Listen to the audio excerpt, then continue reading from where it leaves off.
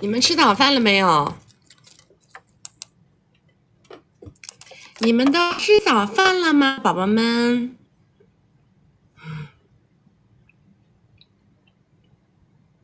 好模糊吗？不会吧，应该是很清晰的吧。马上吃，边看我边吃，吃得更香。边看我边吃。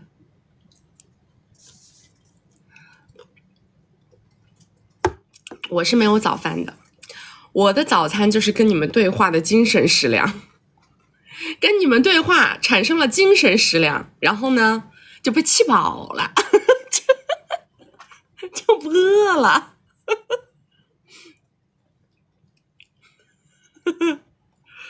是不是？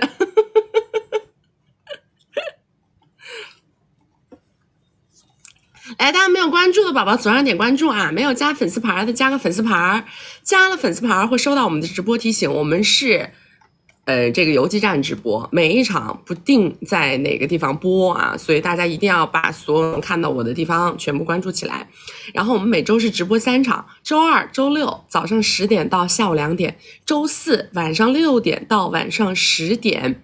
然后呢，要学习我们金贵的关系，进金贵的社群，找我们1v1，或者是预约连麦，或者是想要提高哼哈10点半功能的宝宝们，左上角头像点开到我们首页粉丝群，找不到粉丝群的后台私我啊。我们下播以后回复大家。大家们说这边是糊的，糊的吗？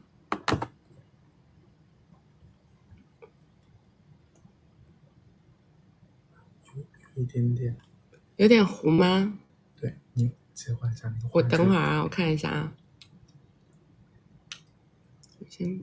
我先关闭一下那个。现在呢？稍等一下，我调一下画质。现在呢？有改变吗？没有改变吗？等会儿啊。清晰度怎么？哎，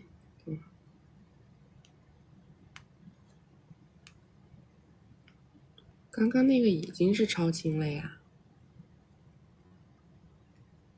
我们直接开始连麦吧，好吧？我们直接开始连麦吧。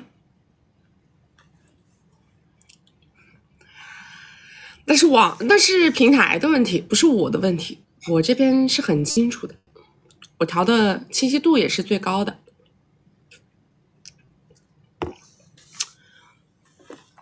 灯光也没有很，你不动，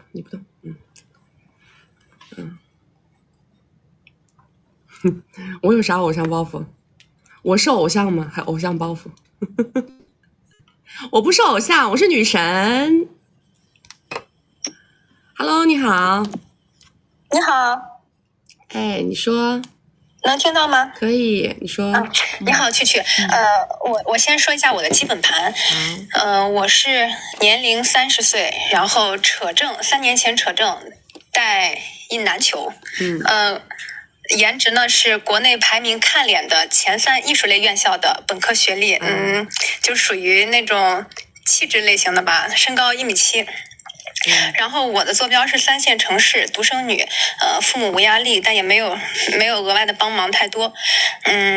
近期，去年这个男方是大我近20岁，是围城外的，他扯了2次的快乐证，然后第2任是这个带球，也算是外援上位的。年轻时的那个男的资产是几个小目标，但现在是负几个小目标。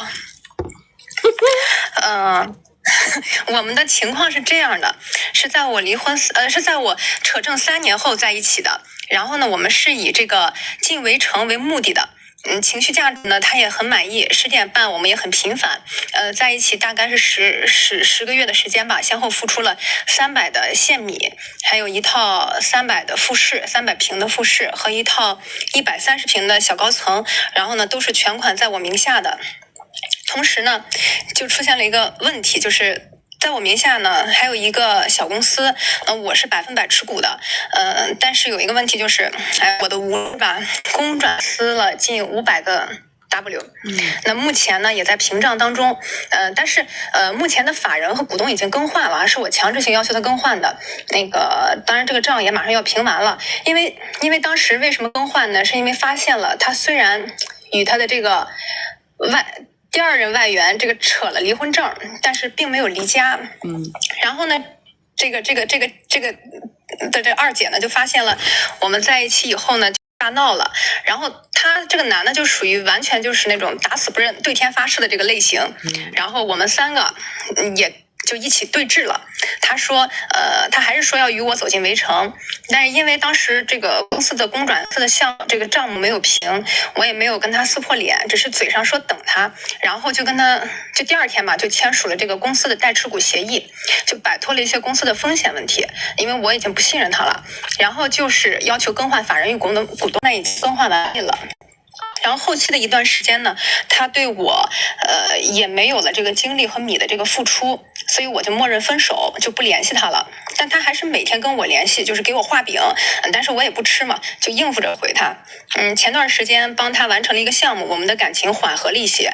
他最近也在屏障，积极的屏障哈，需要和我进行一些沟通，然后我们又再次沟通起来了，然后他就一而再3的跟我表示这个决心。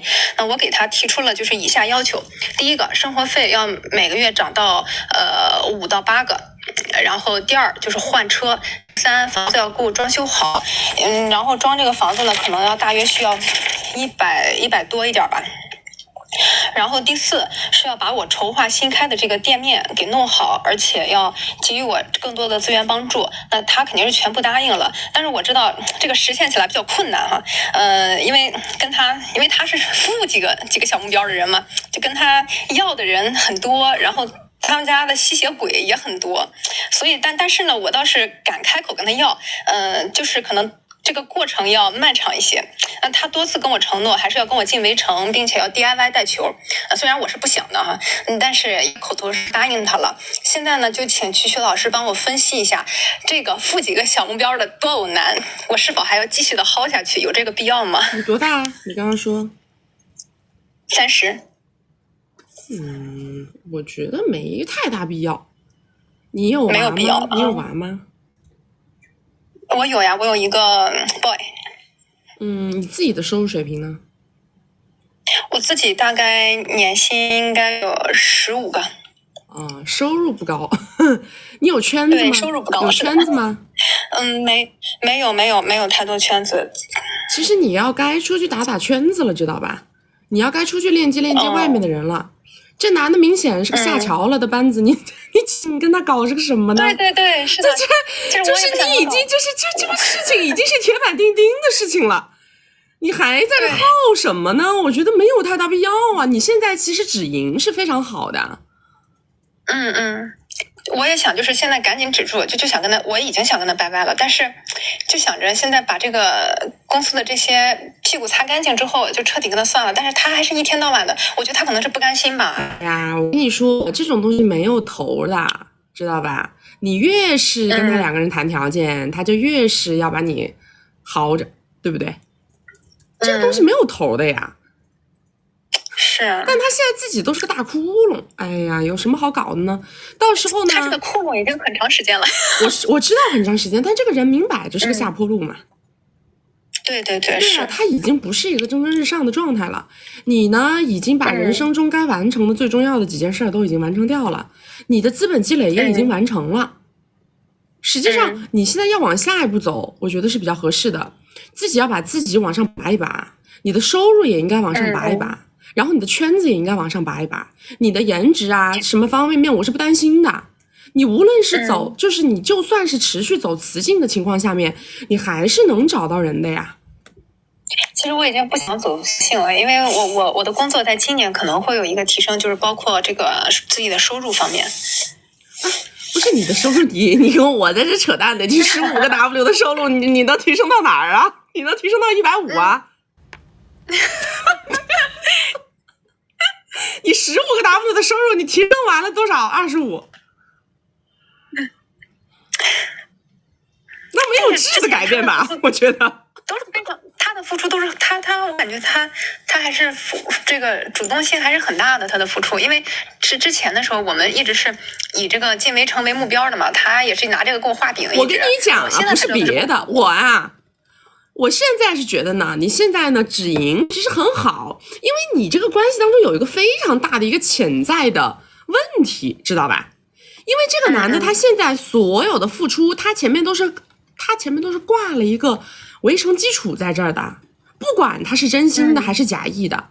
但是如果他挂了这些东西，万一回头他要找你要，是有空间的，就是这个点呢，他现在不好规避，你懂吗？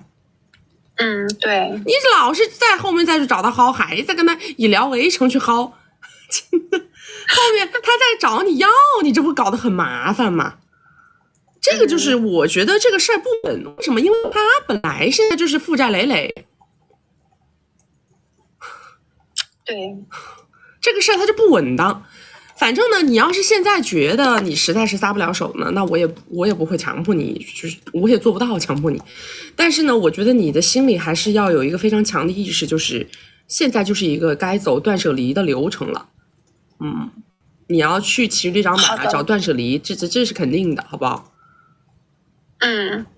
其实目前也有这样的一个想法，因为一直有一个追求者，可以说有一个追求者，他是这个，那可以说职业嘛，他是技术类的，然后可能有一些职业上的光环，但是收入呢不是特别的高，但是也还可以吧，因为我们是3线嘛，年收入可能在一个收入不高的你想都不用想，知道吧？收入不高的你想都不用想。我觉得收入，我跟你讲啊，你已经我说了，你已经把人生中的几件事儿啊都已经完成的差不多了，你的消费水平也比较高。其实呢，我觉得你还是可以再往上窜一窜。你要不就你不要不呢，就干脆到1、2线城市，1.5线，你去往这种圈子里面走一走，这个路径是比较好的，知道吧？或者你再出国深造一下都可以。你说你这个15个 W 真的没有办法支撑你任何的东西，你回头出去，连你这些家产是怎么来的都说不清楚。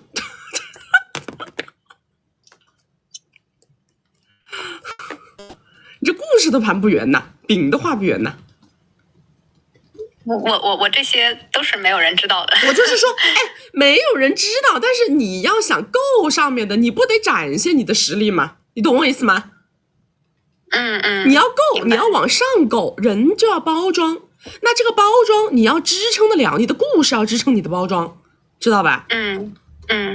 你可以说是在你的上一段围城当中得到的，也可以。但是我还是觉得你后面的生活水准不能掉，你的收入15实在是有点低，你怎么都得翻一翻。好的，好吧。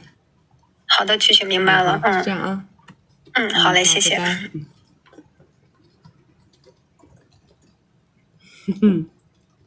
你们怎么每次有一些新人到我的直播间来，就是怎么这个直播间一进来就是几百个 W 的，都是剧本儿。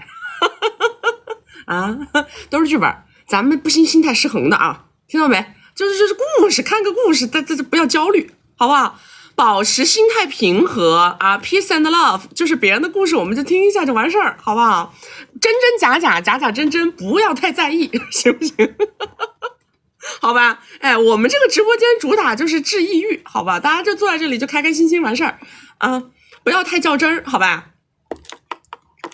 反正呢，我有一个观点啊，就是在一个人你在一段不好的关系里，什么是不好的关系？它这个多偶关系嘛，对吧？多偶关系嘛，那肯定不算是一个非常健康良性的关系吧。在一个这样的关系里，如果你已经清晰的看到这个人的下坡路状态了，而且几乎没有回头空间了，为什么？因为他的年纪到了，对吧？这个人他奋斗光阴就那么几十年，他到这个年纪了，他如果出现了巨大的财务漏洞的时候吧，他没有心气儿了，主要是这个没有心气儿了，他的心气儿掉了，你指望他几个亿的债能怎么着啊？他还能迅速把它平掉？不太现实。那就是说你已经知道这个人的终局了，你终局都知道了，到时候你还要怎么？你跟他玩感情，玩，最后怎么着呢？把他给你的付出再给他平进去，不现实的东西是吧？走这条路的，我说个不好听的话，走这条路的女人，没有几个人那么大爱无疆的，知道吧？在这种关系里，到最后呢，他肯定并不希望是，哎呀，我把这些东西都折进去干嘛干嘛的，这不现实，对不对？大家肯定我说过了的，核心诉求要稳住，核心诉求都稳不住了，你再扯别的，那就很无聊，是不是？本来你上来跟这个人是图啥的，你得看明白，你得看清楚，对吧？你都已经知道了，这个人已经在绝对的一个下坡路径上面了，你还搞什么呢？对吧？来，大家没有关注的宝宝左上点关注啊！没有加粉丝牌的加个粉丝牌，加了粉丝牌会收到我们直播提醒。每周直播3场，周2、周6早上10点到下午2点，周4晚上6点到晚上10点。要学习我们金贵的关系，进金贵的社群，找我们1v1或者是预约连麦，或者是要提高哼哼哈哈10点半功能的宝宝们，左上角头像点开到我们首页粉丝群，找不到粉丝群的后台私我们下播以后回复你们啊。今天整体就是曝光特别厉害，我不知道为什么，但是我们的光源没有变过。我觉得可能是平台的问题，应该不是，因为这边是没有问题的，这两边没问题，这两边就曝光特别厉害。来，下一个来，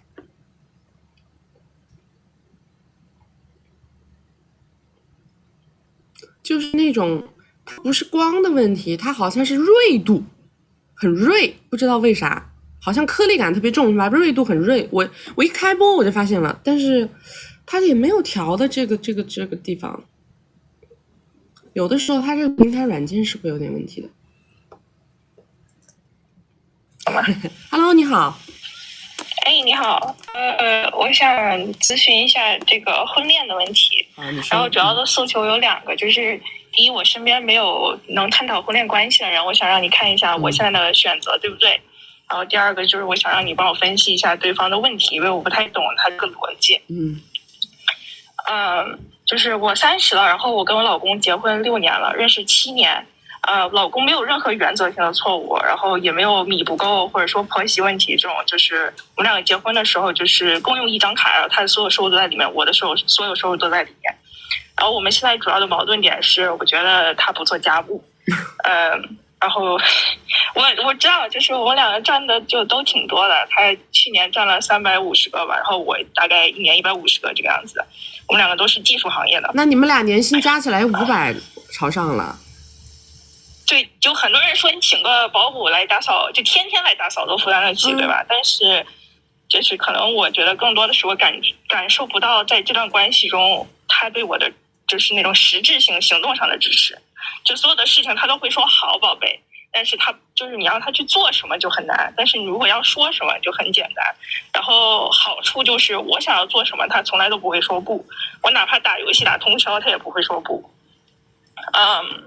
然后有一点我很懊恼的就是在比如说在做家务这个矛盾上，因为我一直催他不做，然后我们最后就会争吵，然后有的时候我跟他说比如说宝贝我压力很大，因为我觉得家务很多我干不完，然后他就会说宝贝没关系啊，不要担心不要焦虑，这都没关系的，等你忍受不了的时候你就会去做的。然后我很讨厌他这一点，因为他你觉得他听起来你忍受不了的时候你会去做的，也是没毛病，说的也是没毛病。对，但是我就很懊恼，然后我说我们俩能不能一半一个人做一半？他就说，我说你觉得这个关系是什么？是个交易吗？然后比如说我跟他说要洗碗，他就是真的只洗碗。就不会擦厨房的那个台子啊，就是。我的妈！你不问你的问题就这样。越来越少。你今天的问题就是他不做家务，怎么办？还是什么呀？我现在是想要跟他分开。你有别的人了吗？没有。但我觉得最大的问题就是，当时我跟他在一起的时候，我刚毕业，我没有工作，他当时有个工作，收入也不错，然后。我觉得他就是那种可以拖着我的人，就帮助我的人，他也就很让我任性的，当时想干嘛干嘛，每天就是也不用干什么家务。但现在变了，我也成为了一名技术人员，我也开始赚钱了。我的诉求就是我需要一个跟我一起打你属于骨头硬了呗？你属于骨头硬了是吧？翅膀硬了，要飞了、是吧？对，但是我跟他在一起的时候是想要长泽的，就是没有想过他当跳板。你们俩有娃吗？我想请问的就是没有，我们俩养了一只狗。你多大？他多大？我30，他32。你的问题啊，在于你们应该有个娃了，在这儿呢。他不想要，我也不想。我跟你讲啊，像你现在这个思想，你以后找谁都不行，知道吧？你好幼稚，你非常的幼稚。你为啥呢？你呢？就是我跟你这么说吧，没有任何，就是除了那种自己有洁癖的人以外，没有任何一个一年能挣300多的人愿意做家务。我们一年挣300多，我就是为了不干家务。我挣这么多，我还要干家务，我挣这么多干啥呀？我身边有很多，就因为大家都是这个挺高收入的技术人员，就也有很多，但是他们也会干家务，也不会。你可别扯淡了，你在人家家里安摄像头了，你这纯扯淡的，知道吧？你别说300多了，就是一年挣个大几十往上的，就没有几个人再愿意做家务了。人的精力跟时间是有限的，他的时间跟精力，他用在赚米的时候。他很值钱，他用在休息的时候，他可以养精蓄锐，为他更好的冲锋陷阵。他用在做家务上面，他又不为做家务感到快乐，他又不觉得做家务能给他改变什么，他怎么可能用在这上面呢？这不是属于脑子有毛病的人干的事儿。但我身边的情侣感觉就那是你的感觉，人家家里会请人的好吧？有几个人像你们这样一年都500开外了，还在自己2个人干家务的？你要喜欢干，你就自己干。我这个就是我的想法，这是说明什么？说明你喜欢干，说明你不喜欢让别人到你家里来。但是你不能强求一个一年挣这么多的人，让他陪着你一块儿干家务，你这不纯扯吗？这我一点也不少挣呀，但问题是，我觉得他就是对我的实际的事情支撑的比较少。是他的米不花在家里吗？他的米不花在家里，不花在你身上，不花在家里。身上没什么，也没有。我们是共同账户，所以就是花钱都是随便花。他平常也没有什么花钱的爱好。就那你还说啥？米都是你在花，人家也没咋花钱。啊，确实米都是我在花。你真的，我跟你讲，你非常之幼稚。你对于婚姻的理解为0是负数，知道吧？是负数。婚姻它在于坚守。2个人都在互相忍耐，没有任何一个男人能够让你觉得从头舒心到尾的，他都是叫做互相忍耐。但是这个里面有很重要的一个点是大的基本面的问题，大的基本面是这个人的责任心，这个人的人品，以及他能不能为家庭做出实际物质付出。这些大的基本盘是稳定的情况下面，那些小的东西谁不舒服谁改变，你不舒服你改变，知道吧？他其实呢，他说的话有的时候听着可能你觉得不舒服，但是其实他的底层逻辑是在于，你看的不舒服你就搞，或者你看的不舒服你就请人搞，为什么你非要叫我搞？他说的一点毛病都没有，而且他并不想跟你产生冲突，所以他才这样跟你讲话的。但就是找人也是我，就我们家什么事儿都是我干，小到捡他的袜子，大到。所以说你找一个全职的嘛，你觉得房子不够大，你们俩再换一个大的，知道吧？换一个更大的，然后请全职的阿姨跟他在这里搞前搞后的跟他搞，这就对了。我觉得500也支撑不了全职的阿姨在500支撑不了全职的阿姨，你一个1万块钱一个月的阿姨做的很好很好啦。不，我在加州就是人工会比较贵。你多少钱的人工？你多少钱的人工？如果全职，我跟你讲啊，首先啊，人在对话的过程当中啊，首先你要基于客观事实对话，知道吧？你要是老是聊情绪的话呢，它就没有什么意思。你想不想解决问题，这个很重要。如果你的内心世界就觉得我就想是快乐症，我就想是快乐症，那就没什么好聊的。但是现在呢，从一个我们做这么多案子的接触下来啊，你现在扯不扯快乐症根本就不是因为这个关系有没有什么实际问题，而是因为你的观念很不成熟造成的。如果是这样的话，实际上你没有办法抱着你现在这个观念去接触任何一个所谓的好的婚恋关系，除非那个男的不正米，他做家庭主妇有可能满足你的诉求，他但凡挣个50个 W 往上，他都不会满足你的诉求了。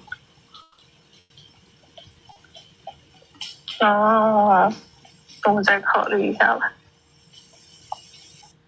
但是我觉得他也很明确的表示过不想要孩子，因为觉得孩子太麻烦了。你天天在家里，你天天在家里还要搞得别人做卫生，还要为这种事情不高兴。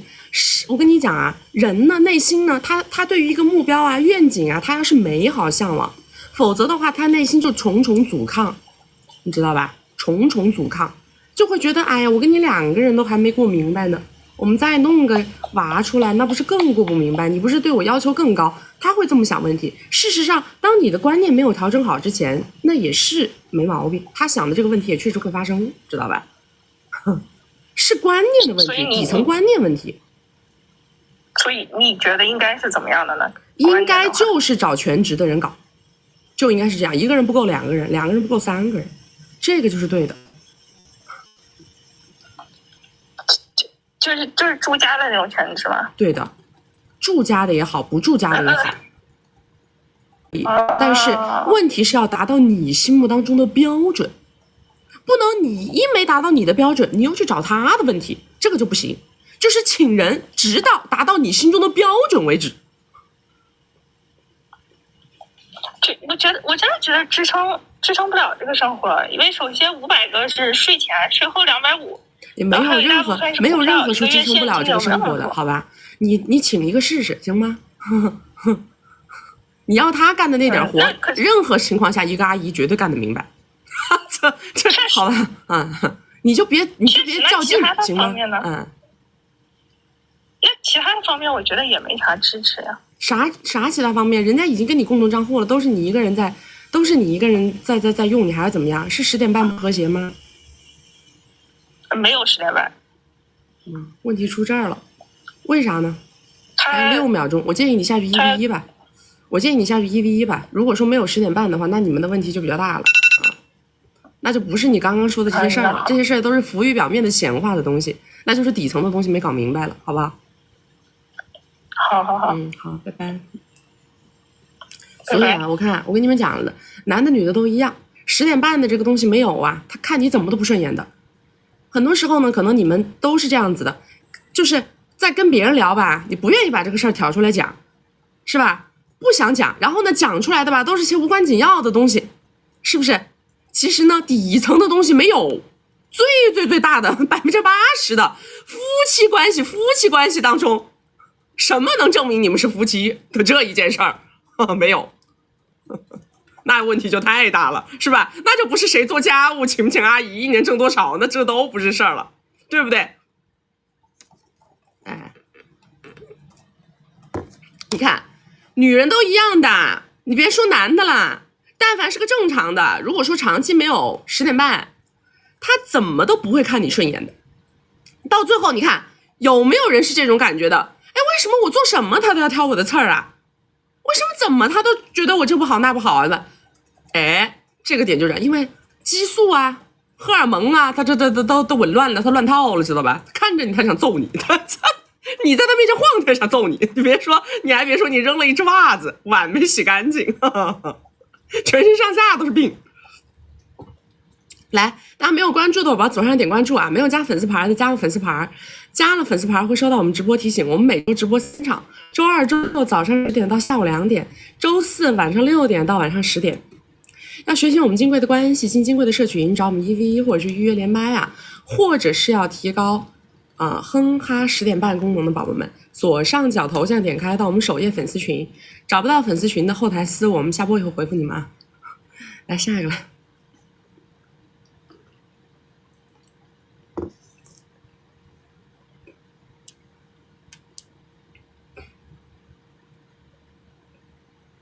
Hello， 你好。Hello， 你好。Hello， 说话。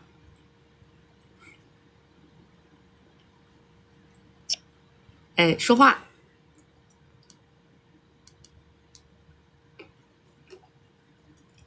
Hello， 说话。来，听不到，来下一个。所以啊，在我们的直播间里，大家在维持统一站队、统一姿势，知道吧？如果几年没有10点半的，永远不要怪对方劈叉啊！我是真的说不要怪对方，真的不要说没有想过他是这样的人，那他应该是什么样的人呢？他是个男人，他是个正常人，他是个女人，他是个正常人，对不对？他要是几年没有，他还不劈叉，这才真的说明他不正常，这才真的说明他有问题，他有问题大大的，是不是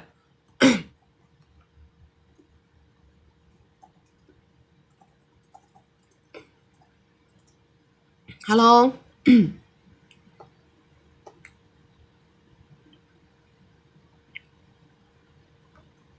说话，你好。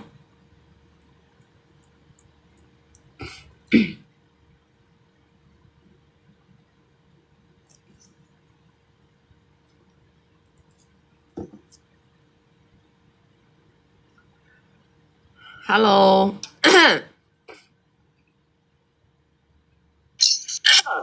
你好，说话。你好，能听见吗？听得到，你说。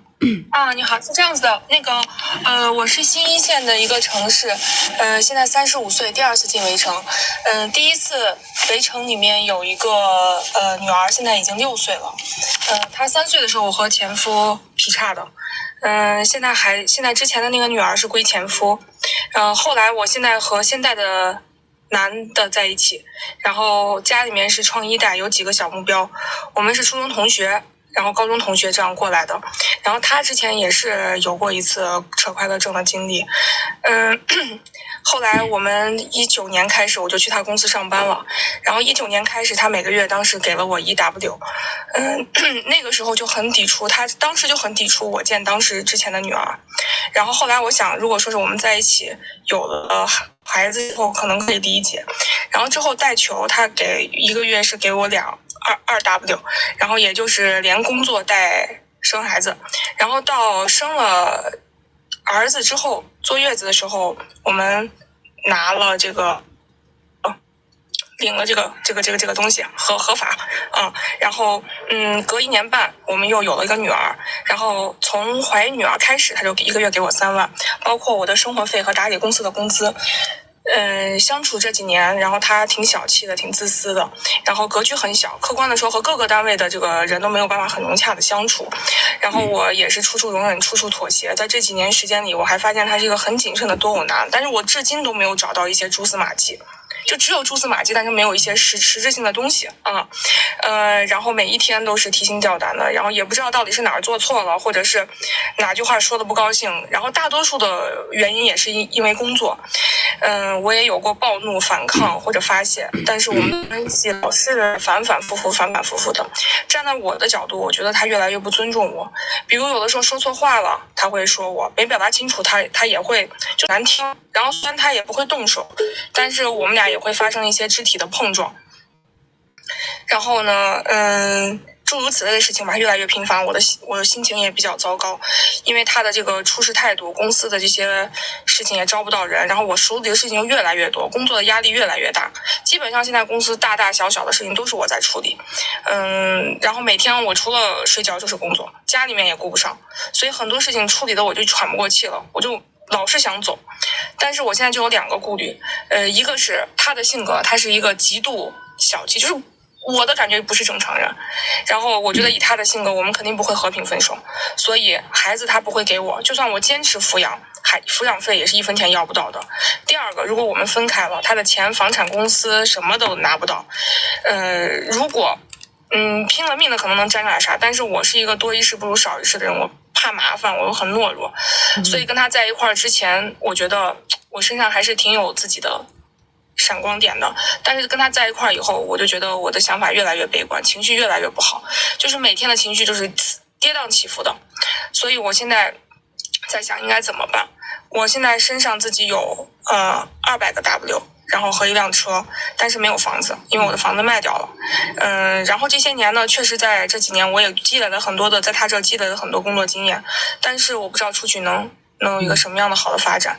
最重要的是我现在有这2个孩子，你说不让我周围，因为我如果说要分开，我爸妈都很支持我，但是如果分开，这2个孩子他们不让我带，但是不带的话，我没办法说又不带，因为我老大就没带。但是我跟我前面的那个前夫相处的很好，所以孩子我是随时可以见的，只是我现在没有时间见。所以我就觉得，如果这2个孩子我不带，我会很后悔。但是带吧，我又不知道我能不能养活得了这2个孩子，所以我就觉得，如果我每个月都在问他要钱，我要到啥时候？你没有婚后资产是吧？因为我从跟他在一起之后，我就一直在他公司上班，所以我的钱是他给我的，但是是我工作我的意思是说，你们没有婚后置办过任何的资产。有，当时买了一套房子，也是550个 W， 然后贷了220个 W， 他付了330个 W， 然后220个 W 是在我名下贷的，但是是用我爸的名字买的，因为我们的名额满了，是用我爸的名字满了，然后用我的名字贷的，等于这个房子现在目前……哎，我听到，哎，怎么断了？怎么断了？再连一下来，什么情况？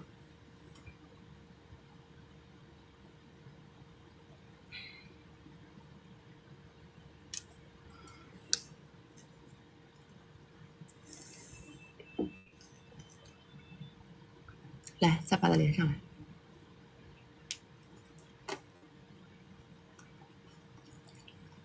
我越来越平和。我跟你讲，昨天看了那个李佳琦呀，被喷成那样，我心里好慌张，好害怕，真的。别人都在蹭热点，我都不敢蹭。你们知道吗？我觉得现在当个网红可太不容易了。真的呀，一不小心触犯了众怒，完犊子了就。哎呦我的妈呀，那一句话被喷的呀，我这么胆子这么大的一个人，现在都给我弄得胆战心惊的，你知道吗？以后要跪着给大家直播了。那态度好算什么？动不动我给您磕3个。真的。哎呀，太害怕了。我觉得现在敢出来说他不好的那都是勇士，真的出来就是但凡是那个什么大 IP 啊，敢冲出来，哎呀洋洋洒洒的说他咋的，我觉得这都勇士，真的，这些人太牛逼了。哎呀，啊，他被封禁了10分钟。他被封了10分钟啊，他违规了，行吧，他还剩5分半啊，我通知你啊，小姐，你还剩5分半，来下一个。我不知道他哪儿违规了，给他封10分钟。真的，我觉得那些他们都挺牛掰的，都挺敢讲的，讲他怎么，哎呀，把那个事说的上纲上线的。Hello， 你好，哎，你好，哎，可以听到了啊。哎，你是贴了发票的是吧？对对。好，你说。是这样子的，我先说一下基本情况。我跟大佬呢在一起5年了，然后他在5年给我付出了1000多个，然后他平时对我也是基本百依百顺的。大佬他这个人也是很有责任心，很重感情，很正派的一个人。然后呢，我们本来说好了下个月要去 DIY 的，但是呢，他临时就变卦，他说他现在出某国有风险，就说希望改期。但是这个我们是很久就做了决定的，然后我就跟他吵，然后就不欢而散。然后过了几天，他又来找我和好，他说他就妥协了，他就愿意如期去推进，然后还给我买了一个7、8个的这个礼物来示好。然后我现在呢，但是我现在我就不想跟他 DIY 了，因为我不想勉强他，我觉得没意思。说实话，我其实也不急在今年还是明年。然后我现在就想说，我退一步，我就跟他说，我想说我今年不 DIY 了，明年再去。另外他一直都想我去度胸，然后呢我也没答应。然后这次我也打算答应他，因为 DIY 明年了嘛，那我今年就先搞这个。我就想用这2个事情的行为来推动他对我更大的付出。然后我前面呢，我是跟他说我买了一套房，还有100万贷款的。然后呢，我就打算想问他要这个帮我还，我不知道要多少比较合适。还有个前提哈，我们吵架之前，他本来就打算给我50个 W 买那个房子家具之类的。这个是建立在这个前提之外，我还跟他拿多少比较合适，怎么表达比较合适。我想问一下，你这么多年，你这个1000每一次都是顺着下来的，还是跳脚下来的呀？大的是跳脚的，小的都是顺的。然后每个都是你开口要的，还是他主动提的呢？一半一半吧，他的付出意识还可以。我听下来，你还是多少有点站着要，是不是？你多大年纪啊？对，没错，我29。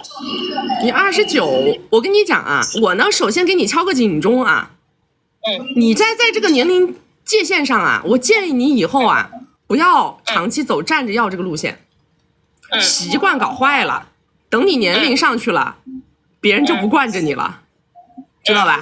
所以说呢，你一定要有一些能够成为自己的技能的东西，不能用这种很消耗的方式。用这种很消耗的方式，最后把关系搞不好了，然后你还觉得自己很牛掰，最后这个事儿他就搞得分崩离析，知道吧？我先提醒你一下。所以我现在就是说先退步嘛，我就想答应他这两个行为嘛。我跟你讲啊，你就这么，我跟你说，你最好是什么呢？其实这种方式最好是让对方做选择，知道吗？就是又保全了你的颜面，但是同时呢，又让他觉得他受到了充分尊重。明白吧？你就让他做选择。你说就是我想了一下，就是其实呢，我也可以接受明年再去。只是我当时为什么会很生气，是因为你当时说不去的时候，我以为是不是你不想，你是不是有别的想法啦，还是怎么样？所以我一下子呢，我的情绪就上来了。我就在想你会不会有别的想法了，或者你不想跟我DIY 了，或者怎么样了，那我就会觉得不舒服。但是呢，现在你妥协了，我能够证明其实你还是很爱我的嘛，你还是对我感情很深的，你也没有改变计划。那我现在就觉得呢，这个事儿呢，它也没有那么迫切，我觉得也可以按你的意愿来。那现在呢，你说2个选项，你说给你，然后你看看你想怎么做，往哪个方向，然后你就给他2个选项。你说第一个选项呢，就是还是按我们原计划。那我今年呢就去DIY， 该干嘛干嘛，对吧？你说那第2个选项呢，就是我也可以把这个事儿推迟到明年再干。然后呢，你之前不是想让我搞这个吗？你说那我就去搞这个然后呢，那我就等明年再弄这个事儿。你说然后呢，那你就是帮我把我的那个什么房子什么的这些东西我平掉，我呢心放在肚子里头，反正等到明年我也知道你不会改变主意的，我心也不慌。然后你那这样子你说他会不会觉得我跟他做交易，他就不喜欢这种的，你知道吧？我不觉得像你这种跳脚型选手你们这种跳脚型选手并不会从头到尾给人的感觉就是那种你啥也不图啥也不要的，并不是。所以我可以承认我就是只有做交易是吗？不是，不存在。我给你选项，我不给你选项那才叫我说我不要这个了，我要那个了，我就是怕这个痕迹太重，知道吧？所以我才说让你给选项的，因为你有第一个选项还是按你们现在这个来呀。那在这2个选项当中，如果他更倾向于后面那个，他就会选后面那个。那会不会太多了？你觉得？多少呢？不多呀，100加前面那个50才150，我不觉得很多呀。因为他一直都是比较节约的人嘛。他节约又怎么样？他就是因为节约，他才对你大方啊。那对自己蛮大方的男的，对女的都蛮抠。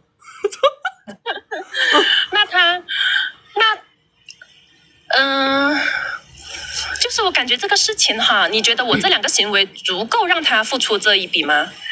就是足够呀。你弄这个不要米的吗？不要恢复期的吗？不要经受身体痛苦的吗？这不都是理由吗？这不都是点吗？这有什么不足够的呢？他平均下来1年本来也要花200多。对呀。对。那现在有一个这么大的事儿摆在前面，多花个100咋了？没问题啊，非常通顺，在我们看来。他本来的200是固定的嘛，然后现在又变成额外再加100多了。因为你以前也没有做过这么大的事儿啊。对啊，这不是他想让你搞的吗？他想让你搞的事儿你去做，那当然好提条件呐。那你觉得我是先做了，后面再找机会提就好的场景提？有毛病啊！肯定是前面聊啊。不要先做是吧？肯定是前面聊啊。让他觉得你是为了他做的这个事儿才有空间嘛。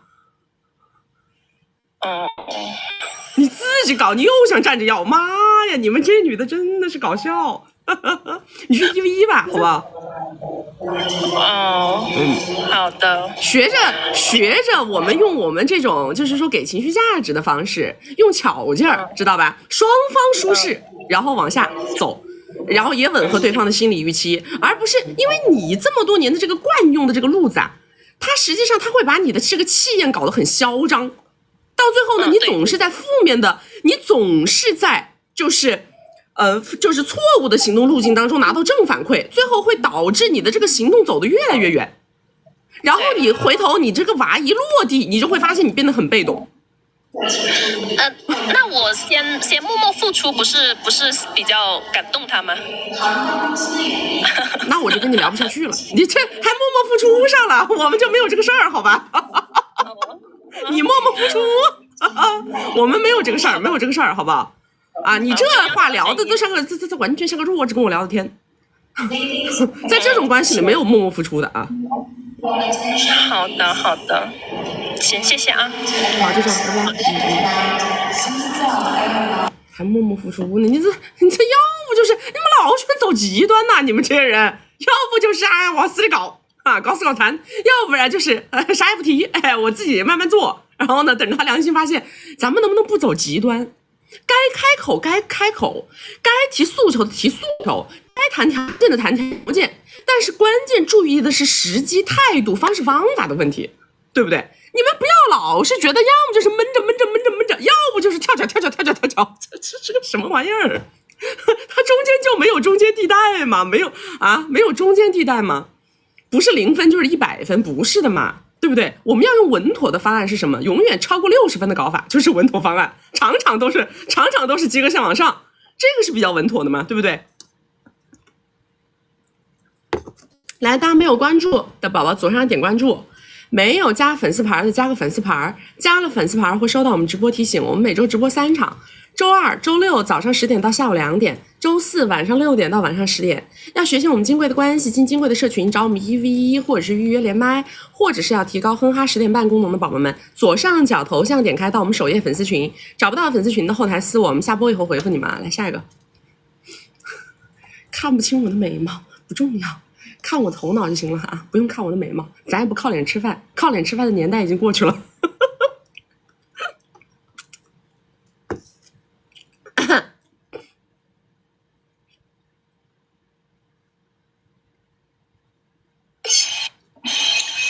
去，我又回来了啊！你是刚才那个是吧？对，然后说到哪了？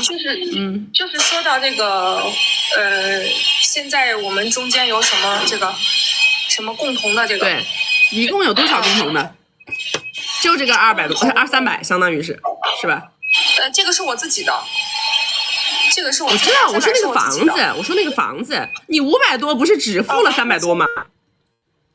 对，是的，是付了300多。对呀，那这个就算共同资产，其他的就没有什么共同资产了，是吧？哎，但是他的公司不是他的吗？不是他的名字吗？他是股东，但是他是法人，但是股东现在还是他父母，但是实质性这个收到的这个收入是在他这儿。对呀，那你这里你不是知道这个事儿它是有流水的吗？是的，是有流水。对呀，那这些东西都是共同资产。因为他现在有好几个公司，所以有的公司是能有多少有多少嘛，好几个怎么了呢？你恨不得本来是准备拿着你手上这200个直接跟他扯的，你肯定是能争取多少争取多少嘛。对，那你的建议也是？我的建议是这样的，我的建议呢是这样的，你可以扯快乐证，但是啊，我建议你呢是要有一个潜伏期，这个潜伏期呢至少就是1年起步。知道吧？你至少要有1到2年的时间做这个潜伏期，在这个里头，你有几个工作要做。你主要的工作其实就是知道这几年的时间里边，它大概的公司的流水呀，它的账户里进了多少，出了多少，主要是这个东西，知道吧？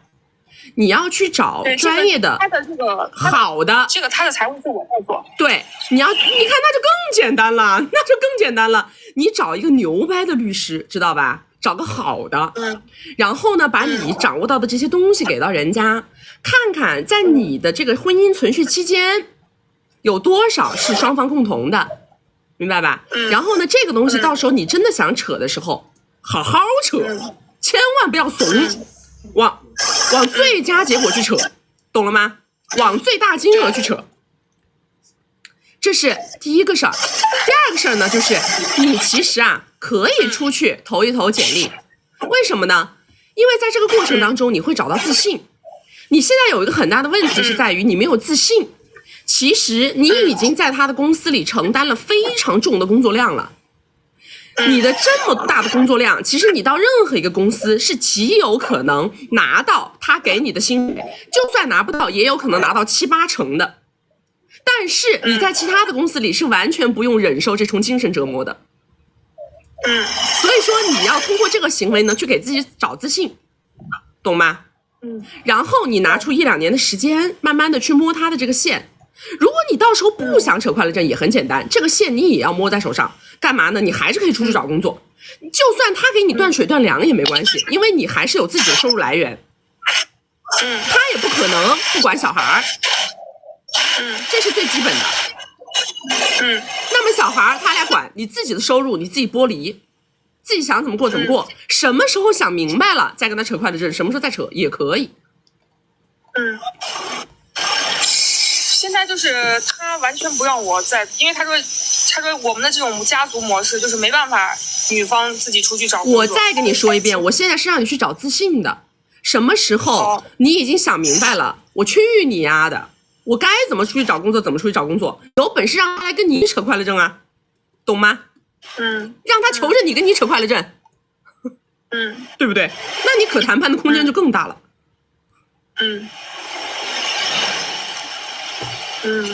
对。然后所以孩子其实我还是应该带的。孩子可以争取嘛，我跟你说，正常来讲2个总能争取1个过来，你又没有什么恶习，对不对？是的。对啊，那不就简单了吗？对。所以我还是应该现在还是让自己先好一点。这是必须的，我是一切的本源，懂吗？我先顺，我先开心，我先快乐，我先知道目标在哪，我有了目标，我心里就有了光，我走路的时候，我脚底下就有劲儿。你们很多时候目标不明确，你走路人是飘的，人是恍惚的，你就觉得每天行尸走肉。但是当我的目标很明确，我就是要搞你，那我就清晰了，对不对？你在这个过程当中，你能招到他的东西太多了，他们家就没点问题，你都给他做账，他都没点问题，我还不相信了，真的是，真是，对吧？好吧，好，谢谢，好，就这样啊，拜拜，谢谢，我跟你们说了的，解决问题的方式方法是什么？怎么让自己解决精神内耗？解决问题的方式方法是什么？再大再难的问题，做细致拆分，明白吗？一个很大的问题展现在你面前的时候，你不要把所有的问题裹在一坨上，一坨是个毛线球啊。那个毛线球再复杂，我要把那个线头给它拎出来捋，再长的时间捋也没关系，它一定会给我捋直。但是如果你们永远把那个线一坨毛线球像这么扯，知道吗？你想把它扯开，你很急，你像这么扯，这坨毛线球它一辈子扯不开，所以说再大看起来再大再困难的问题，我们一定要把它拆成小问题，一点一点的去解决。只要你一点一点的去解决这个问题，它就迟早给它解决掉，就没有那么难了，知道吗？你像很多时候你们在一段关系里，它无非就是什么呢？它无非就是一个经济问题，对不对？然后一个心理建设问题，就是这个问题，没有什么别的呀。你要是说经济能够独立了，你的心理建设也好了，精神能够独立了，你哪还有问题呢？它就没有问题了呀。所以它就这么几个点位，你把它逐个做击破，不要怕耗时，明白吗？因为以你们的那种逻辑思维你耗10年耗20年你都耗不完。其实你越是把它拆，你看起来好像我要花1年花2年花3年，但是它这个是在有限的时间之内你都能把它解决掉的。可是你越是把它搞成一坨，越是这么用力去扯，它可能10年20年都解决不了，因为你一直在原地踏步。懂不懂？所以我说，在心理层面上，我们该出去应聘。为什么？我在出去的过程当中，我面对了这个社会，我就知道我的社会价值是什么，对吧？我还不相信了，你在这个公司里的累死累活的挣的钱，你在别的公司挣不到，怎么可能的，对不对？你是因为有他的太太的这种身份在，你才会这么尽心尽力的为这家公司做服务的，明白吗？所以他想找你这样的一个人是极为不好找的，他可能要找5个人才能替代你1个人的工作量。如果你到别的公司去，你1个人愿意干5个人的活，人家老板不给你发米，你没有别人的太太这种身份，你就是一个路人甲过来的，你1个人干5个人的活，人家老板不给你给钱，对不对？所以这个就是心理建设层面的问题。你要知道哦，任何时候我都是有社会价值的，我出去我都是能有这么多收入的，我这个收入我都是能养活我自己的。首先第一重信心你是不是就找到了，对吧？信心找到了以后，然后无非就是跟他这个关系的走向问题，对吧？就是我什么时候想跟你扯，我想跟你扯，最后得到的目的是什么？财产分割，对吧？孩子的抚养权，不就这2件事吗？我还在你们公司干着呢，我还不知道你挣多少，不现实吧？我肯定得知道你挣多少吧？是不是？我摸明白你挣多少，想分多少，那就是我决定的，对吧？如果实在是我退一万步说，你是不是多少还有点小九九啊？你到时候不跟我好好说话，我是不是也能选择跟你不好好说话？咱们能坐在桌子上面聊，咱们也能撕破脸聊，对不对？所以所有的问题做拆分，它就没有那么困难。你真的什么孩子的问题到了那一步再说，对吧？我真正到了要去扯快乐证的时候了，无非就是该怎么判怎么判呗，对吧？我尽我最大的努力去争取呗。我又没犯事儿，我又没犯错误，我一个母亲，对吧？这么多年孩子都是我在搞，怎么着呢？一点不给我判，这一点不上我心血，这也说不过去吧？是不是？所以很多问题它没有你们想的那么难，对吧？他走到那一步的时候，遇到问题解决问题就好了。来，大家没有关注的宝宝左上点关注，没有加粉丝牌的加个粉丝牌，加了粉丝牌会收到我们直播提醒。我们每周直播3场，周2、周6早上10点到下午2点，周4晚上6点到晚上10点。要学习我们金贵的关系，进金贵的社群，找我们1v1或者是预约连麦，或者是提高哼哈10点半功能的宝宝们，左上角头像点开到我们首页粉丝群，找不到粉丝群的后台私，我们下播以后回复你们。我告诉你们啊，今天我们在这个地方每天直播讲情感讲人际社交，实际上我跟你讲，我是在做一件什么事情？我是希望啊，所有的女性真的能够对自己的未来有信心。其实啊，女性缺乏的最大的东西是什么？就是信心。她不相信自己能够获得那么多的社会资源，不相信自己能够挣那么多的米，不相信自己能够掌握话语权，不相信自己能够比男的强。这个是根深蒂固的，很多就是你们从小到大父母给你的教育给你的方方面面的人，他都会告诉你，女孩是这样的，男的是这样的。其实我跟大家说，现在这个社会真的不是一个拼那个苦力的时代，在不拼苦力的时代里边，在靠脑子的时代里边，对吧？女人她一点都不比男的差，而且女性她的对于压力的承担能力啊，尤其是当过妈妈的，我们公司里边所有的这种就是干的极厉害的，都就是在外面冲出来搞，能力极强，而且他们的就是承担压力的这个能力特别强，而且心思很缜密，很细腻，知道吗？那男的，我跟你讲，好多男的呀，他只要老婆孩子热炕头的事一解决，他一点奋斗意识没有了。这个时候才是女人发力的时候，这个时候其实男的他的整体的他对于这个就是什么没有欲望了，你明白吗？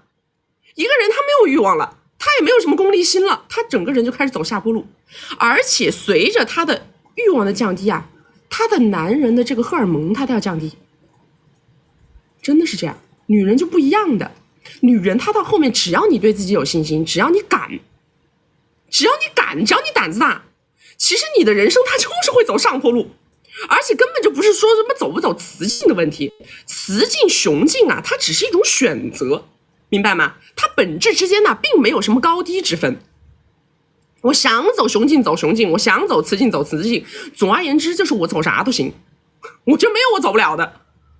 所以你们一定要对自己有信心，你不出来，你怎么知道这个世界不接纳你呢？对不对？你不争取，你怎么知道你不能挣的比他多呢？对吧？来下一个来。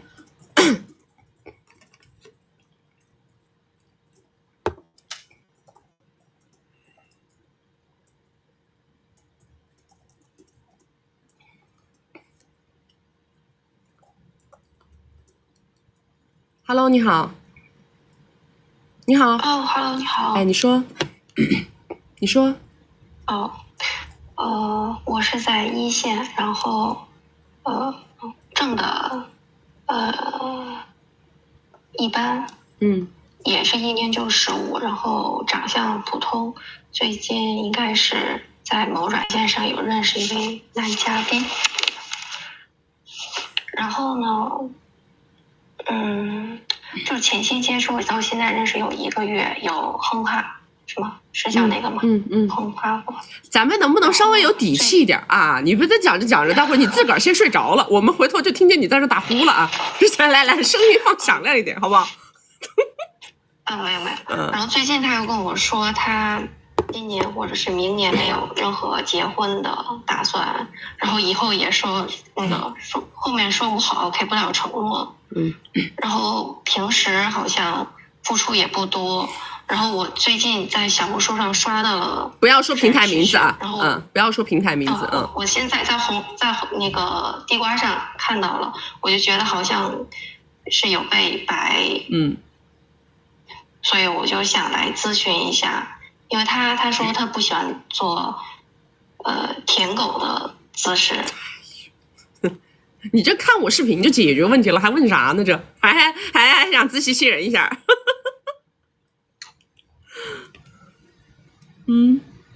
你有啥问题呢？我觉得他是不是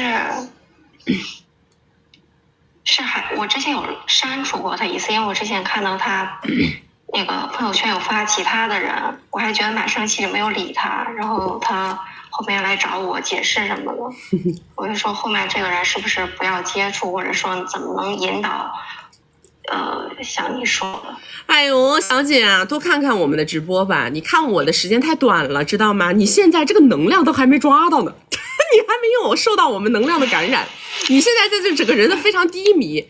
解决问题的前提啊，首先是要解决自己的这种能量、心态、磁场，知道吧？要不然你解决不了问题。实际上你这个问题是在于什么呢？在于见男人见少了，对男人的认知就不对。你多找几个，这个人他就是来跟你玩的，本身他就来跟你玩的。当一个人他本身就抱着一个跟你玩的一个状态上来的时候，你对他产生过度诉求了，你们俩之间就严重的诉求不匹配。然后那么诉求高的这一方他就会不断的被拽，知道吧？你就会被拉扯，就会很耗心力。所以我是应该直接把他就是换一个人呗？不是换一个人，是像这种鱼啊，你要有量，要多，知道吧？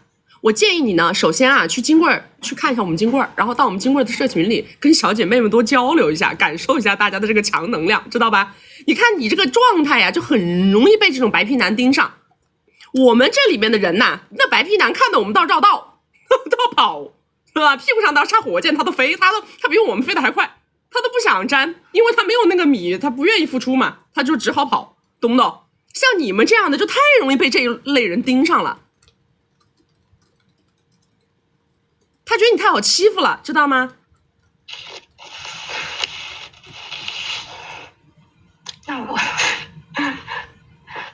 那和这个人现在应该是怎么？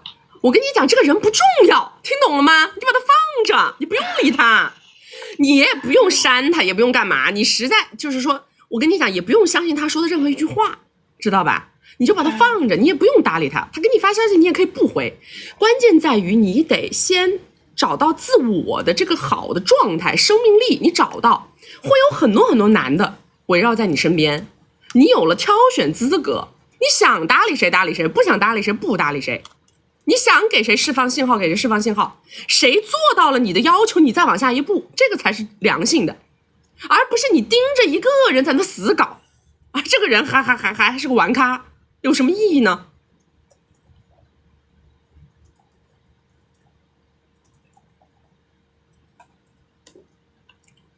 就是不搭理是吗？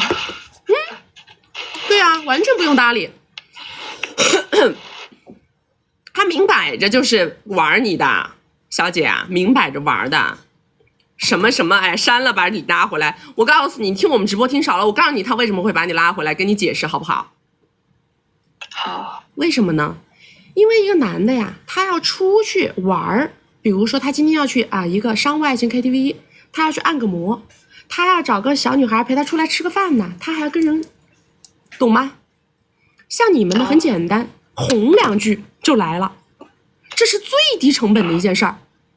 这件事对他来说不费吹灰之力，所以他会这么干，他一定会这么干。只要你能靠嘴皮子哄，就能跟他怎么着，他不需要为你投入一点真金白银的，懂了吗？这对于男人来说是最划算的。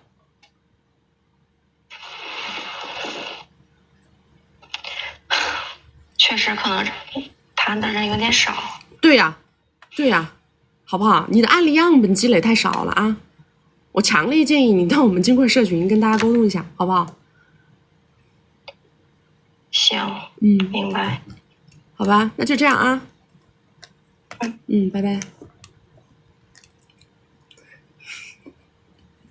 男人这个东西，哎呦，我都跟你们讲了72遍，辩不出第73遍。我跟你说，你们知道为什么那些抵换的他为什么要骂我呀？我跟你们讲，为什么那么多人现在要骂我啊？拿我出来攻击啊？其实有几个方面的原因啊。当然了，绝大部分人是为了火啊，为了火，因为我是流量密码。现在他们要做这一行呢，他把我先拿出来喷一顿呢。你看，只要那喷我的，其他所有的视频没流量，只有喷我的视频有流量。他发现流量密码了，他就条条喷，知道吧？冤枉你的人比你更知道你是被冤枉的，知道吗？所以说他们讲的很多东西根本就不逻辑不通，狗屁不通。你们也都知道，我的直播间里不是讲那些，但是为什么他只说那些东西？因为他要火嘛，这是一种逻辑。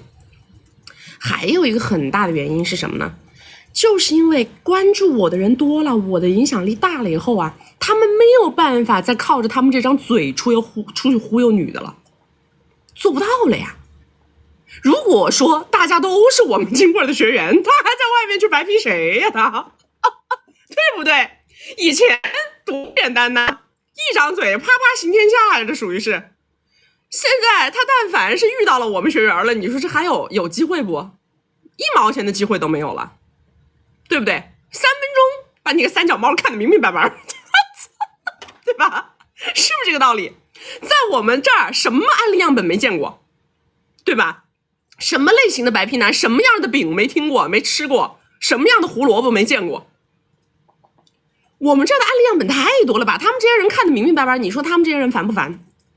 以前可以只靠这张嘴，后面不行了，发现得搞真东西了，没有真东西玩不动了呀，对吧？所以他不得把我往死里搞。所以大家理解这个逻辑就行了。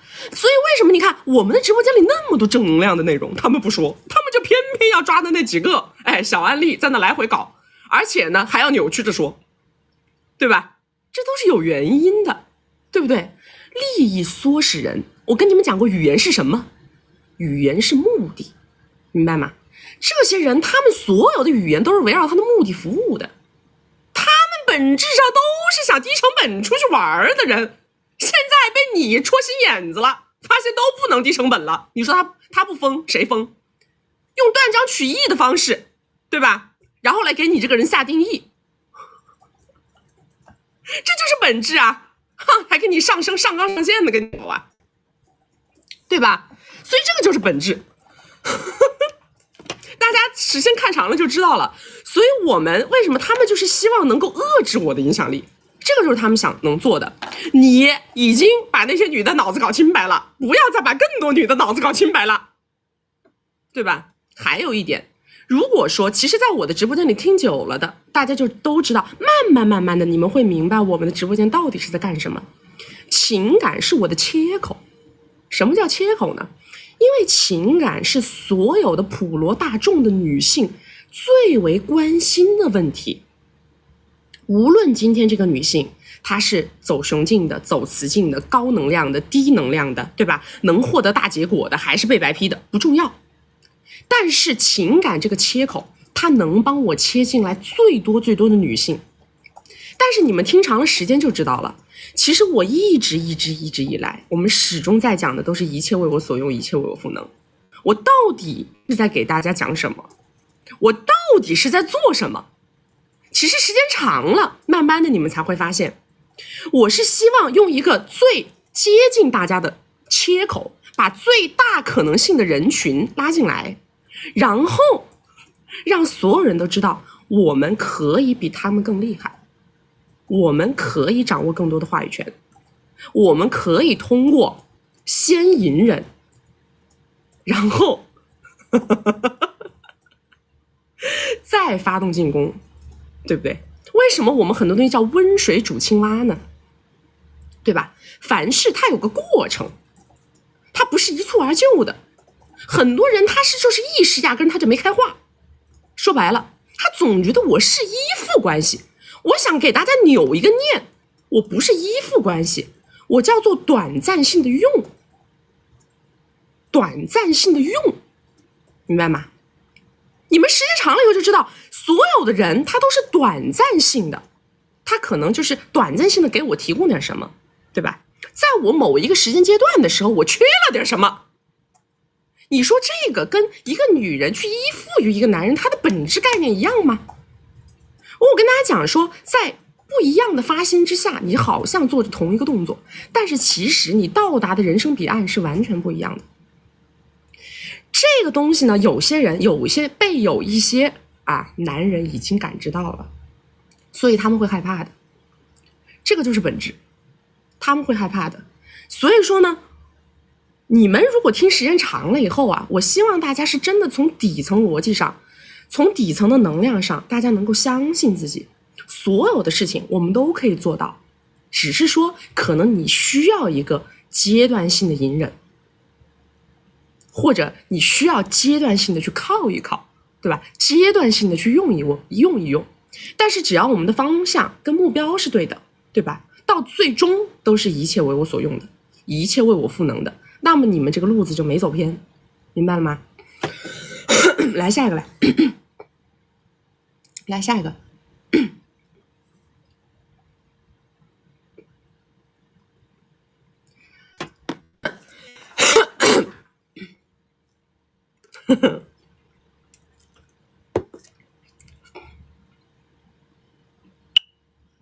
Hello， 你好。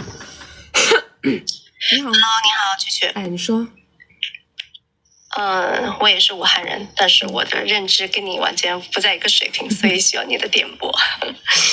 那个是这样的，就是我的基本情况是，年入50，然后家里小康，然后这个男的呢，他是一个2代，然后呢，家里资产是小目标吧，不过都是他妈赚的，他妈是个大女主，就决定家里的大事，就他妈的性格就是典型的生意人，不怎么容易相信别人，也很小气，然后他没什么赚钱的能力，然后财政大权都在他妈手里。我6年前认识他的时候，他是隐瞒他为某内的，所以后来我带球了，然后呢要求要证，然后才被告知他是为某内，然后他妈妈就会想找我，然后让我去夹娃娃，但是我拒绝跟他妈见面，因为我压根聊这个事儿。后来因为我年纪大了，我就执意把这个小孩生下来了。就是前3年的时候，就是我也没有跟他们提任何的这种要求和去闹什么的。然后就是小孩前3年，他们家是没有给任何补偿和那个生活费的。后来我孩子3岁的时候，我就去就是走法律途径，然后去要这个生活费。然后当时给的是就判下来是给6000，然后今年孩子6岁的时候，我就又去找到他们家去提这个事儿，我就说，就把生活费涨到1个了。但是呢，我就觉得我们家就我带孩子这么辛苦，就跟我妈2个人带小孩，他们家连最基本的道歉、谢谢什么的这种话都没有。然后呢，而且连生活费都还是我去要，就是小孩的生活费，我就觉得我就隐忍了很多年，所以我就想，就是我是继续这样隐忍下去，就为小孩谋一个好一点的未来，还是说是我跟他们家去闹撕破脸，然后要一个结果？你自己有工作吗？我年入50。你年入50，你养不起小孩吗？你有那么辛苦吗？挺辛苦的。为什么呢？就是因为我除了上班，然后我回来还有就是带小孩，就你没有请阿姨吗？没有。你为什么不请呢？因为我妈她是那种很传统人，她爸就是阿姨就是带不好小孩你让你妈跟她一块儿带呀，把你腾出来啊，这不是本质吗？那我就这样便宜他们吗？小姐，我先跟你扭一个观念啊，知道你今天为什么哭吗？因为你认为自己在牺牲，你把所有的这一切归结于是你在牺牲，你在付出。但是我告诉你，本质上你对这件事的定义就定错了，知道吗？这个定义它就不是这样的。你没有牺牲过，你从来没有牺牲过，这都是你自己的选择。在你当时做那个选择的那一瞬间，就是要自己去承担这一切的，没有人逼你这么做，从头到尾没有人逼你这么做。他骗你是他的不对，但是后来你也知道真相了，你知道真相了，你还是选择这么做了，这是你自己的选择。你也是一个一年能挣50万的女性，你是一个妥妥的独立女性，妥妥的啊，独立女性谈的不用谈的，绝对已经超过了99%的人的收入。但是在你的内心世界，还在给自己刻画着一个弱势女性的形象。你不弱势啊？你哪里弱势了？人家不要，你非要搞，这叫你弱势吗？你自己年纪大了，不要不行，医生都说我子宫闭绑。所以我告诉你，这是为你自己，因为你怕你自己未来不能有小孩，那么这个对你来说是一个礼物，而不是一种牺牲。如果你不把这个观念给它拧过来，好事也变成坏事，快乐也变成了负担。本质上跟这个人有啥关系？跟这个男的1毛钱关系没有。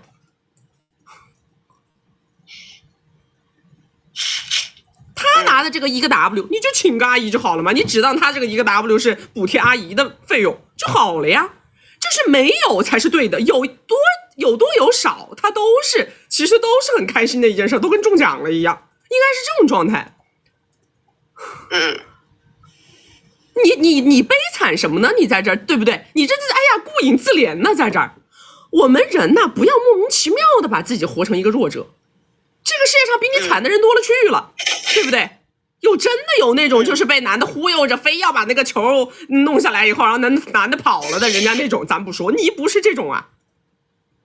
你是知道这个男的情况，而且又觉得自己未来可能没有办法有，所以觉得这个娃是我自己的。你当下明明是这种想法，怎么你后面开始向外去找补了呢？你可能有工作上的压力，可能在带球的过程当中啊，可能跟你的妈妈一起啊，有了一些时间上的冲突，对吧？精神上的负担，但是这些东西你不能归咎于是他的问题呀，跟这个人没关系的，对不对？这就跟你站在那儿接水，哎呀，你小孩过来晚上啪的把你不小心把水打翻了，你咵的给这个小孩一巴掌，你们不是属于这种样子的，对不对？是你自己的问题，是你自己的选择，你找外界什么麻烦呢？对，就是就像菊菊说的，就是有时候很累的时候就会想这些事情，但是，就是我之前就是一直都是，就心态还可以，就是也没有闹也没干嘛，就是想说自己带小孩，但是呢，就是，现在这个就是这个。现在我就是想了解，就是我现在还是就这样，有就有，没有就没有，对吧？我建议你跟这一家人呐，彻底了断往来，因为你一定要切断这个念想。你老觉得别人该给你点什么，那么你就会陷入求而不得，你就会把自己原本很幸福、很美满的生活变得很悲哀。我建议你跟这个人就是老死不相往来就对了，这就对了，知道吗？他给的那个米呀，你只当是社会补助。知道吧？你不要觉得是孩子他爹，关他屁事儿。他心里对这个娃可是一毛钱感情没有的。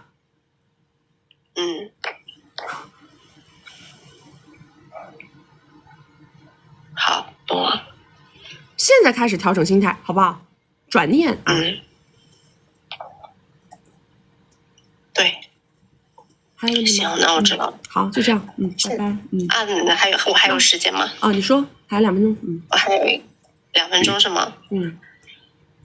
就是公司里面，就是有一个老板，就我顶头上司吧，然后就是几十个亿的那种，他呢就跟我说过很多次要就是10点半，但是都被我拒绝了。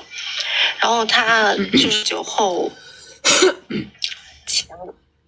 强 kiss 过2次，然后其他都没有。然后我想就说这个关系可行吗？还是我就保持现在这种状态？小姐，你不要再同样的错误再犯一遍啊！下次他再有这种动作，你直接跟他说，你说这是我的银行账号，你说我需要200，我就能跟你开始这段关系，你想清楚啊。你用这种语气跟他讲好吗？好，知道了，就这样，拜拜。谢谢，拜拜。同一个错误不要犯2次，好不好？我说过了的，同一个错误犯1次是运气问题，犯2次是智力问题，任何人都是这样，好吗？我绝对不是安慰他说啊，这个事情你不要受害者，我说的就是事实，我说的是不是事实？你们总是这样子的，自己做这个决定的时候，明明想得蛮清楚，到后面压力来了，哎呀，怪这个怪那怪他妈全天下，是吧？人学会为自己的决策买单，对不对？这个就是内心强大的第一步。任何决策都是我自己做的，任何决定都是我自己做的，不怪我爸，不怪我妈，不怪我的亲朋好友，不怪我的闺蜜，不怪蛐蛐，就是我自己做的，对吧？我自己为我决定买单。我既然已经做了，我选的路我跪着都走完。你们有这个心态，你怕搞不赢男的呀？来，大家没有关注的宝宝左上点关注，没有加粉丝牌的加个粉丝牌，加了粉丝牌会收到我们直播提醒。我们每周直播3场，周2、周6早上10点到下午2点，周4晚上6点到晚上10点。要学习我们金贵的关系，进金贵的社群，找我们1v1或者是预约连麦，或者是要提高哼哈10点半功能的宝宝们，左上角头像点开到我们首页粉丝群。找不到粉丝群的后台私我们下播有回复你们。我跟你们讲，你们一定在我们的小社群里面跟小姐妹经常性沟通，知道吧？没事呢也给别人出主意，你有事的时候人家也会给你出主意。我们这里面脑子清白的人还是非常非常多的，当然脑子不清白的人也占一半是吧？一半极为清白，一半极为不清白我们就是那个1对1的帮扶活动，属于是让很清白的那一波带不清白的那一波，知道吧？你看看你自己，你在里面多聊一聊，你就发现自己是站在清白的那一波，还是站不清白的那一波啊？了解自己的真实水平，好不好？然后呢，大家在里面这个能量啊，彼此能量转化一下，好不好？能量转化来，下一个把我的扇子给我。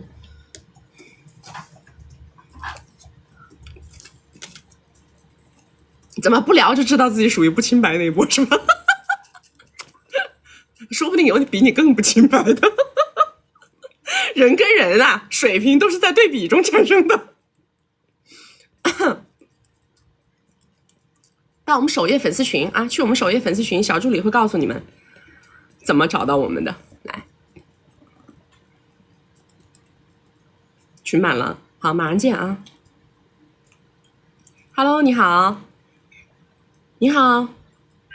哎，关注你时间了，非常认可你哦，尤其是看了你金贵关系之后，我觉得你真的是非常有商业思维，可以说是我们智貌与美貌并存的一个女企业家，真的。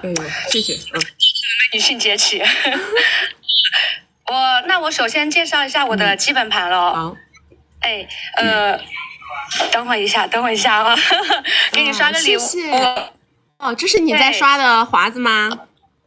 啊，谢谢宝宝，谢谢宝宝，谢谢宝宝，谢谢。非常认可你。那我简单介绍一下我。谢谢，谢谢福华小姐姐，很开心今天能连上。那我简单介绍一下我的基本盘。我93年的，在3线城市，颜值的话8分左右吧，身高162，体重94，本科学历啊。但是我的原生家庭条件一般，自己收入还不错，一年的话有2000到3000个，在自己城市有一个江景大平层，有个欧陆 GT 的车子。那在我没创业之前哦，我是很喜欢谈恋爱的，就没事喜欢研究男性。然后创业之后，就大部分的时间都给了工作，然后真的基本就没花心思，所以一直没有找到，所以现在处于单身状态。就有时候会碰到自己比较喜欢的、有好感的，也不知道怎么去追。那弟弟类型吧，又不是特别喜欢。哎，不是，你前面说你以前蛮喜欢研究男女关系，蛮喜欢谈恋爱，怎么现在开始不知道了？突然就不知道了？对，我就发现我这2年没谈恋爱，我就下降了，所以我手生了呗。真的，长期不摸牌，手都生了。真的是这样的。然后弟弟类型又不特别喜欢，比较喜欢成熟一点的，就是能带自己成长的这种。你不会喜欢比你还有米的吧？对呀。我跟你讲，你们这个思想啊，极度的落后。真的，极度落后，知道吧？你先讲完，我再告诉你为什么。好的，我真的不喜欢弟弟类型，我喜欢比自己成熟一点的，就是能自己成长的，就是碰到自己就喜欢的类型，其实我也是可以点的。那我有2个问题哈，那第一个就是太久没发牌了，所以碰到自己自己厉害的，然后不知道该怎么拿下。那还有就是，我觉得我是不是要多走出去，然后接触更高的圈层？还更高的圈层？你们1年都2-3千克了，你出去走一走，看看现在这个社会上面的这个环境啊，看看这个经济环境，你看看还有几个比你更高圈层，还更高圈层，再遇到更高圈层嘛，全是猪盘。他不把你的米跟你骗跑都不错了，还更高圈层的。曲曲老师，主要是我在3线城市，我就想着到1线城市啊，比如说上海呀、杭州啊，然后这种大城市。我跟你讲，北上广深这种地方充斥着空壳子，知道吧？你那个1年2-3千，那是实打实的，别人那都是做出来给你看的。你太不了解现在的男的了。现在那些男的，他看到你们这种富婆啊，他在脑子里满脑子想的都是怎么搞你的米。我现在就是想在我就是事业还不错的情况下，那现在的话颜值也还可以的情况下，就是找到自己比较好的另一半。我跟你讲啊，我首先跟你讲啊，其实你的有一些想法呢，为什么我会跟你说有点落后呢？因为其实我跟你讲，找男人是为了什么？找男人本质上从我们的观念里来讲啊，找男人是为了给我赋能，对不对？是不是给我赋能？其实你想的也是这个，对吧？你所谓的什么啊，能够引领我，能够带领我，能够这个那个，你想的也是为你赋能嘛，让自己变得更大更强嘛，对吧？但是我告诉你啊，让你变得更大更强的有很多种方式，知道吗？节约你的精力，节约你的时间，给你带来快乐，稳定你的情感，它一样能让你变得更大更强，因为你本来就很大很强了，知道吗？曲曲老师是这样的，因为我做的行业，我是这2年碰到疯狗可以挣2-3千个，那我比如说几年之后，我不一定能挣这么多。你以为那些男的就不是这样的？你以为他们就都是常青树？你以为他不是在风口上面起的盘啊？但是我想找跟自己同频的，你比如说像我那个参加生哥市董会生哥，就这种认知很高。哎呦，你行了吧？是的，这种男的，那女的从他北京排上海都不得止，你还跟他们搞？你累不累啊？那我怎么办？我好烦啊！所以我跟你说，你首先是这样，我不是拦着你去找那些比你有米的男的，我只是告诉你，任何一个人他都是有自己的基本盘在的，对不对？每一个人啊，外貌、经济条件、社会地位、情商、情绪价值、身体素质，它是不是一个盘，各个板块组起来的？对，它这个板块大，别的板块它就得缩。这个板块大，别的板块就得缩，对不对？你也说了，像他们那样的男的，我不是说他不好啊，我觉得他很好啊，我没有，但是我是想说，你不能回避这个问题吧，对吧？明白。他像你这样，他一年挣这么多，他后面的女的排一排，完了以后你还在这里面去搞雌竞，因为如果你不在这里面搞雌竞，你也吸收不到他的能量，你也占用不了他的时间，你也花不到他的米，对不对？就是两者不能兼得哦，对，所以我是想告诉你，所有的东西我要的是什么？它其实是一个此消彼长的关系，明白吗？如果说现在有一个男的，很简单，他呢让我觉得看得很顺眼，对不对？让我荷尔蒙平衡的很好，对不对？让我觉得心里很踏实，也有一种他能把我方方面面的东西弄得很好，我就能够现在在我的势能上再放大个3倍、5倍、10倍。对，其实是一回事儿。你们不要老是已经挣到这么多米了，屁股还坐在那个传统女性的那个凳子上面。可能这跟原生家庭有关系哦，可能就从小家里条件一般，就是自己也有野心，就想要一步一步往上。我告诉你，一步一步往上，找女贵人呐，一样的可以啊。你看，所以啊，我们的闺蜜圈里头的女孩，个个都很牛掰的。你这个收入，在我们这算中游。我告诉你，我不骗你，知道吧？其实大家都想得很通透了。为什么？其实男人跟女人本质上来说是一样的。现在一年能挣2、3千个的，他本来就是大佬，男的女的都一样，都是大佬，而且都是踩中了风口，都是时代的红利。你以为哪个比哪个更牛掰？其实没有的，本质上来说你们是一样的。你还想瞅着让他带你进步，他还想瞅着让你带他进步呢。好吧，我可能我身边确实，因为我比较喜欢向上社交，我身边我们都是向上社交，但是我告诉你，向上社交不是你这么理解的，不是说比我有米我就叫跟他向上社交，明白吗？因为挣更多的米，它本身你也很清楚，它有很大的时运的成分在里边，对不对？一个人的认知，你不能说是他现在只是靠。那我问你，现在一个大学的一个教授，他没有你有认知。对吧？你到底向上社交，你向上的是什么东西？很重要。你不要老想着他比我更有米，他比我更有米，他只不过他可能他的风口、他的赛道什么的，他的那个空间高嘛，那不是？对，我有时候就会比较现实。他能把米花在你身上，前提是什么？前提是你要给他很多的时间，很多的情绪价值，你妈天天哄着他转，对不对？这是走雌性的女孩每天干的事儿啊。那你还搞不搞你的事儿了？我简单介绍一下，我现在基本盘是比较稳的，所以我有足够的时间，足够的时间来做这些。你可以搞，没人不让你搞，懂吗？但是呢，这个里头它就是需要很主动啊，提供情绪价值，做服务工作，对不对？然后展现自己的高价值、高光环，对吧？而且还让这些男的觉得我很大方、很豪气，因为这是你的优势嘛。难不成你拿脸出来跟他们比？你拿脸出来跟每个女的搞雌竞，那他废了。对不对？我不是说你不好看，我是说走这个路子的女的太好看了。明白，是不是？对，那我就加入你那个会员群，我跟高认知的女生多接触交流，跟他们一起做个朋友，你马上思路就打开了，好不好？好的，谢谢曲老师，好，就这样啊，谢谢你哦，拜拜，拜拜。太多这种鬼毛病了，我跟你们讲，这不是他一个人的毛病，那我们看太多了。其实你们就没想通透，我告诉你，这个就是另外一个思想境界的事儿。我告诉你，你把这个点想通透了，什么时候我告诉你啊，这个社会要朝着女人越来越多的站到了这个世界上面能有话语权的位置上，就是在这个点上打破局限性，明白吗？为什么那个有米的男的他愿意去向下择偶呢？你们告诉我，对吧？为什么那个有米的男的他可以今天找个漂亮的，明天找个身材好的，后天为什么他可以这样？因为他们就是把这个事儿想明白了，对吧？有些人是给我带资源的，有些人是给我带平台的，有些人他就是给我带来稳定性的。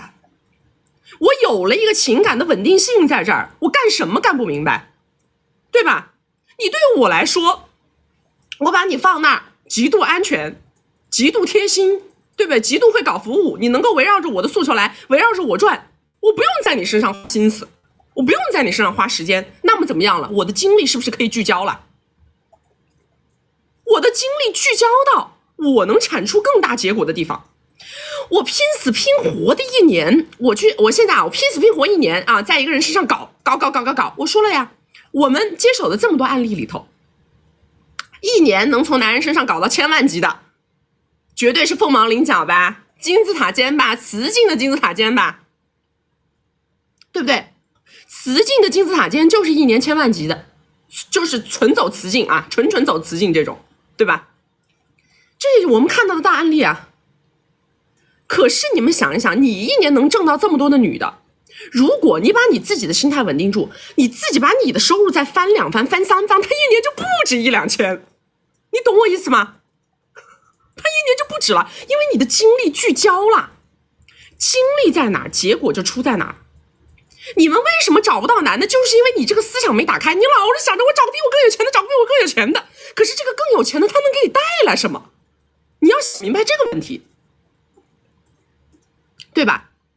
你要想明白，你要跟真正的具备这种雌雄同体的思维，抛弃所谓的我一定要找个比我更有米的，因为我他妈已经很有米了对吧？我现在想的就是找一个人，或者找他妈几个人，给我把这块稳定住，把我大后方稳定住。我每天有人跟我开开心心，我上班的时候奋斗努力，我一下班来好开心好开心，就好了是不是对吧？我上班的时候我可以冲锋陷阵，我下班的时候我每天呵呵哈的好开心啊，结束嘛，你还要怎么样呢对不对？然后你第二天精神满满，对吧？然后你第二天不知道多有激情，面对你明天的生活挑战事业。妈的，跟我说激动了，我耳环都掉了对吧？这多好。然后你们想想看，那你说你再往上爬，对吧？能够拥有更多的话语权、社会资源，它是不是时间问题？大方向一旦锁死，其实你无非就是到达那个彼岸，它就是个快慢的事儿，它不是能与不能的事儿，懂吗？真正到达一个程度的女性啊，一定不要再坐在那个传统女性的那个凳子上。哎呀，我要找个能比我更强大的男人他比你强大的男的，他这个荷尔蒙他都下降了，他下桥了，他这个身体素质都下桥了，你找他干什么你你到底找他干什么呀是不是的？找一个他，你把他搞得妈累死累活，你这个精力都可以用来照顾10个了，对不对？快点给我搞个怼子我怼子被我笑搞没了呢来，大家没有关注的宝宝左上点关注啊！没有加粉丝牌的加个粉丝牌，加了粉丝牌会收到我们直播提醒。我们每周直播3场，周2、周6早上10点到下午2点，周4晚上6点到晚上10点。要学习我们金贵的关系，进金贵的社群，找我们1v1预约连麦，或者是要高哼哈10点半功能的宝宝们，左上角头像点开到我们首页粉丝群，找不到粉丝群的后台私我们下播以后回复你们。来下一个来。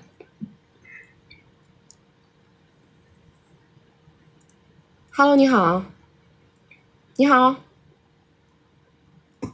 你好，一颗心说话，一颗心说话，一颗心说话，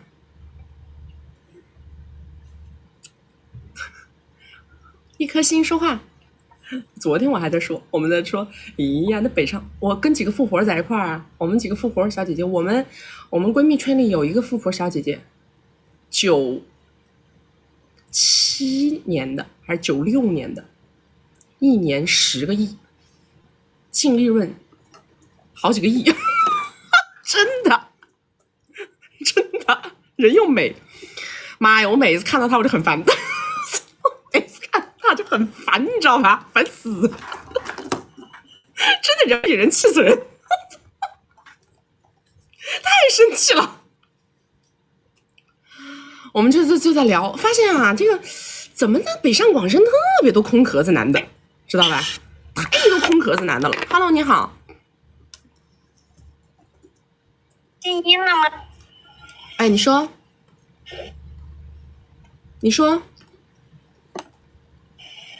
喂 ，Hello。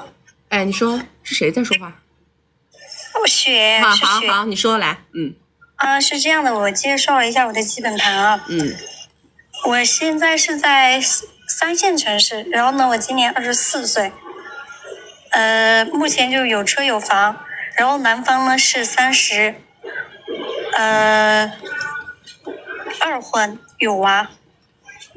但在我们之前，我们是3月份开始就。之前2年前我们就认识了，但是那时候是朋友，然后呢是从今年3月份，然后就开始就情侣关系相处嘛，想试一下，然后一直到6月份的时候就感觉性格不太合适，然后就分开了，分开了过后，到7月份的时候又发现怀孕了。你不要违规，不要违规啊！抱歉。然后就是有了过后呢，就订婚了，因为有了订婚，然后后面呢，在相处过程中呢，因为我就知道他是那个灰产业，做灰的，不好意思，有点紧张，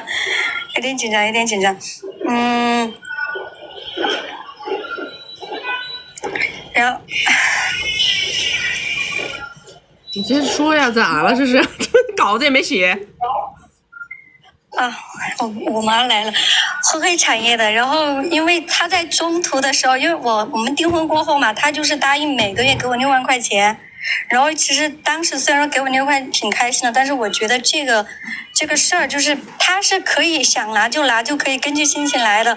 所以后面他反正在过程中，可能就是因为我以前是有自己的事业的，因为跟他订婚过后怀孕有娃嘛，就没上班，就没有光环的，没有光环。不好意思，又说累。人呢？他愿意给那6万块钱呢。然后呢？刚刚电话来，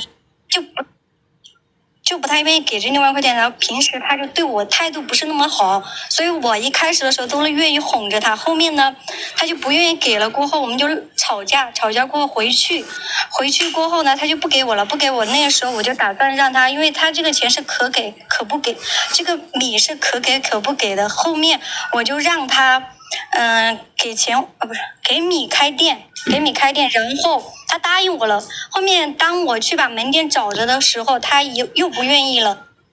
然后我就想着他这个灰产业本来后期就不是很保障的，以及他又不愿意给我付出，所以我现在的情况就是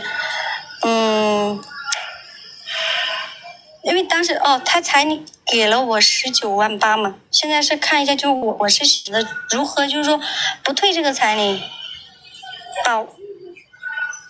夹娃娃，然后夹娃娃不退这个彩礼。做不到啊，做不到。做不到吗？做不到。这种男的，你开什么玩笑？他本来也没啥米，本来米也不多。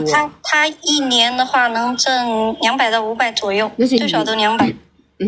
他本来就是个不稳定的东西，知道吧？所有的做灰的这种男的，因为他的这个收入级别在灰的里边也不是什么很牛掰的，像他们这种就是说白了有今天没明天的，心里慌得很，懂吗？心里很慌的。不是穷疯了，是因为当时我并不知道他开始是骗我的，后面已经是订婚的。你听我讲啊，如果说你现在那个球多大？我刚去做了，刚夹了。你已经搞完了？你搞完了，那还搞毛线？你真的是，那不用想了。你就是不想跟他结这个婚了呗？你不想跟他结这个婚了，我觉得你不要再想这个米的事儿了。没有意义。没有，因为在那我不可能全退呀。你不让全退，你就让他诉你嘛，不全退。而且他灰这个我有视频的，但是我也不想说送他进去。哎呀，那就蛮简单了嘛。他要跟你那个，他要跟你说，你就说那你就去诉我，就结束了呀。还有一个事儿，因为还有一个事儿我没有说，是因为他第一次是强行发生。哎呀，而且闭嘴！你想说明什么呢？想说明你是受害者，没有意义啊！你现在不是说不想退别人这个米，我们就就事论事，好吧？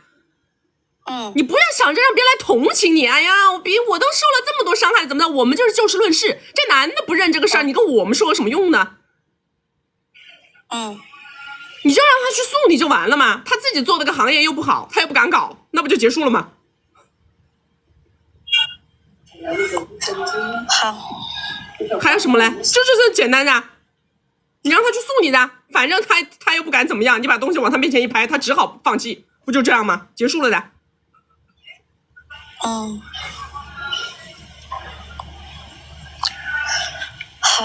好吧，就这样，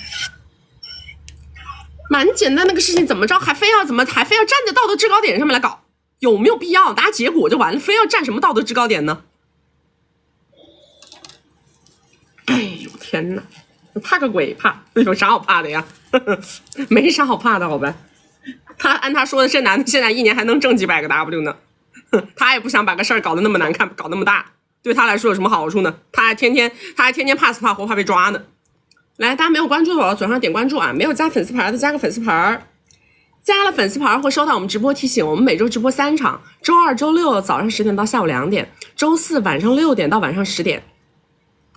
要学习我们金贵的关系，进金贵的社群，找我们1v1或者是预约连麦啊，或者是要提高哼哈10点半功能的宝宝们，左上角头像点开到我们首页粉丝群，找不到粉丝群的后台私我们下播以后回复你们。我跟你们说真的，超一线城市大空壳子贼多，我刚刚没说完呢，空壳子非常多，就是超一线城市呢，真的有米的也是真的多，但是大空壳子也是真的多，很多人他都是把99%的米放在身上了，挂身上了。知道吧？就是他每天出行的那套设备，就已经代表了他几乎的全部身家，而且还有可能有负债，还有可能有租的，然后那个 title 搞一堆啊，那个名片恨不得印不下，知道吧？那名片都要印不下了，最后发现全是空壳子，好多这样的。你们会赚米的小姐姐啊，一定要把眼睛擦亮了，知道吧？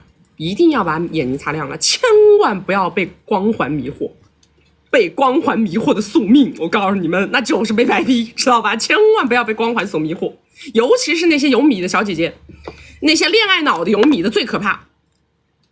他们找那种男的，然后那种男的如果还是单身的话，最后那男的还套着他啊投项目。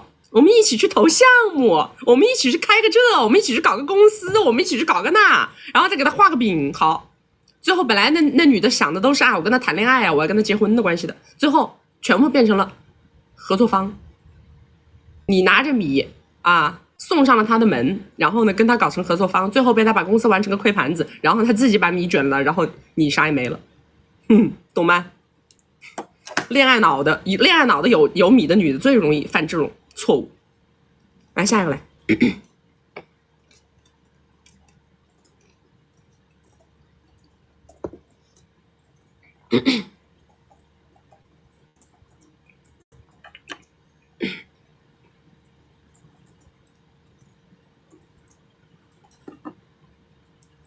男的给人看账户余额是什么意思？就等于他没有。好吧，我跟你们说啊，男的给你看账户余额就等于他没有，听懂了吗 ？OK，Hello， 你好。Hello， 曲曲，能听到吗？可以说。好，我写了稿子，但是开头第一句一定是“女神你好”，我真的太喜欢你了，超级爱。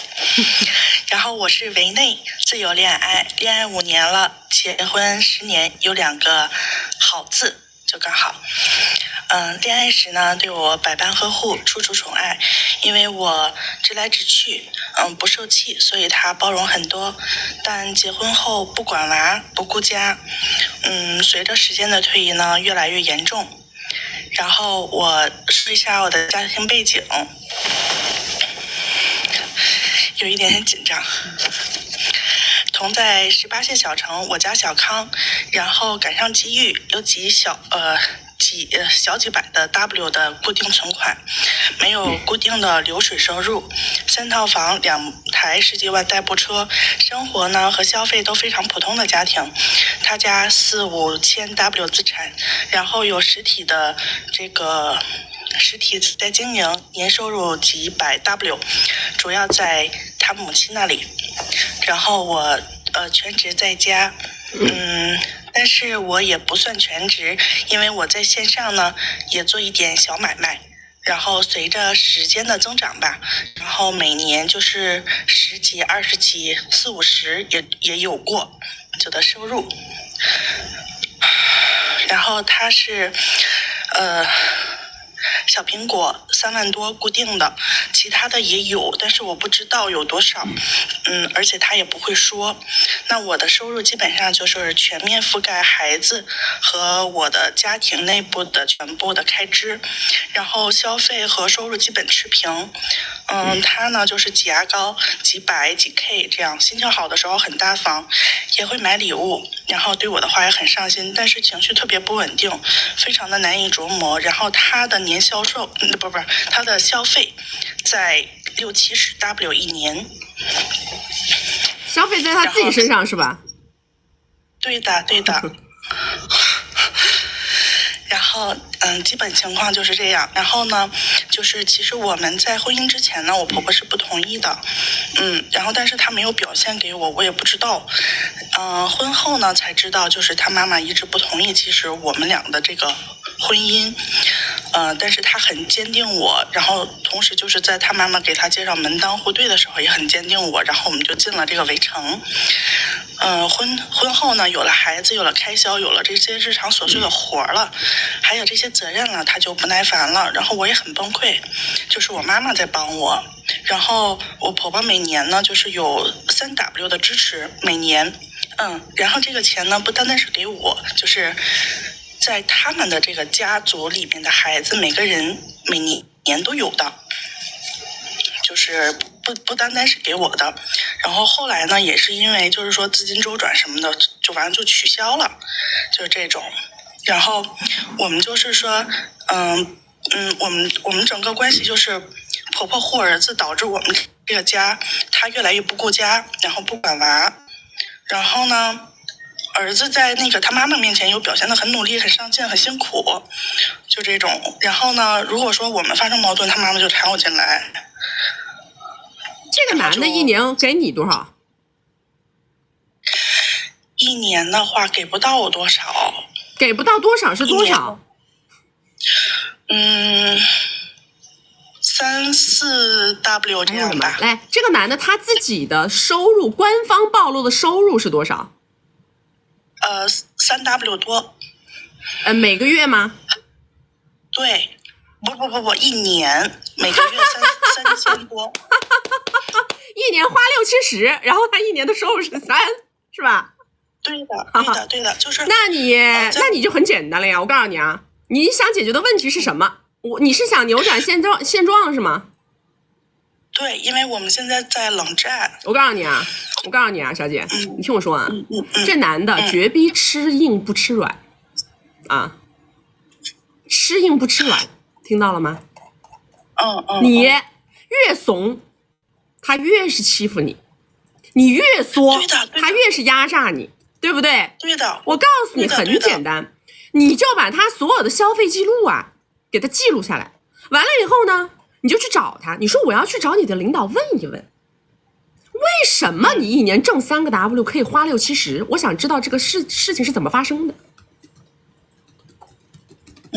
你就这么跟他聊，你说我告诉你，从今天开始你每个月必须3个 W 给我到位，这叫什么？这叫分赃，懂吗？你说你要是拿不出来，很简单，那我就去找你的领导问一问，你一年60、70个 W 是怎么花出来的，从哪出来的？他妈妈给的。不重要啊，那我是你老婆，对不对？对的。我是你老婆，我不知道这个米哪来的，那我就要去问一问，对吧？你说你是你妈给的，就是你妈给的，你说是哪来的就是哪来的，那我不认同，我不认可。你这种天天都不能让他消停，知道吗？你不能在家里当贤妻良母。你要是太听话了，太我哭，那没用的，屁用没有，知道吧？他们这种人就只能撒泼，懂了吧？就是他撒泼的话，他就会把他妈妈带进来。哎，然后他你不要在家里撒泼，你去他公司撒泼，去他单位里面撒泼，懂吗？可是有本事让他妈跟你一块儿去他公司撒泼。他妈妈是保护他的，就是因为跟他妈有毛的关系啊！你管他妈干什么呢？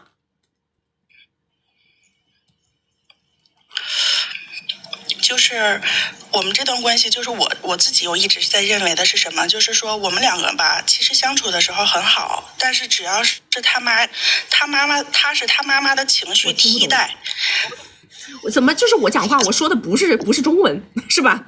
我是不是这就是跟你说的是外星话呀？我听懂了，听懂了。你听懂啥了？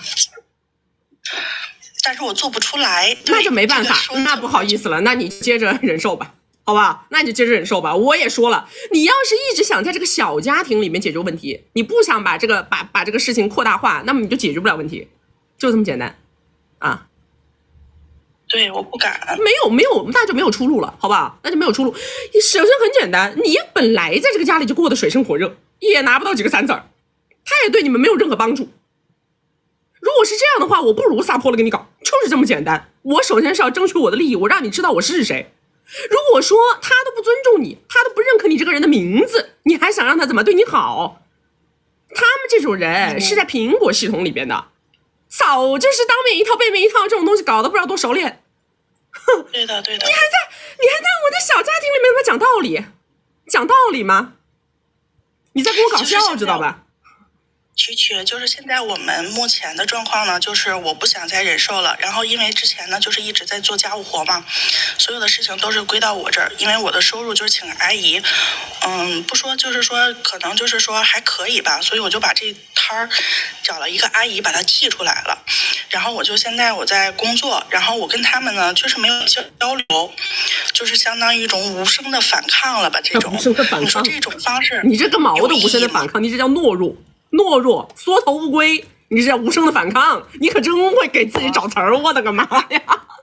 你他妈的笑死我算了，你真的，你别问了，好吧？我解决不了你的问题，我的方案已经给出来了，好吧？你不行的话，你去找我们111老师，因为他可以安慰你，我不能安慰你，我听着你们这种人讲话，我想揍你，我安慰不了你，知道吧？不是，我不需要安慰，我就是说，现在我们就是说，现在都是冷战状态，没有什么那个交流。然后有时候孩子呀或者娃呀之间有事情的话，就是说，因为我不想破坏这段婚姻。然后就是如果我要是到这份上，你现在结论，给我结论。结论是什么？结论就是我想什么结论？你想问什么？你的结论是什么？我想问的就是，我想守住这一段婚姻，然后为了孩子，你守呗。然后呢，就是说，对，但是如果我要是去找单位啊、领导啊这种什么的，那你就守着，那你就没有问题了。你有什么问题？没问题了呀，你守呗。就是就是太痛苦了，就是。再见。我告诉你啊，我告诉你们啊，我说了的。我呢，奋力抢救，抢不过来拔管子，这是我们一概的风格，好不好？哎，我们就是风格。我不需要安慰，你不需要安慰，你哭啥呢？自己安慰自己呗，那属于是，好不好？人善被人欺啊，小姐们呐，你们都已经被逼到这个份上了，还在跟我聊，我要守住这个家，你守着呗你，他又没有要跟你扯快乐阵。我很痛苦，那谁你不痛苦谁痛苦？你说些鬼话，对吧？你就是一个被欺负的份儿，你就是一个被欺压的份儿，你就是个软柿子，不捏你捏谁？除了你，他还有谁能给他捏？你说些鬼话！空调给我开冷一点。完了，我要关播了。哎呦！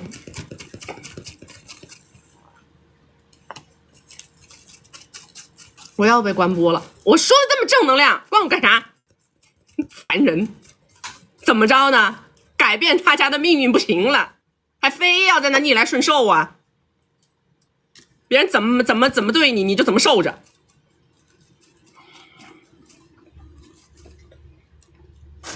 莫名其妙。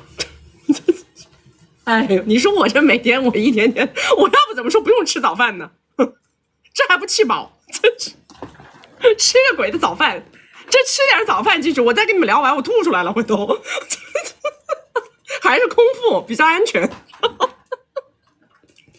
哎呦，免得引发不适，知道吧？服了，真是服了。他说一年挣3个可以花60、70，一年挣3个可以花60、70。他跟我说都是他妈给的，他妈一年只跟他们给3个。他说他妈一年跟他给60、70啊，一把年纪的个男的，一把年纪个男的，他妈还一年跟他给60、70，你咋想的你？到底是咋想的呀？这是，只有按我的方式来，你才能守住你的婚姻，知道吗？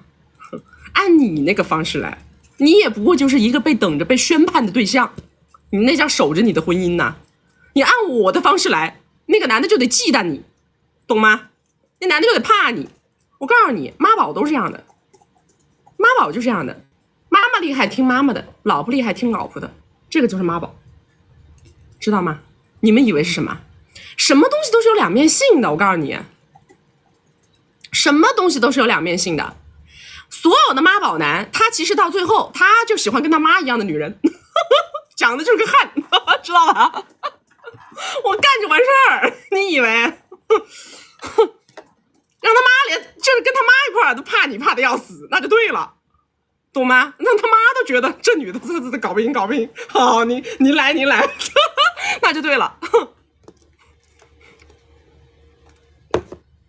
来，大家没有关注的宝宝左上点关注，没有加粉丝牌的加个粉丝牌，加了粉丝牌会收到我们直播提醒。我们每周直播3场，周2、周6早上10点到下午2点，周4晚上6点到晚上10点。要学习我们金贵的关系，进金贵的社群，找我们1v1或者预约连麦啊，或者是要提高分哈10点半功能的宝宝们，左上角头像点开到我们首页粉丝群，找不到粉丝群的后台私我们下播以后回复你们。我告诉你，一个女的，你说你家里也不缺啥，对不对？家里也有房子，这那都不缺。我告诉你，我还有2娃，对不对？我啥也不缺，我干的就是你，我他妈什么事儿都没有。我现在我生命余下的时光，我就是跟你2个人作战。来下一个来。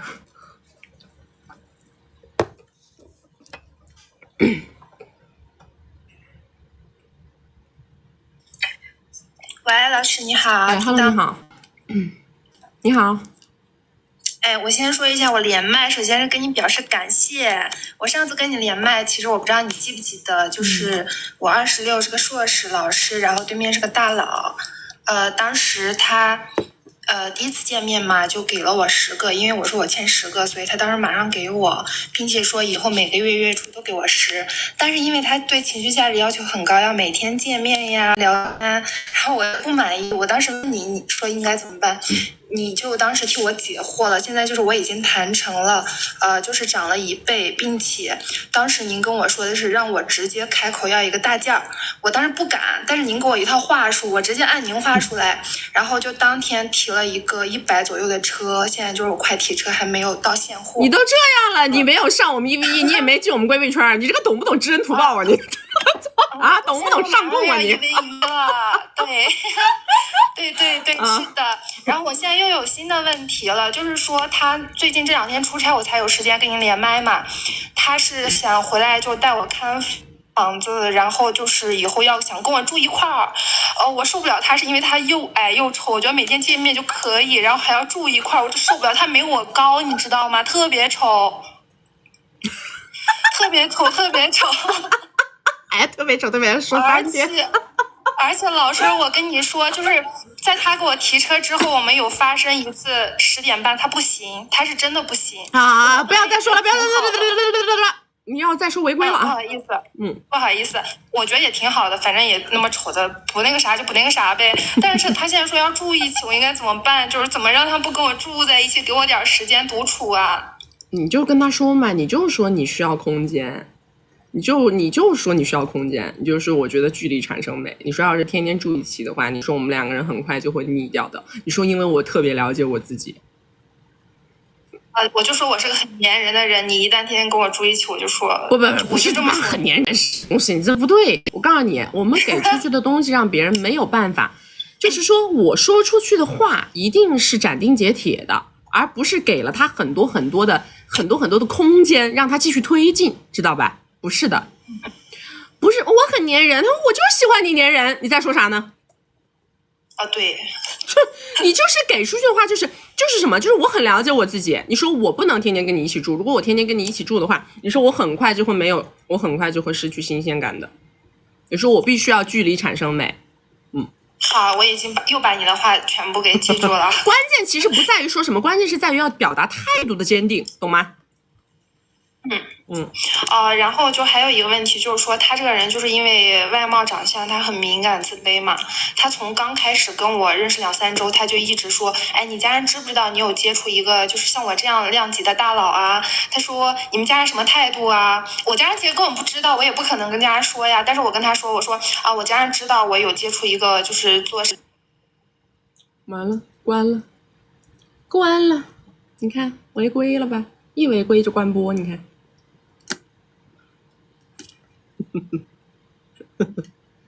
我们的直播间啊，真的要是听少了的，绝逼觉得是剧本，知道吧？听多了才知道，这个世界远比你想的要精彩很多。总有人说哪有他们几百，那叫啥？哪个？女生。其实他们不懂，那都不算啥，知道吧？那真的都不算啥。但是呢，我们有一点好，就是但凡是在这种事情上拿到过结果的人，都知道我说的是真的，而且都深深的坚定的相信我们说的是真的，是吧？但凡是在这种事情上面没有进过圈子，没拿到过结果的人，他听着叫天方夜谭，他觉得简直就是莫名其妙，知道吧？因为他觉得很多人1年挣10个都挣不着，怎么在你们这儿那么容易？但是其实不是容易跟不容易的问题，我跟你们讲，每一个人的圈子啊，基本盘呐，它决定太多东西了。你能见到什么样的人，这个就决定了你能拿到什么样的结果，其实就是这样的。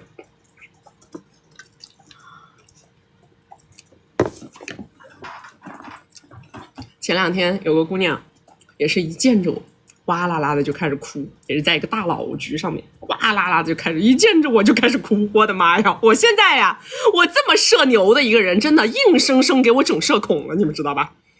我本来是个很社牛的人，我现在完全不愿意出去参加任何所谓的就是大饭局，我一点都不愿意参加。你们知道为什么吗？就是因为我见不得这个场面，莫名就是一上来就会有女孩啊，就开始哭，就是哎呀，菊菊你改变了我的命运，我真的给我整社恐了，你们知道吗？哇哇哭。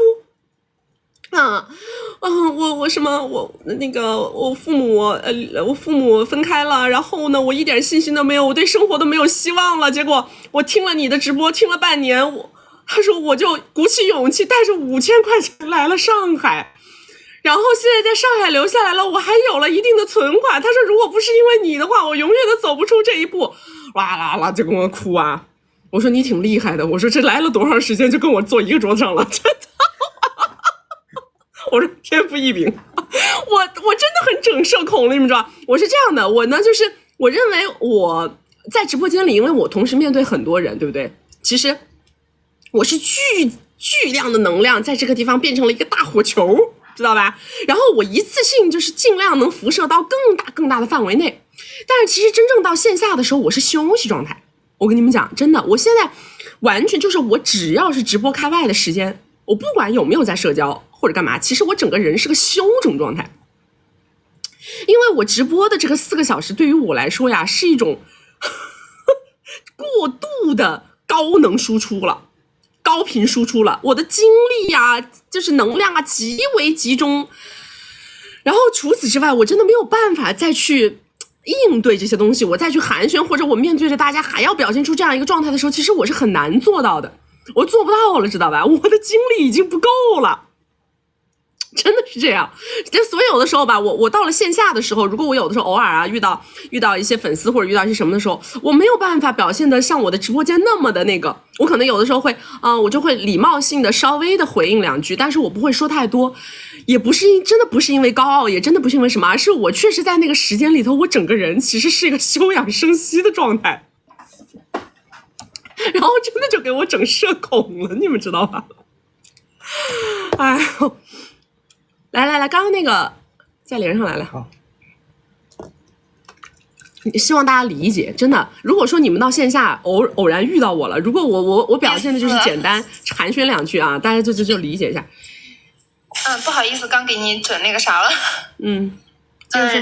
现在就是说，他一直就是想着说，时间长以后他就想见我家人。然后因为我舅舅跟他是同行，他也想帮我舅舅做一些事儿，但是我舅舅知道会打死我，因为我小时候是我舅抚养长大的。我现在就想知道这个事儿后面推进到后面，我哎呀，你是不是傻呀？我告诉你啊，任何人没有人什么知道了会打死你。我告诉你为什么？凡事要基于利益够不够大，知道吗？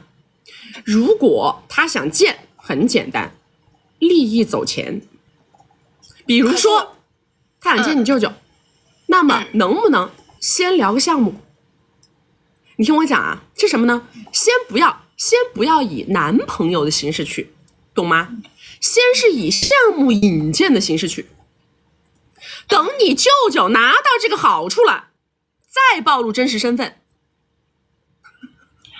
可是我其实并不想让我家人所有人，我都不想让他知道。哎呀，我跟你说，凡事是这样，我说了嘛，想知道不想知道，知道到什么程度，什么东西，它全部都是由利益推动的，包括你心里的这杆秤是一样的，懂吗？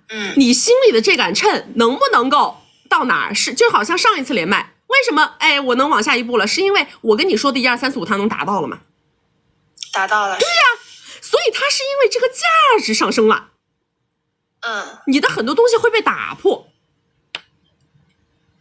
好，那我知道了。我觉得其实我可能本质有点嫌他太丑，因为走在一起大家都会拿那个眼神。我知道呀。所以说嘛，要看。我跟你讲，很多时候人他是一个在就是说在变化当中寻求动态平衡的，知道吗？有的时候呢，我看他是挺难好，然后呢，我就发现，好像所有人都说他好，比如说，他跟舅舅，这个做生意，结果我舅舅把这个人夸到天上去了。然后呢，比如说有一天，我父母通过一个什么机缘巧合说，这个男的真是好，人品真好，这个好那个好。有一天他把我的闺蜜什么一群人带到哪里去玩，消费，然后所有的闺蜜都说，我操，这个男怎么这么好？慢慢的我就会觉得，这个男的还真挺好，你懂我意思吗？这个东西它是在动态当中发生变化的。那我知道了，是我心里也有数了。我还有最后一个问题，就是说，后面买房的话，是他给那个现米比较好，还是他转给我这个会不会有风险呢？买房要看买多少金额的房，你现米现不现实？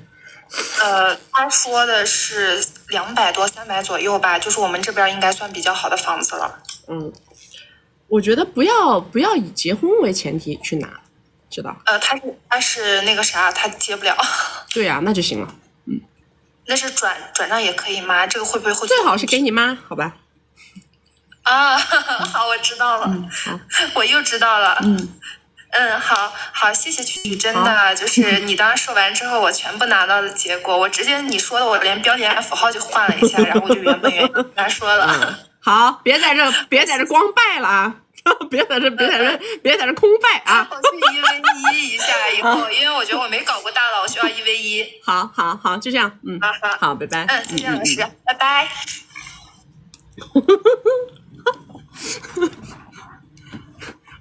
我跟你讲个很简单的道理，比如说这个黎姿，给你们讲这个黎姿，对不对？你看黎姿找的那个男的是个有一点点轻微的这个，对吧？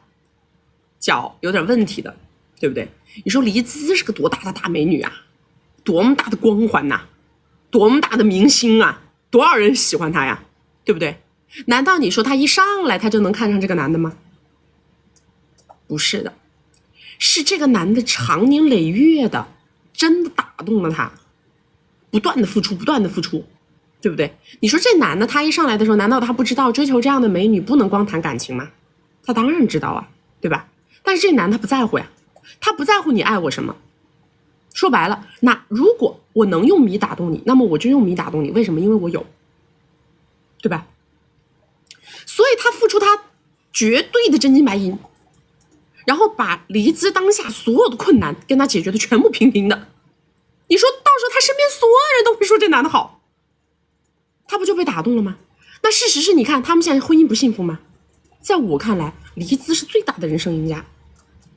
你看他自己都把自己的公司干上市，这男的是个什么？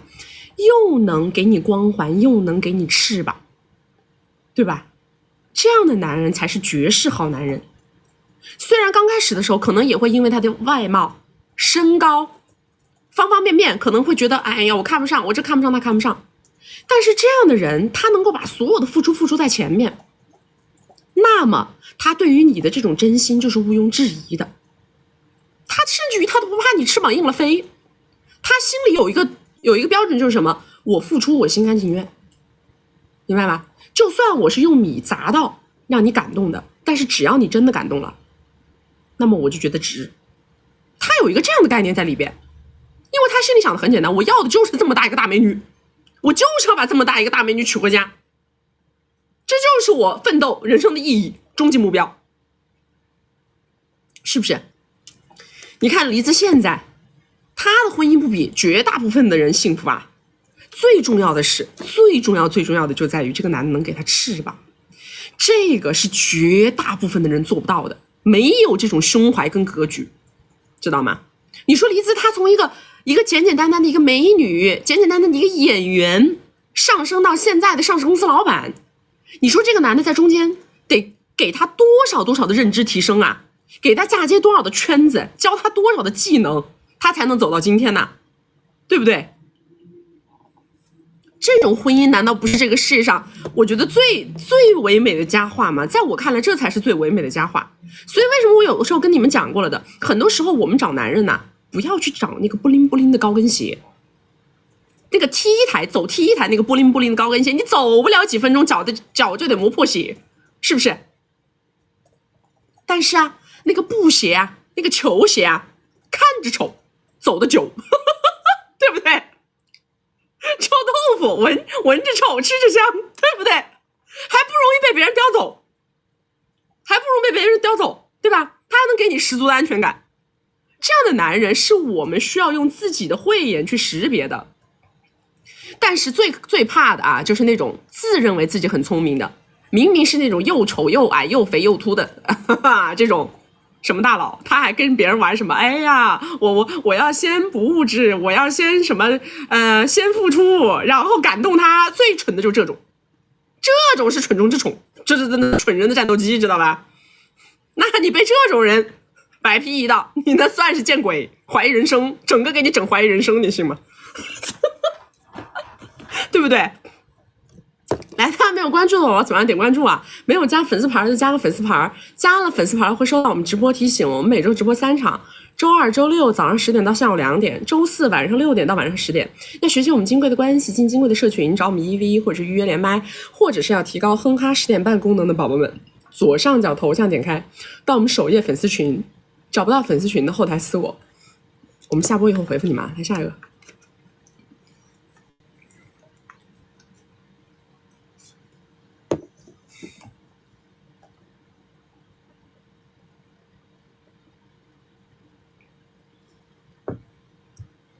咋又是他呀？你咋又来了呀？你这起码连第5遍了你。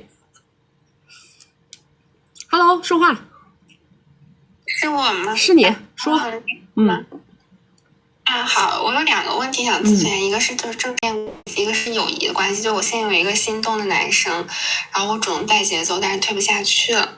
然后我的基本盘是25岁，然后颜值6到7分，身高是170，就身材比较好，然后现在在漂亮国上班，刚毕业的话，收入是60W RMB 吧，就是然后学历是本科是武汉950，然后研究生是漂亮国 Top 10的硕士。然后呢，家里是5线小城市，就是那种一路小镇做题家做上来的。然后父母因为我留学，基本上把家里的这个流动资金存款用的差不多了。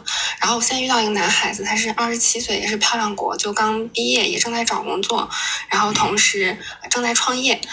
就是他因为正在找工作，所以我估计吧，他未来的收入应该是80W 到90W 之间。然后就是我们2个人在网上是通过找工作认识的，前2个月聊得特别不错，就然后我聊天给他的感觉就是那种可爱的、憨憨的，就是可能有点搞笑的。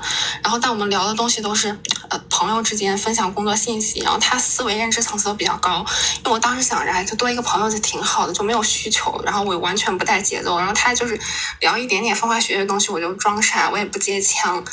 然后8月中旬的时候线下见了一面，见面的时候呢，因为他创业的方向跟我所在的公司非常一致，就特别想跟我聊工作，光想套我公司的就是现在在干什么。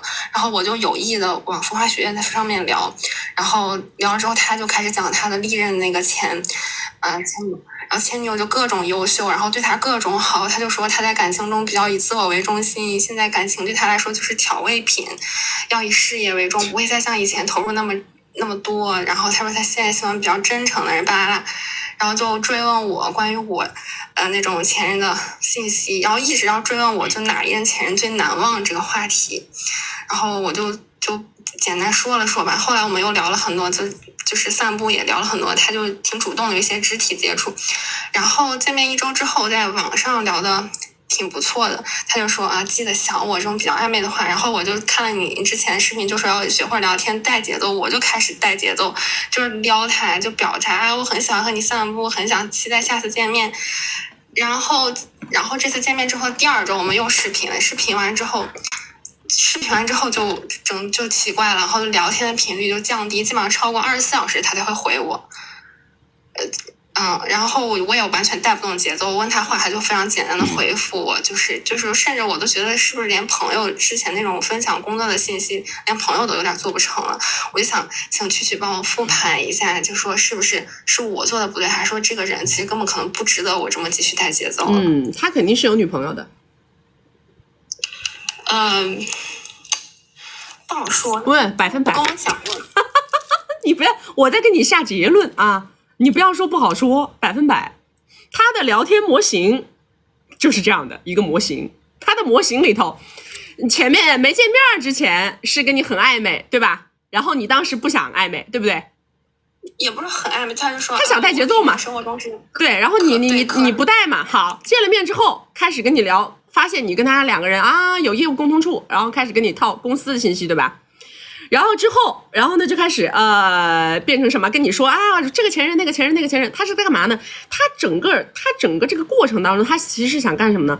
他是想通过告诉你，我所有的这个情感线1、2、3、4、5都是女人要给我什么实际的好处的，懂吗？你要付出的，你不付出，那我怎么会给你下一步呢？他是这个意思。但是我觉得，我明白，但是他说的这个对他好，就是那种好，也不是因为大家都是学生，就可能是那种生活中的好。你别那么扯淡了，你有个屁呀！我告诉你所有的人都是这样子的我跟你聊什么这个，我跟你讲为什么这个男的他不是个傻白甜，你懂吗？对，他不是，他很会聊。你听我说，所以呢就奠定了他讲这些话不是没过脑子讲的，你懂我意思吧？所以他是过了脑子跟你讲的话。你说就是啥？比如说哪种点，就是他是专门说的？就是他讲他前任这些1、2、3、4、5这是100%过着脑子在跟你讲的话，懂吗？就是这一趴的内容是抱着目的的语言。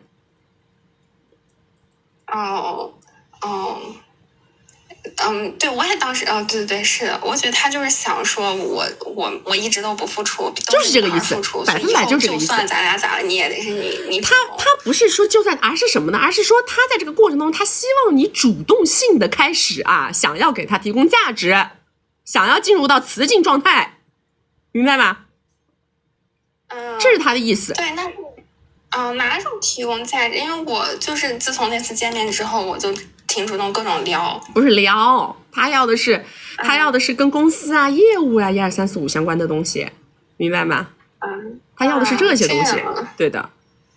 然后这男的呢，他到后面就是变成什么，有的时候过24小时才回，他这种状态基本上就是还有别的稳定的女生的状态才会这样的。对对，我也想过，但是反正也是个老手，老手，明白。而且但是他属于就是正在搬家，然后正在就找工作面试，就因为就大家刚毕业，就有很多公司在面试。我不知道他还同时有这么个经历。当然有经历了，这话说的，白天出去面试，晚上跟女朋友住一块儿不行啊？真的？你们总是喜欢给男的找借口、找理由。好的，行。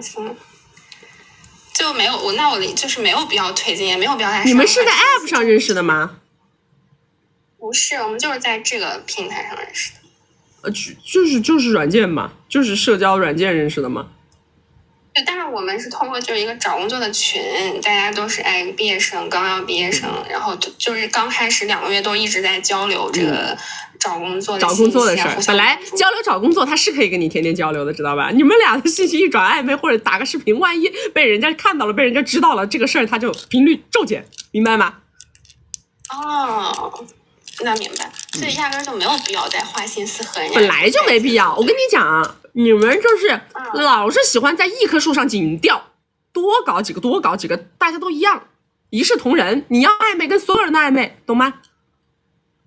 对，我就是想看是我的问题还是他们的。如果不是我的问题的话，那就接着按照这个方式搞别的那是。对的，对他，因为他是一直称呼我妹妹，我觉得这普通男孩子是不会上来就是。还有2分半钟，你还有什么问题啊？其实我还有一个那个友情的问题，就是算了，就说这个事儿吧。就是机缘巧合，我在学校里认识了一个就是2代男孩子，然后这个男孩子就特别真心实意的帮我提升认知，就是贵人嘛。然后因为他16岁就来漂亮国，就是混社会，然后他就跟我说，就是对我好，什么都不图，就是觉得我有点傻，真心对我好。然后但是去年12月的时候，我就特别恋爱脑，然后对一个男生特别上头，就请他帮忙，然后被那个特别上头那个男人搞得情绪上上下下的不能思考。然后包括后来大家又一起说去加州找一个共同的朋友玩，我就说那个共同的朋友能不能给我提供住宿，我就感觉可能是我有点贪，就提了这个要求。后来我这个就是好朋友，男生好朋友就基本上对我非常冷淡，也不带我玩他的圈子，然后我就意识到他在疏远我，我觉得这是一个曾经真心实意帮过我的贵人好朋友吧。然后我就觉得很难受，给他写了个小作文，就说我有点对不住他呀，就是我应该知道感恩呀。然后但是后来这个关系就没有继续维持下去，我就想知道我应该怎么做才能就是把这个朋友救回来。什么都别做，你还是在你自己的圈圈里面经营自己的高价值吧。我跟你讲啊，你们这种什么找富2代想玩这个那个的，你首先得让别人觉得你有资格进他们这个圈子，知道吗？你体现出的状态 low 了呀，别人马上就给你这女的怎么这么 low。对，我当时是提供价值，因为我们都是找工作嘛，就找工作我的状态非常好，包括比较能提供情绪价值，可能就是因为我有点贪心，我就说就是 low 了呀。不是从物质层面上让他突然觉得你跟他不在一个水平线上，知道吧？明白。所以这个关系就是散了，但是人家对我特别好，不用管这些东西，等着就完了。你先展现自己的高价值，过个什么1年半载的，完了以后有机会大家在一起叫出来玩这个那个再来说。你不要，你们这种写小作文的行为就非常傻叉强化了这个动作本来大家心里还在模棱两可，你现在强化了这个动作，且为这个动作下定义了。明白了，就是这事儿就不用管了，就先这么亮。现在不要管，越描越黑，越描越黑。先展现自己的高价值，展现自己一个向上的状态，展现自己的美照。等有机会了，多人局叫着一块玩这个那个的，慢慢的再往回找补。那这个还是得我主动挽回这个关系，对吧？不存在挽不挽回，好吧？不要搞那么沉重。哼，以后的人生长得很，大部分人都是过客啊。好，谢谢。就这样，拜拜。拜拜。你们千万不要动不动给别人写小作文，知道吧？最怕的就是还不知道别人是什么意思，还不明确别人是怎么想的，别人也没有跟你说个啥，你夸夸的就开始写小作文。因为你们在写小作文的过程当中，严重暴露了自己的内心世界，然后呢，就会把很多明明很模糊的东西变得很清楚。本来那男的呢，他还在琢磨说，这个女孩她这个事儿啊，搞得有点 low， 但是呢，是不是因为她太天真了呀？哎，不管怎么说，反正我最近就是觉得，哎，我觉得跟他那么频繁的联系没太大必要，因为我觉得，还是太天真了，不懂人情世故，放着吧。他本来是这么想的，结果你一个小作文给他定性了，我这样了，我那样了，我那样了，他马上是真 low， 搞了半天是真的 low 啊，懂了吗？就是那篇小作文严重会给你定性掉。你们有的时候。跟男朋友之间出现情感问题的人是这样的，男的吧，可能冷淡了一下，是吧？或者说呢，他为你一个事儿不高兴了一下，他这个不高兴啊、冷淡啊，其实背后蕴藏着很多因素，我们有的时候没看清、没看懂，对不对？你没看懂、没看清，最好的办法什么是晾着，知道吧？当做什么事儿都没有发生，先晾着，过段时间再说，再重新起头。但是你们特别喜欢找补，对不对？特别喜欢，哎呀，别人冷淡了，哎呀，别人后撤了，哎呀，他是不是这样了，他是不是那样了？然后率先1、2、3、4、5把整个事情做了一次诊断，好了，然后对方看到你的小作文的那一瞬间，马上就知道了，搞了半天是真的是这个样子。本来他还没看懂，一下子让他看懂了，知道吧？晾着，怕什么呢？你们就是有的时候就是毛手毛脚，不要毛手毛脚。任何时候记得我说的一个大道至简的词儿吗？淡定。在你们生命当中啊，无论是处在任何的竞技场、博弈场，都是这样的。首先是你比对手淡定，你才有赢的可能。你如果比对手慌张，你比对手紧张，你比对手更有胜负欲，那就完了。首先你就不可能赢，你绝对就不可能赢，知道吧？像我们这种从小到大就是处在竞技场上的人是最清楚这件事情的。一旦你紧张了，你就不可能赢过任何人，连小问题都开始频频犯错。大家没有关注的宝宝左上点关注，没有加粉丝牌的加个粉丝牌，加了粉丝牌会收到我们直播提醒。我们每周直播3场，周2、周6早上10点到下午2点，周4晚上6点到晚上10点。要学习我们金贵的关系，进金贵的社群，找我们1v1或者是预约连麦，或者是提高哼哈10点半功能的宝宝们，左上角头像点开到我们首页粉丝群，找不到粉丝群的后台私我们下播以后回复你们啊。来下一个。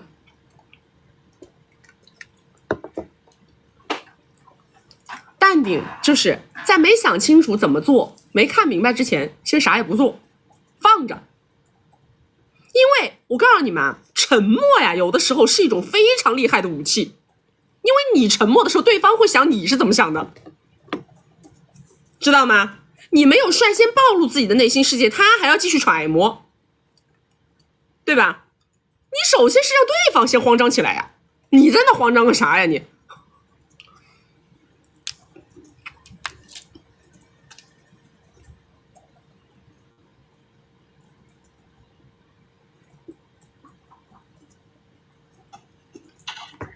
？Hello， 你好。哎，你好。哇，好高兴，终于连上你了。我先说一下我的基本盘。我今年23岁，然后我现在在漂亮国上学，我今年大4了，然后马上就要毕业了。然后呢，男嘉宾呢，他是我之前看一个 TV 秀的一个综艺节目。我发现了他有一个，他2年前就是在漂亮国特别的厉害，就是几乎就是漂亮国的很多 news 就是报道过这个人，然后他马上也要上福布斯了，然后他现在是我的对象，然后但是呢，我的这个男嘉宾呢，他其实出身是一个很低的，他经常跟我说他小时候就是吃不上饭，然后他也是就是2年前抓住了风口，赚了大概有10个mil左右，然后但是我跟他表现出来，我就说我觉得你这点钱也没有很多啊，就是我就觉得你这点钱就是我一直表现出来就是其实你也还好吧，然后他以为就是我不是很看重他钱跟他在一起，然后我跟他在一起说米啊，说米，其实我跟他在一起才3个月，但实际上他对我的付出，就是他对我的付出，没有很多了，大概就3个米吧，3个漂亮米。然后这段时间呢，他犯了一个小错误，被我抓到了，就是他跟一个 lawyer，有一些就是在社交媒体上的暧昧，然后我说你现在已经有女朋友，你这样子很不好，然后他就这2天就一直给我发小作文，然后跟我道歉什么，然后我现在呢就是想让他增加对我的付出，对，然后我想借着他犯的这个错误，我希望就是，他之前我问过他，就是你能不能帮我付学费啊？你能不能帮我付公寓的钱啊什么的？然后他有说好，然后我最近马上就要就是交学费了。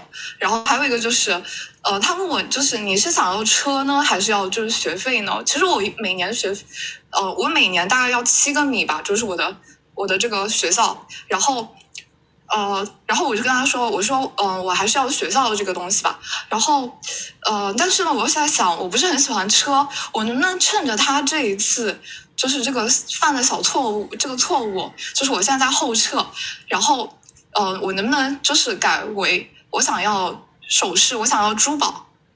可以啊，你不想要车，我就想要首饰，你说直接说不就完了吗？但是我不知道该跟他怎么说。就这样说，你说不想要车呀？你说我为什么要开车？他开车吗？他开车。对呀，你说你开车就行了呀。你说我不想开车呀。你说我想要什么什么，你就直接告诉他你想要什么什么就好了呀。你能再教我吗？该不用，就是这样说原话，我已经告诉你了，我不想要车，我就想要什么。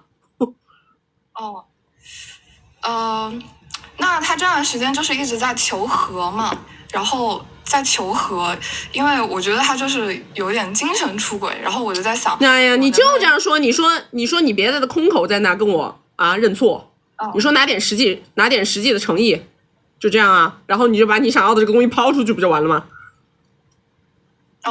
那你觉得我要10个米的珠宝，漂亮米的珠宝，首饰啊这些，算不算？可以吗？可以啊。会不会太多了？因为我觉得有时候我跟他说一些比较大额的东西，他的那个脸色都不太好，他的那个眉头会皱一下。但是我可以确定他现在只有我一个女朋友。你自己是什么身家水平啊？家里？我家里是做能源的，然后这2年我家里就是我爸爸出了事情，然后但是他们现在对于我的生活费啊，然后还有学校的那些支出啊，都是正常在给我的。所以你每个月的家里给你的生活费大概是多少？1个米，一个漂亮米，1W 是吧？对对对，一个漂亮米。不是国内的米，是漂亮米。我知道。我觉得10个 W 的东西，你心里是有具体的东西的吗？是什么呀？Harry Winston。是戒指、手链还是什么东西啊？对，手链、珠宝这些东西，手链吧。OK 啊，我觉得没问题啊，你就直接去跟他提就好了。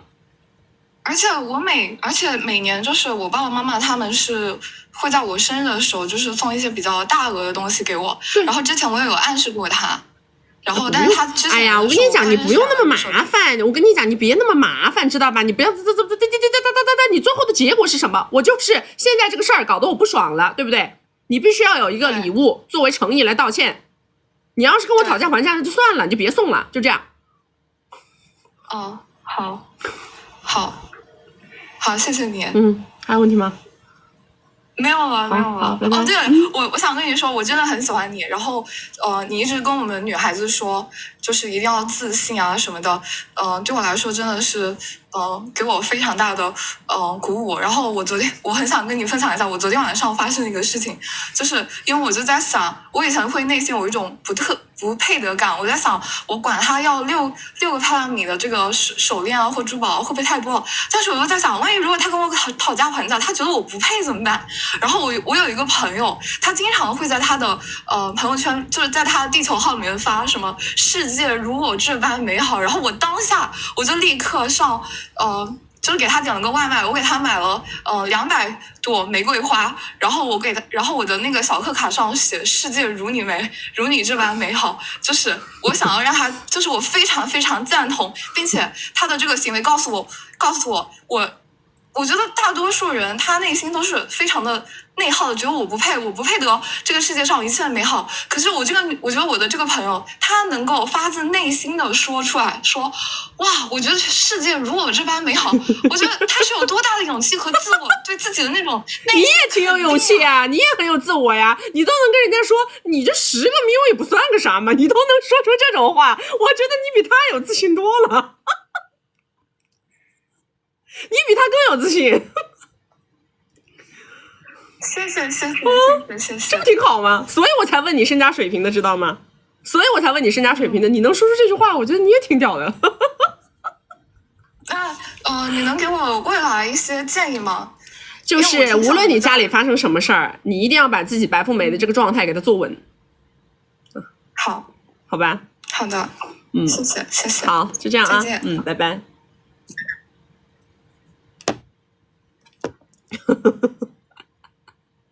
我告诉你们啊，为什么这男的呢？他会就是他提出一个诉求，这男的会皱眉头。我告诉你为什么？本质上来讲呢，像这种男的，他之所以想扒着这个女孩，是因为他认为这个女孩是个白富美，知道吧？但是呢，当你提出这个诉求的时候呢，他内心在打架，他会觉得，为什么你要跟我提这种诉求？感觉这种诉求好像是那种要搞米的女生干的事儿。他内心其实会有这个观点在打架。明白吗？所以他才会这样，因为他想找的是个白富美，他觉得白富美怎么要跟我提这种事儿。但实际呢，在这个时候啊，你要硬气一点，知道吧？你要硬气一点。如果这个时候你怂了，那么就证明你真的是想搞米的。这个时候你别怂，硬着头皮往上上，懂吗？他就会觉得我靠，哎呀，真的很有底气呀，这女的真的底气很足啊！这我要是不给的话，人这就散场了，这跑了，这懂了吗？他内心当中会打架的，他会犹疑你到底是白富美还是搞米的，对吧？他一定会打架的。这个时候你往高了搞，而且你就是一副你不给那就算了，那就再见啊，再见。本来我也没看上你这个身家。懂了吧？本来我也就是给你个机会，本来我就只是给你个机会，你怎么着啊你？对不对？你就摆出这种架势，他那一下子他内心就觉得，算了，这要是出来搞米的女的，肯定没有这种气势。就是这样的人呐，就是他一定要反向思考，知道吧？一定要反向思考。来，大家没有关注的宝宝左上点关注，没有加粉丝牌的加个粉丝牌，加了粉丝牌会收到我们直播提醒。我们每周直播3场，周2、周6早上10点到下午2点，周4晚上6点到晚上10点。要学习我们金贵的关系，进金贵的社群，找我们1v1或者是预约连麦啊，或者是提高哼哈10点半功能的宝宝们，左上角头像点开到我们首页粉丝群，找不到粉丝群的后台私我们下播以后回复你们。来下一个。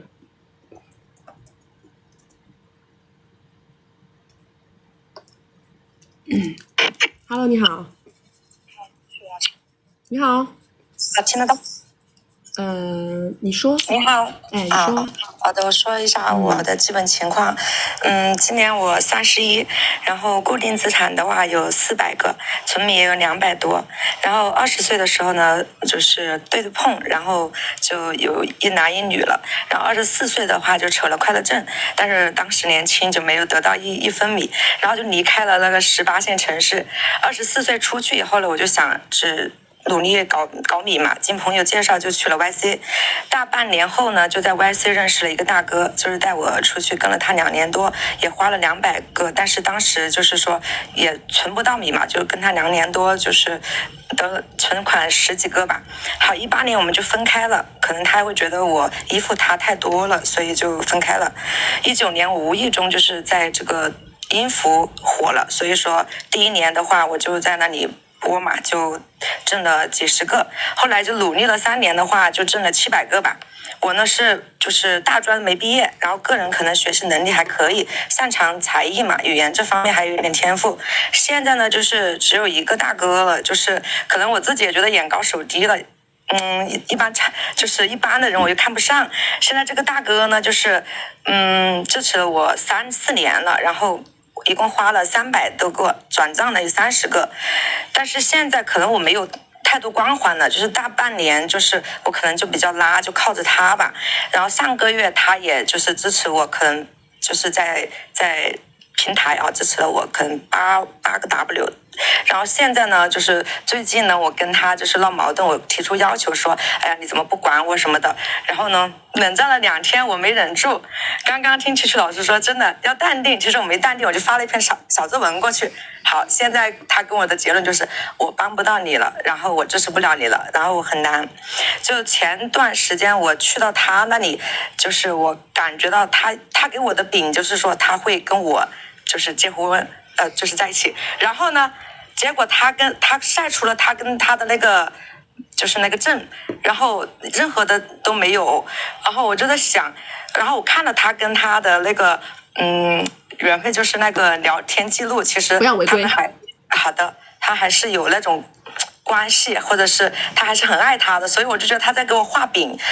我的诉求是，就是第一个就是这个大哥我，就是如果说他1个星期之内他都没有再去支持我，再去给我，那我是不是就应该放弃，或者就是说我该冷淡他吗？还是说我该跟他怎么样去维系？还是我对他忽冷忽热，还是说直接冷掉？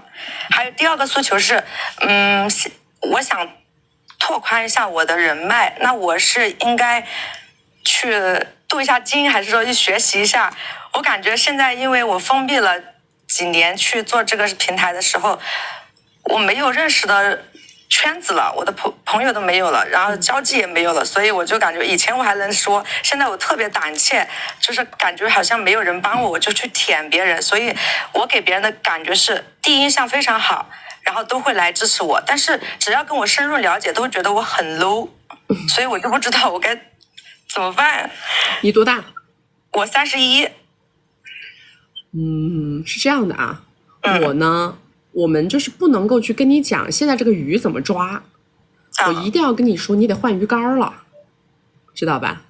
你以前这个鱼竿啊，已经不行了，已经老化了，明白吗？你的年龄到这儿了，你现在如果你已经非常清晰的看到自己在余波路线上面已经是一个清晰的下坡路了，对不对？对。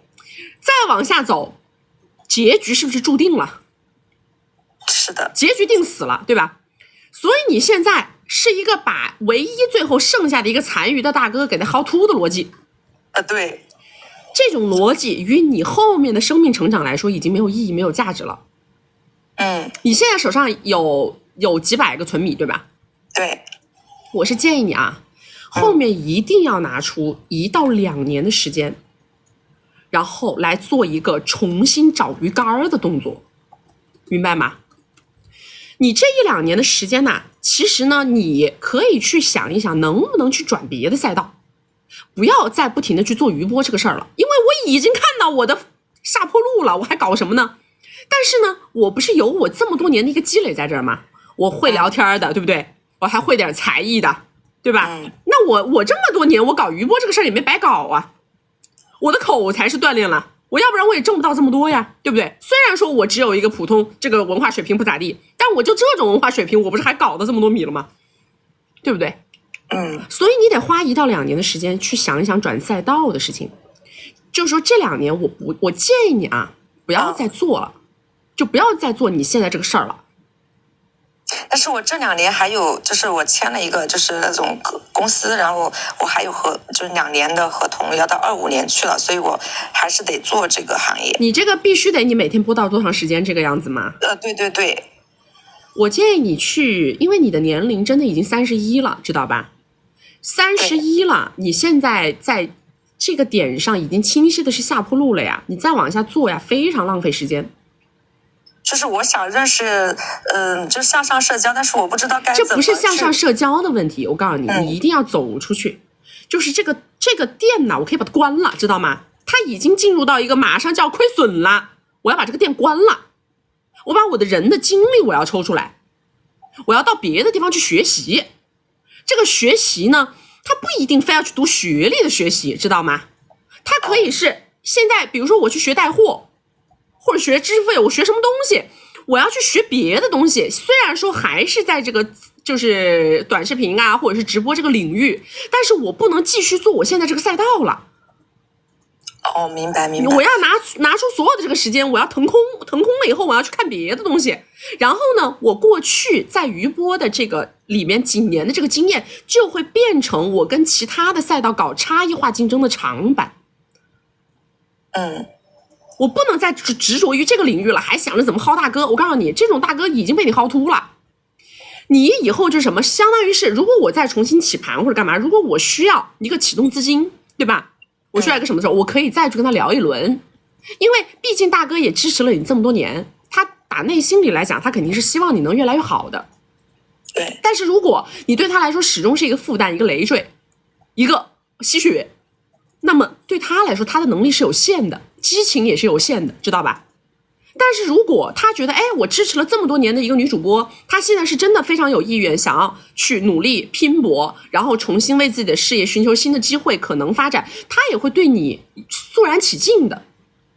对，我以前没做余波的时候，我是做美业的，所以接触的那些客户都是女孩子，就是跟男性根本就没有瓜葛。这个不重要了，现在就是你得动这个脑子，知道吗？但是那我该怎么去认识这些就是其他渠道的人呢？哎呦我的妈呀，你这是每天刷都能刷到呀，大姐！你不要去刷余波了呀，你去找点别的东西刷一下呀。我有时候我还在想，我是不是要跟池池老师你们做那些？我看到有发那些就是那种。做你们这种的嘛？跟我们做呀，我告诉你啊，我们对学历有非常高的要求，因为在我的体系里边，面对的所有的客群都是高客群。如果说他的表达呀，他的认知啊、感染力啊，方方面面的他都得很高，知道吧？要不然我怎么能够凌驾于其他的情感的 IP 之上呢？我是建议你啊，想一想带货的事儿，知道吧？往这个方面想一想，因为这个方面，我跟你讲，好多以前做档口的女的去搞这个没啥学历的，就是一张嘴叭叭叭。好的好的，人家还不是能赚好多米。就是说不用去考虑说去搞个什么学历或者什么样去充电是吧？学历这个东西啊，它最终也是为了我们盈利去服务的，对不对？你都31了。你现在去提学历是干嘛呢？你提学历搞得好像再去搞大佬一样的，你懂我意思吧？走歪了。我是建议你啊，在事业这个轨道上面再努力。明白了。就是不要去靠着男的，还是要丰富自己，对的。因为你现在这个水平再去靠男的，不是这走下坡路了吗？其实跟你做余波是一回事儿。明白。好的。好，就这样啊。谢谢老师，好的，拜拜。你们搞得像我的团队可不好进来，我们团队不是很好进的一个团队啊。我跟你们讲，我们要拿大结果的，还要学历高的，知道吧？还必须是拿大结果，而且必须是在我们的整个体系下面拿到大结果的，在我们的金棍的体系下面，或者是老师的1v1体系下面拿到过大结果的才行。哎，大家没有关注的宝宝左上点关注啊！没有加粉丝牌的加个粉丝牌，加了粉丝牌会收到我们直播提醒，我们每周直播3场，周2、周6早上10点到下午2点，周4晚上6点到晚上10点。要学习我们金贵的关系，进金贵的社群，找我们EV 或者是预约连麦啊，或者是提高哼哈10点半功能的宝宝们，左上角头像点开到我们首页粉丝群，找不到粉丝群的后台私我们下播又回复你们。啥叫至少要本科学历啊？我们好，有一些老师都是双硕。知道吗？世界级的国际的双硕，还有很多是可以，就是你们可以直接就是发你们的英文对话记录，人家给你解决问题的。你以为呢？啊？你们以为呢？你们问一问，整个这个赛道里面有谁是自己孵化导师的？只有我，别人都是外挂。别人都是外挂，知道吗？别人都是跟其他机构外挂合作，只有我们是自己孵化导师的。来下一个来。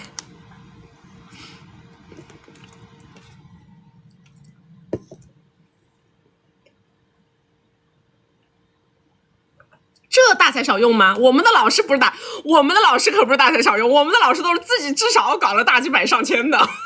然后再到我这儿来是准备退休了，知道吧？我不是跟你们说吗？30岁搞雌竞就属于退休了，退休了到我这儿来搞退休生活来了。我们社群管理员好多都是博士，你们以为我们现在60几个群里面好多都是博士。Hello， 你好，你好，你好，你好，说话。你好，断了。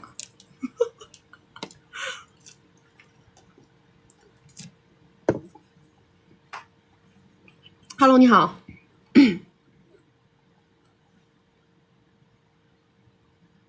Hello， 你好。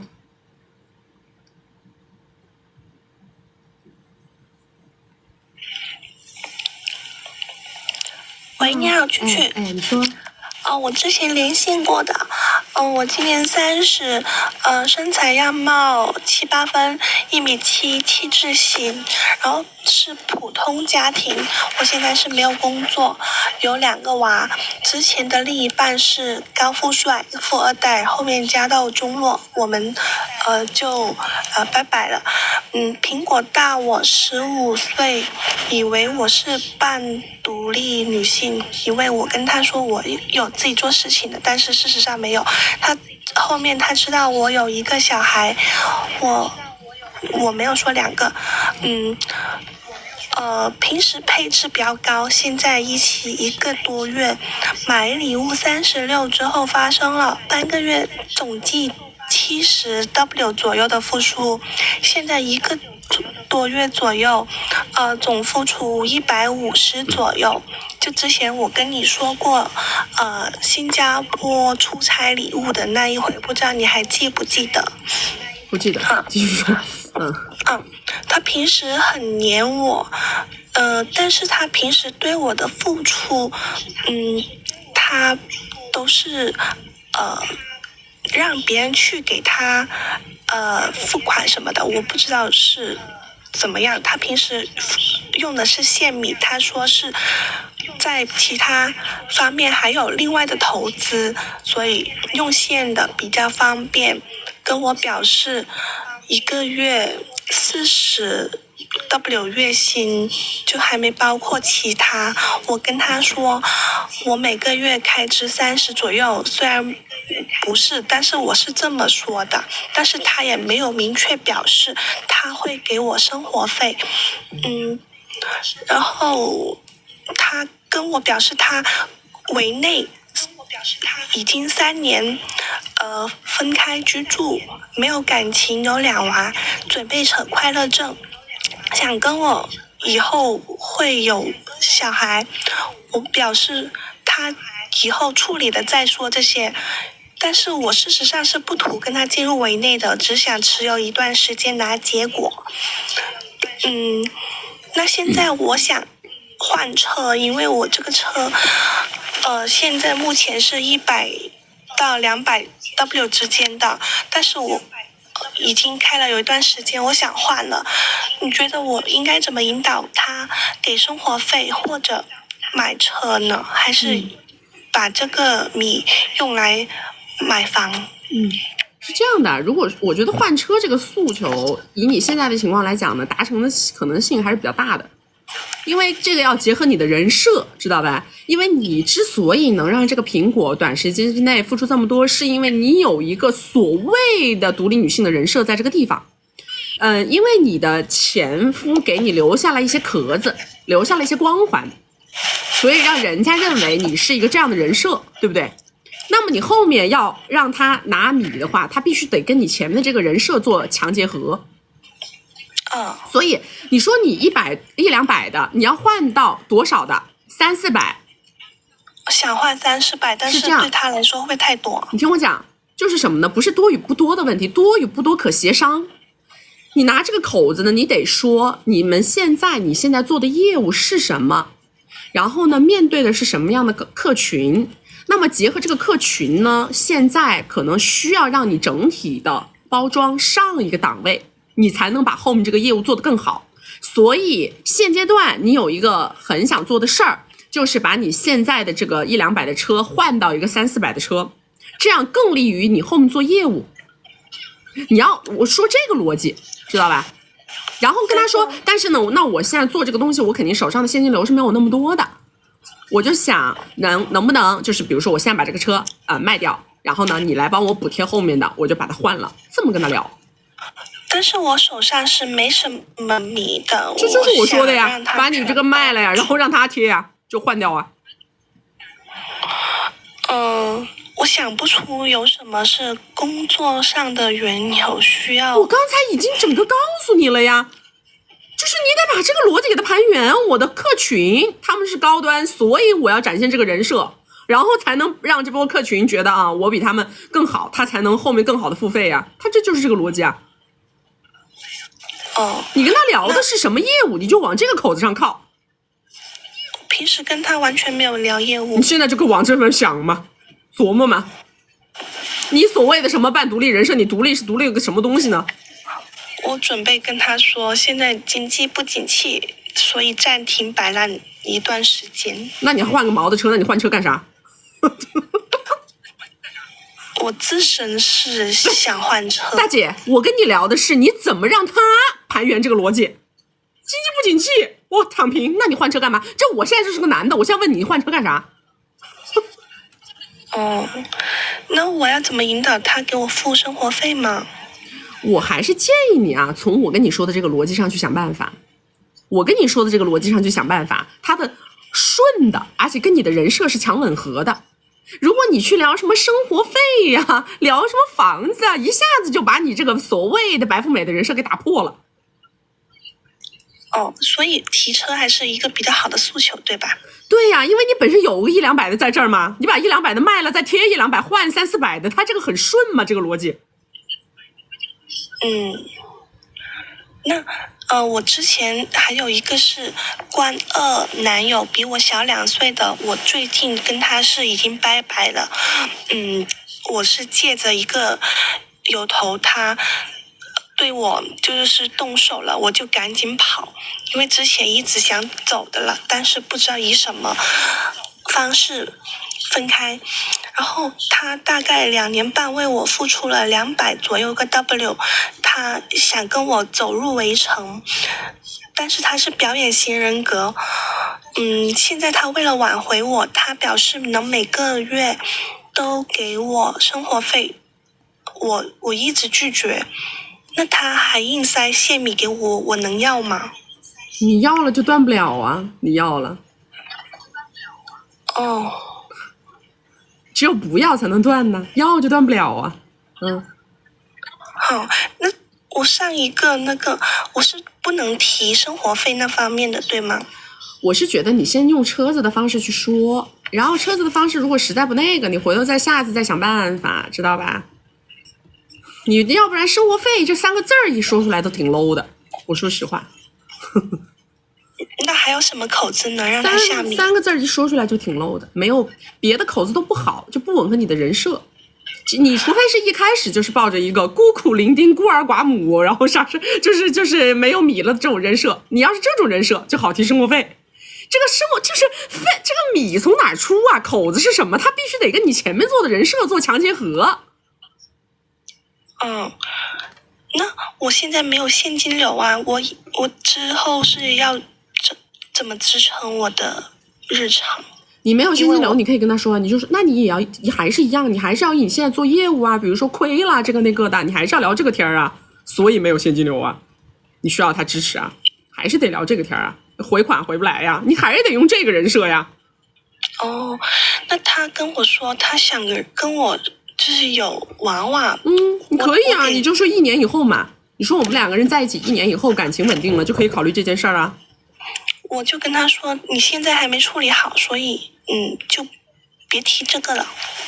也可以啊。他好像不会主动为我付出，都是我引导付出的。对呀，没问题啊。所以呢？所以就不能以这个为口子，下米对吧？以啥为口子呀？他说想生娃娃。我跟你讲啊，现在没到点儿，你想让他下多少？这个口子太大了，你这个口子一开就是1000，懂不懂？你这么2个月的事情，你准备拿个下1000的口子跟他开口吗？难道？2个月，有点太多，我怕后面不好后撤。好，就这样。我都听不懂，跟你们聊天好费劲呐，我总觉得啊，怎么这么聊天咋这么费劲呢？啊，球2个月能付2个月能付出150的这种爹爹，你跟他说带球的口子至少得下1000吧，是不是这个道理？你2个月就开始跟人聊1000的口子，然后呢，第3个月就开始带球，自己都不想干的事儿就别推了呗。你自己都没想好干不干的事，你往那推啥呀？往那推，对不对？你现在不就想要个200-300，你非要往那个1000的口子上倒什么呀？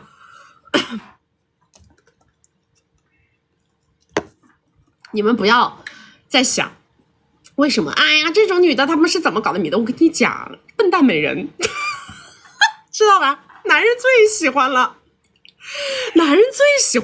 笨蛋美人，哎，好看，软糯。身材好，然后呢，感觉没脑子，就喜欢这样的。你们不知道，知道吧？那男的就喜欢这样的，多好呢，不费脑子。他觉得他在外面太费脑子了，他跟你在这一点脑子不带费的。你就哼啊鸡啊，是吧？软磨硬泡的呀，干嘛的呀？然后就是话说不清楚啊，他就觉得你别在外面被人骗了，乖啊！我给你多给点米，你可别在外面被别人男骗了。他这种逻辑知道吧？他觉得他一跟你聊天，他就感觉你要被别人骗，所以你们不要老是想着，哎呀，我这么优秀，我这么聪明，为什么男的不给我付出？为什么我一杯奶茶都骗不到？那男的就不想给你付出，因为他觉得你能干，知道吧？你能自个儿养活自个儿，你特别能干，是不是？你在我这搞什么呀？来，大家没有关注的宝宝左上点关注。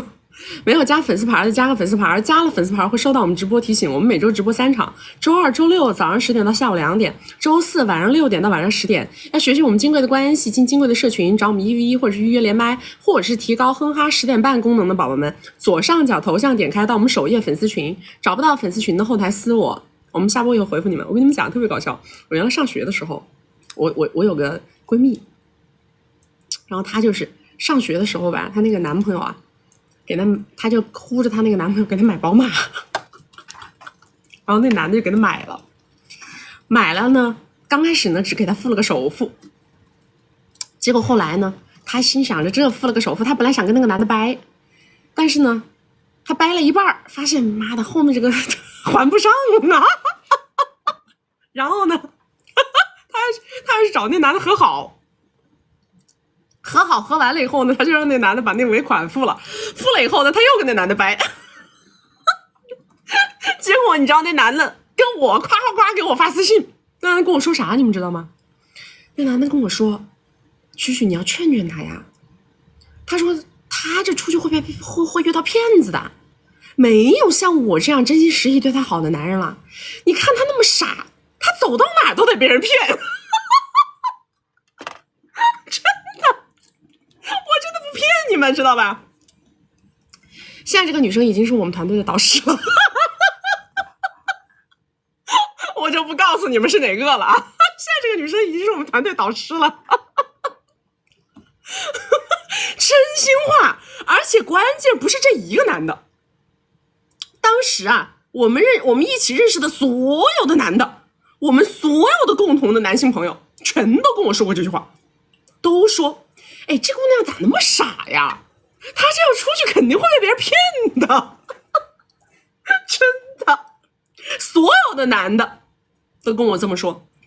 人家现在手上趁几千个，咋办呢？这遇到的所有人男的都这个认知，我也没办法。你知道那个时候我妈老跟我说，她说你身边的姑娘啊，只有这个女的脑子最灵光，只有她脑子最灵光。我妈都是这么跟我聊天的，我妈说她最聪明了，她脑子最好使了。所有的男的跟我说她好笨呢，她好傻呀，她就出去绝对被别人骗。人家给她买完了车，付完了尾款，她给人甩了。然后那男的还来跟我说他出去要被人骗。没办法，真的没办法，那怎么办呢？这男的脑回路咱还是看不懂。来下一个来。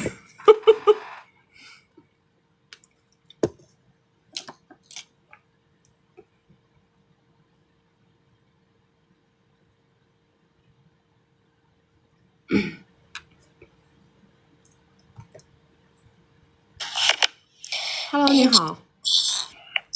能听见吗？哎，能，你说。就我跟他是月初认识的嘛，然后那天我们俩都有点喝多了，然后就稀里糊涂在一起了。但是我也拿到了我心里的价嘛，就他也是当场给我转的账嘛，但是我不知道他有多少个目标。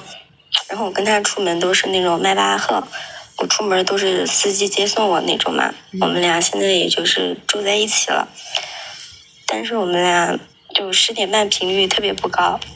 然后我以为是我的问题，我还去做了提升。但是我们俩在一起就是没话聊，你知道吗？就是很安静的那种。就认识第一天，我跟他说，我说我想去留学，他说在一起久一点可以安排我去留学，就比较欣赏这一点。然后呢，就是现在没话题，我跟他在一起，我就不知道该如何相处，很有压力。他有觉得没话题是有问题吗？就我跟他，就他是一个很好的人，你知道吗？他跟别人相处就是那种对任何人都好，脾气也很好。像做到他这种大佬的，比如说他下面的一个兄弟生病了啊，回家之后他会一页一页的把那个报告去看完，然后立马给医生打电话去咨询，医生说买什么补品，他能立马去买，就很好的一个人。但我跟他在一起，我们俩没话，我就觉得我跟他啥话呀？他找你不是聊天来的。可是我们俩10点半频率也不高，所以我就很自我怀疑。你有怀疑啥呢？只要他这关系不断，你就没啥好怀疑的。我就是怕断嘛，所以我跟你讲啊，怕是没有用的。有的时候啊，你们不要做些多余动作，反而很烦人，知道吗？他来你这就休闲来了。那我该怎么做呢？做好你自己，你自己该干嘛干嘛去。你不用想着怎么样。你们俩在一起多久啊？就月初到现在。那也没多长时间。他付出多少呢？20多个。这比较正常嘛。这是很正常嘛。你就做好自己就完了。你现在是学生吗？还是什么？不是，我24了。24，你毕业了，你做什么呢？有没有工作啊？没有。你想去留学？你现在有考托福雅思吗？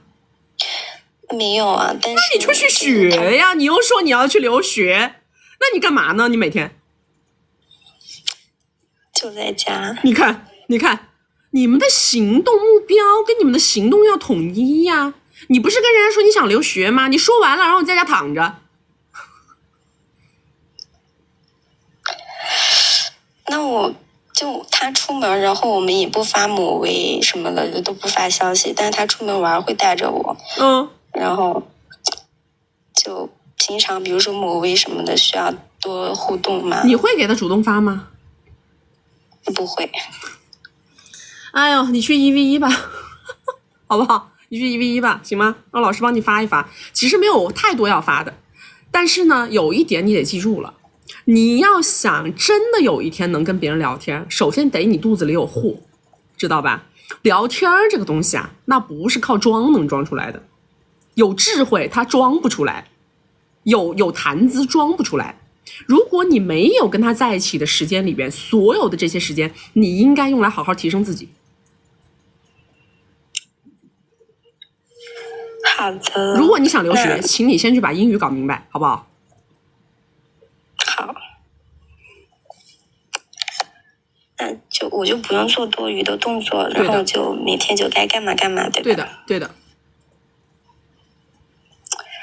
我就怕我们俩这样下去，我们的关系就很淡。你怕有什么用呢？你怕，你这个不怕我跟他聊不了天，然后呢，你每天从早到晚跟他念诗。好的，好的。好吧，就这样啊。谢谢，拜拜。哎呦，你们呐，说留学，它代表的是什么？代表的是向上生长的意识，对不对？向上生长的意识是不是要落实到你的行动力上？我每天我得学英语吧，我去英语角跟人对话吧，我在上课吧，我在念书吧，这个叫我有向上生长的意识吧？不是说我说我要留学我就一定要去，是不是？因为我只是说跟他说了这件事儿，他也很支持。那么从这个人他内心当中反射的是什么啊？这女孩还好，挺有这个向上生长的意识的。那我得让他每天看到我的这个意识不仅仅是一个意识啊，不仅仅是一个想法呀，他要落实到我的行动力上啊。我说完这句话，然后我每天在这躺平，那你说个啥？还什么？我怕我这样跟他就没有交流，你本来就交流不了啥，你能跟人交流啥呀你？谢谢瑞安弟弟，瑞安弟弟，我刚刚发现你64级啊，60级是不是就是刷2000万？你64级是刷多少钱啊？你这啊？你这在哪个女主播那刷的你？对吧？我以前特别搞笑，有个女孩特别搞笑，她跟一个大佬，然后呢第一次出去旅游，跟我打电话，她说：“蛐，今天晚上我们就要10点半了，你说我是该装作很有经验，还是装作没有经验？”我说：“有经验是装得出来的。”你们理解我意思吗？哎，我要跟他有共同话题呀，这样不聊不行啊。那个有共同话题这玩意儿装得出来吗？装得出来吗？装不出来，你们就放弃挣扎，好不好？有些东西它没有一定的历练，它是出不来那个东西的，是不是？绝对搞不出来的。你那装成啥了？那东施效颦了，完全属于是，好不好？希望自己在某方面有提高，那么一定要在这个点上去下功夫要下在实处，对吧？来，大家没有关注的宝宝左上点关注，没有加粉丝牌的加个粉丝牌，加了粉丝牌会收到我们直播提醒。我们每周直播3场，周2、周6早上10点到下午2点，周4晚上6点到晚上10点。要学习我们金贵的关系，进金贵的社群，找我们1v1或者是预约连麦，或者是提高哼哈10点半功能的宝宝们，左上角头像点开到我们首页粉丝群，找不到粉丝群的后台私我们下播以后回复你们。来下一个。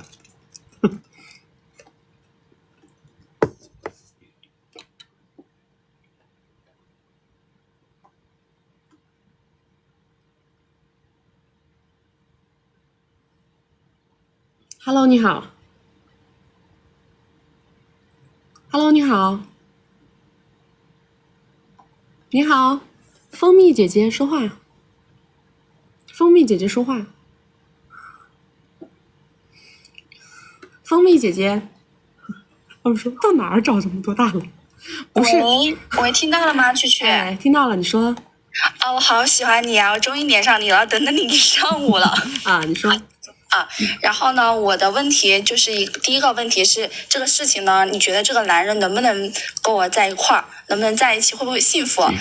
那我的基本盘呢不是很好，我今年的年龄是30岁，年收入是15W， 学历很一般，然后1辆车1套房，长相7分，独生女，家里一般般，3线城市，然后以前谈朋友了什么的都是那种很稀巴烂的，然后也是恋爱脑，然后他呢现在是41岁，年收入大约在80到100个 W， 资产的话是资产是800左右，属于那种外企公司的那种精英男。然后呢，他不是属于很大方，但是有付出意识，6个月花了6、7个 W。然后这个事情就有点复杂啊，然后我就稍微讲快一点。然后他在2018年是已经扯了快乐证，但是呢，他是属于不离家的状态。然后2018年那个扯了证了之后签了一个协议内容就是在2024年的2月份，就是他跟他之前的彼此不能再找男女朋友，如果找的话，父母双方和他们共同的一套房子就属于另外的一方，如果没有找，那就是2024年的2月份结束了之后，就是1人1半。然后我跟他认识了之后呢，我都已经跟他说了这个事情，我是要找结果的人，我是要组织家庭的人，我就跟他说得很清楚。然后呢，他的顾虑就是说不愿意把父母的那套房子给他，因为之前他们离了之后，他已经就是说给了他一些赔偿，然后跟他一直在谈这个事儿，谈着，可能那边觉得他已经有女朋友了，然后就不停的在找他的把柄嘛，然后就找其他公司闹啊，或者抢手机啊，还是没有找到把柄，然后呢就妥协了，就说那这样吧，他就愿意给他一点赔偿的费用，就不要把他父母的那套房子给要去了，然后就说好了，本来是50万，结果呢，然后那个手机被那个女方抢去了，然后拍到了一点点的聊天记录，但是不能证明什么，但是他在那个压力控制不住的情况下就承认了，然后双方父母也去了。那现在的情况呢，就是说那个女的不愿意了，然后现在要求是80，然后孩子呢他也不要了，然后给那个男方。然后你这个事是怎么看待的？你被骗了？不会吧？对的。我告诉你啊，首先他们的这个协议是无效协议啊。他说他这个协议是找了第三方的公证的，给我看。没有用，这个协议是没有用的，好不好？他们俩已经是扯快乐证的状态下面，就是单身男女，懂吗？单身男女连法律都不会约束他们的。什么单身男女还什么找男女朋友什么，这个东西完全不产生效用啊！这个协议你去问任何一个律师，你都知道没有意义的。那我还要问一个问题，但是那个证件他是给我看了的，那又怎么样呢？我只是想告诉你，他可能扯快乐证啊，这个事儿可能是真的，但是他跟你说的后面一系列的跟财产相关的东西都是假的，懂了吗？而且不离家的这种形式本身就意味着他们就是事实的还是夫妻。然后我问他这个当时是谁提出来的，然后他说是女方提出来的。这些东西一点都不重要，知道吧？一点都不重要。整个大的一个盘子是谎言，所以说在上面这些细枝末节的细节可以不予参考。然后你可别傻不拉几的替他去赔米啊！这男的有这个倾向哦。然后他还要跟我爸妈说这个事情。你呀，赶紧换人吧，好不好？换人吧。想结婚，千万不要搞这种乱七八糟的事儿，千万不要这种事情，耗神耗力耗财，千万不要搞。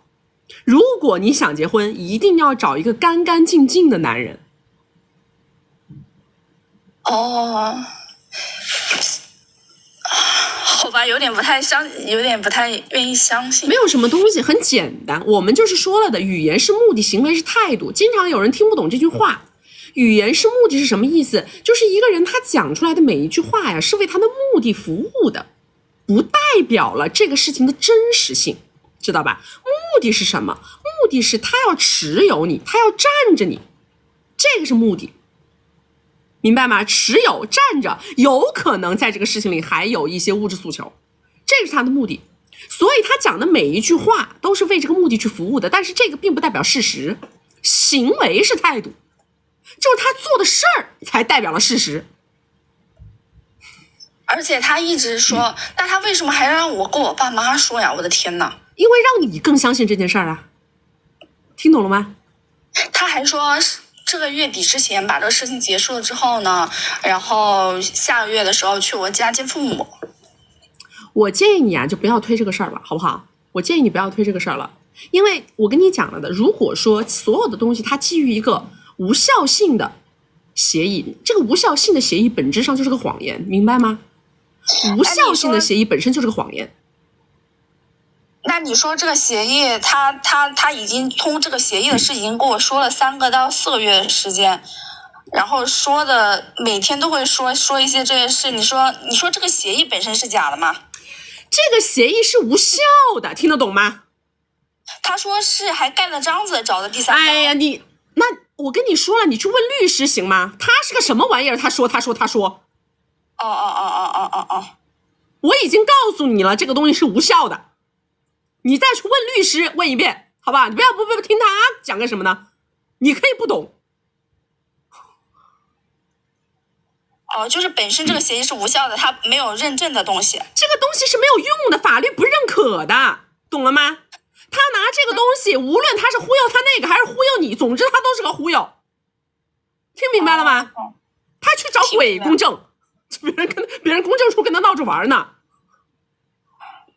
那你说这个事情的话，处理的办法就是说，那我至少我被骗了，我也要有一点自己的怎么去对待这个事情了。止损就是你脱离这个人这个关系，这一定是有毛病的，懂了吗？有什么毛病你不要去深究，但是这个东西对你没好处，你不要去深究，你不要去耗这个神。想结婚找个干干净净的男的结就完了，因为你们老是去研究这个骗子是怎么骗的呀，他到底啥意思啊？你还很容易就是被他越骗越狠。你觉得他这个人是个什么样的人呢？这个男人骗子，说完了，还什么样的人？骗子，居心不良了。我都说了，他甚至于有可能是想通过这个东西让你给他贴个几十个出来，都有可能的，有这种方向的发展潜质啊。好，我知道了。好吧，好，谢谢曲曲啊。遇到你们这些傻白甜了噻，对不对？遇到你们这些大龄的想结婚的，是吧？猪盘闻着味儿就来了，知道吗？猪盘闻着味儿就来了，还把自己塑造成一个什么啊年入100来个，什么身家近千这样的一个男人的形象，是吧？这种就是猪盘的潜质。我都说了，一个事件如果它完全是建立在一个谎言之上的，那你说为什么呢？对不对？巨大的利益诉求做推动啊，然后你还去琢磨跟他研究，你跟他对着研究，你到底是咋回事？到底咋骗的？会不会是我想的？会不会他不懂？那就完了，对不对？到最后把你感情洗进去，然后他再跟你说实在是脱离不了怎么办？哎呀，那你怎么办呢？我现在拿不出那么多的现米啊，那我也想跟你2个在一起啊，那要不然的话就把那几10个给他呗，我现在手上也没有，那你先给我，回头我赚了米我再给你。逻辑通不通？我只是跟你们说一种可能性啊，我跟你讲的只是一种可能性，但是这种骗它延展出来的可能性是很多的，我没有办法跟你讲出每一种可能性，但是我的建议就是当你已经闻到这个味儿的时候，立刻马上跑，这个是我对你们的建议，好吧？以你们的对这个世界的认知和情感的认知，你是玩不过一个骗子的，好吧？已经知道他可能在骗了，立刻马上跑，这个是最好的解法，好不好？来，大家没有关注的宝宝左上点关注，没有加粉丝牌的加个粉丝牌，加了粉丝牌会收到我们直播提醒。我们每周直播3场，周二、周六早上10点到下午2点，周四晚上6点到晚上10点。要学习我们金贵的关系，进金贵的社群，找我们1v1或者是预约连麦啊，或者是要提高哼哈10点半功能的宝宝们，左上角头像点开到我们首页粉丝群，找不到粉丝群的后台私我们下播以后回复你们啊。来下一个。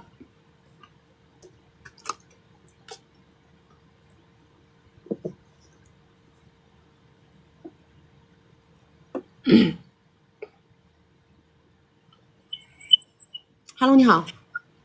喂，你好，听得到吗？听得到，你说。曲曲，我听你听了大概有一段时间了，然后也，打开了我新世界的大门吧，感觉，之前就是那种傻白甜的，然后我是在3线城市，就是属于2代，就是家里经济条件比较好吧，就是从小就是父母从开公司开始，然后现在是有一个比较大的企业吧，是有工厂的。然后，我现在入围城是12年，然后我现在是36岁，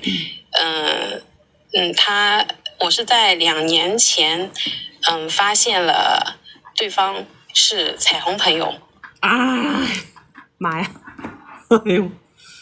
然后就是因为其实这个问题就是我反思一下，我觉得我之前入围城的时候就很着急，我其实有点想逃离家庭，就是我们家是2个女孩子，我爸爸是2个女孩子，然后他是很严重的重男轻女，他就觉得女孩子就是不值钱的，就是反正就嫁出去了，就是反正就是很严重的那种重男轻女的思想。然后自从发现了这个事情之后，我有2个小孩，一个今年一个10岁，一个8岁，一男一女。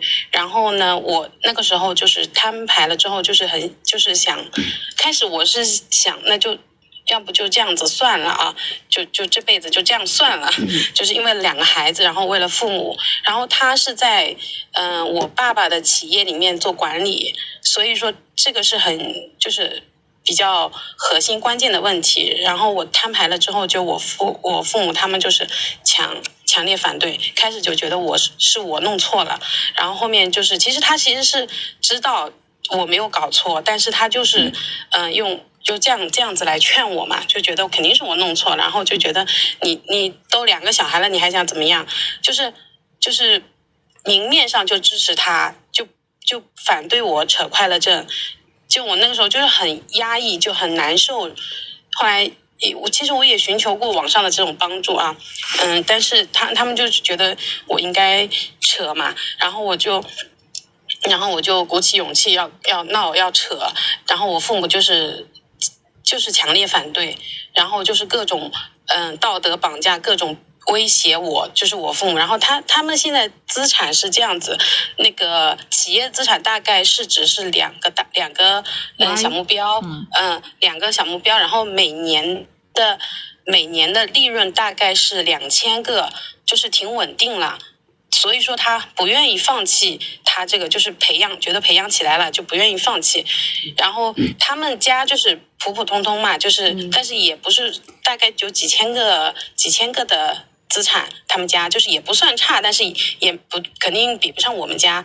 然后这个事情闹开了之后呢，就因为他们也看到了我父母的态度，所以他们就是有恃无恐的那种，就是反正现在去年开始本来我是在我父亲的企业里面做管理嘛，就是管理财务，他是管理生产，我是管理财务，然后就是经济全部靠我爸的嘛，经济全部就是靠我爸的，但是然后我想扯快证不成嘛，他就各种逼说他要怎么样了，要怎么，就我爸逼我要怎么样了，他要怎么样了，就是如果我扯快了证，他就怎么样了，就很要面子的人。然后我就不成，然后我就自己出来创业了，自己就是想要经济独立嘛，就是不靠他嘛。然后他有过做补偿，就是说要给我转几百个 W 这样子。我爸然后他就是孩子爸爸是一点都没有就是付出的，家里基本上就是完全就是靠我爸的。你直接提问好吗？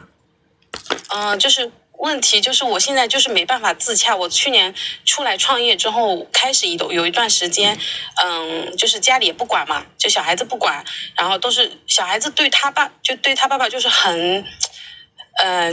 就觉得爸爸很好，因为他确实孩子很管，然后给我爸的企业也很管，就是感觉他工作很认真负责。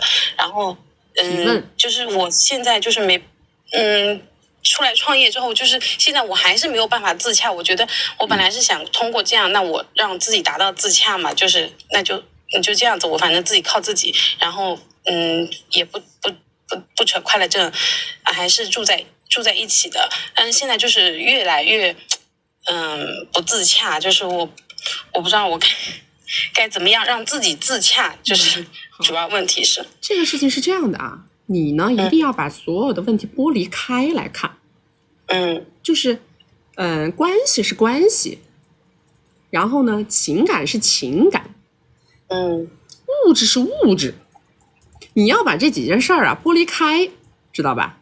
我跟你说，其实你的父母呢，他不一定不相信你，但是呢，他们不能承认，为什么呢？因为他们现在很需要这个女婿的价值。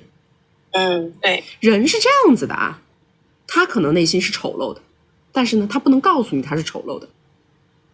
他希望你内心深处理解他的苦衷，并且跟他站到同一战线上，而不是一起跟他揭开这个丑陋。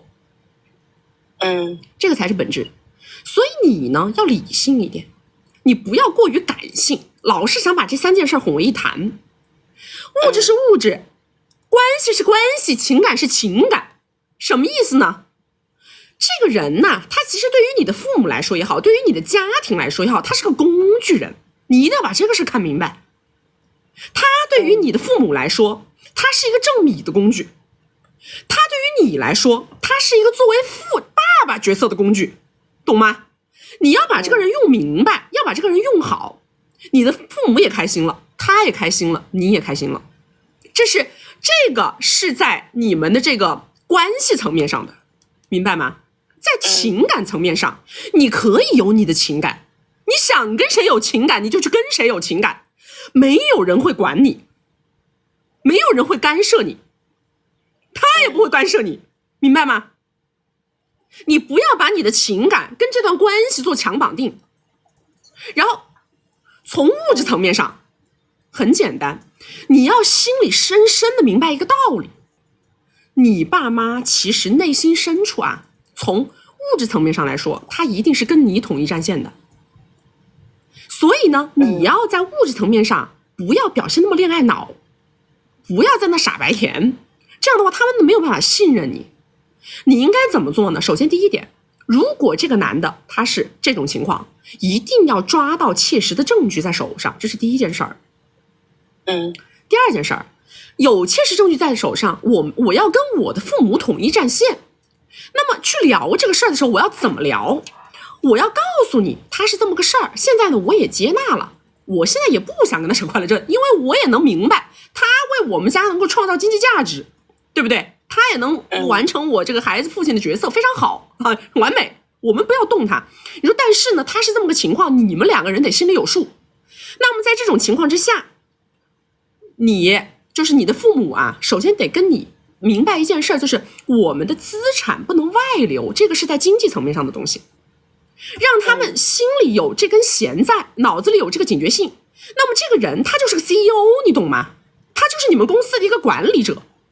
作为管理者是管理者，管理者他是不可以把你们家的盘子往外输送的。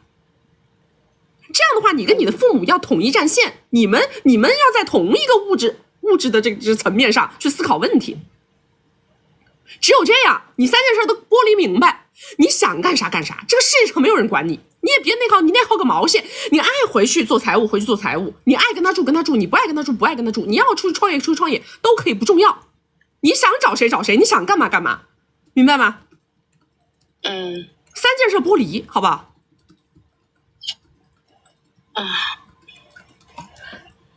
那就是他们一直给我灌输的这个思想，让我就觉得我不带孩子，我又很愧疚。跟这又有什么关系呢？谁让你不带孩子了？你带呗，你想带带，不想带不带呗，你带呗。那我如果创业，我就没有那么多时间带孩子。那你就回去做财务嘛，你就回去做嘛，你该干嘛干嘛去，该找谁找谁去嘛。然后我又不想跟他在一个公司上班，这还是因为你的情感没有做剥离，听懂了吗？你的情感跟关系没有做剥离，而且你老是想要你的父母正视他们人性的丑陋，这是很愚蠢的，知道吧？人性的丑陋要用纱把它盖着，不要去揭露，没有意义。好吧。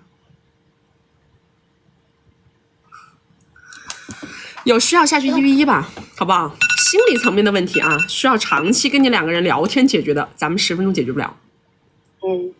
好吧，好的，谢谢啾啾，再见。你们说来说去，我不想跟他同一屋檐下，我不想这，我不想那，说白了是你的情感跟你的关系没有做剥离。为什么这个男的他可以做到呢？为什么这个男的可以做到？他每天在公司里面上班上得好，哎呀，家里还能当好爸爸，是吧？又能跟你同住一个屋檐下，跟你当室友，为啥？他早800年剥离了。他从这个关系开始的第1天，他是剥离状态，他心里明白的很，他是个什么东西，对吧？他早800年做剥离了。你老是在不剥离，老让呀，这是我老公，这是我那个，这是你个什么玩意？这就是你们家一个 CEO， 懂了吗？只不过有这样的一重夫妻关系做绑定，他能给你们干活干得更好，仅此而已，对不对？这个才是富二代的魄力。多少富二代都是过着这样的人生，你们以为呢？很多富二代他们就是他们本来就是为了强强联合，或者是联姻，或者是什么东西，然后他们就自己该干嘛干嘛去了。你以为？他们是看得很清楚的。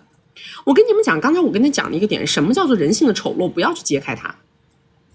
你们呐，一定要跟你父母把它掰扯明白，掰扯什么呢？他真的是这样的，你为什么要让你的女儿处在这样的婚姻关系里？然后你的父母就死不承认，对不对？为什么呢？他怎么能够跟你讲？他作为一个父母啊，对吧？他一个传统父母啊，对不对？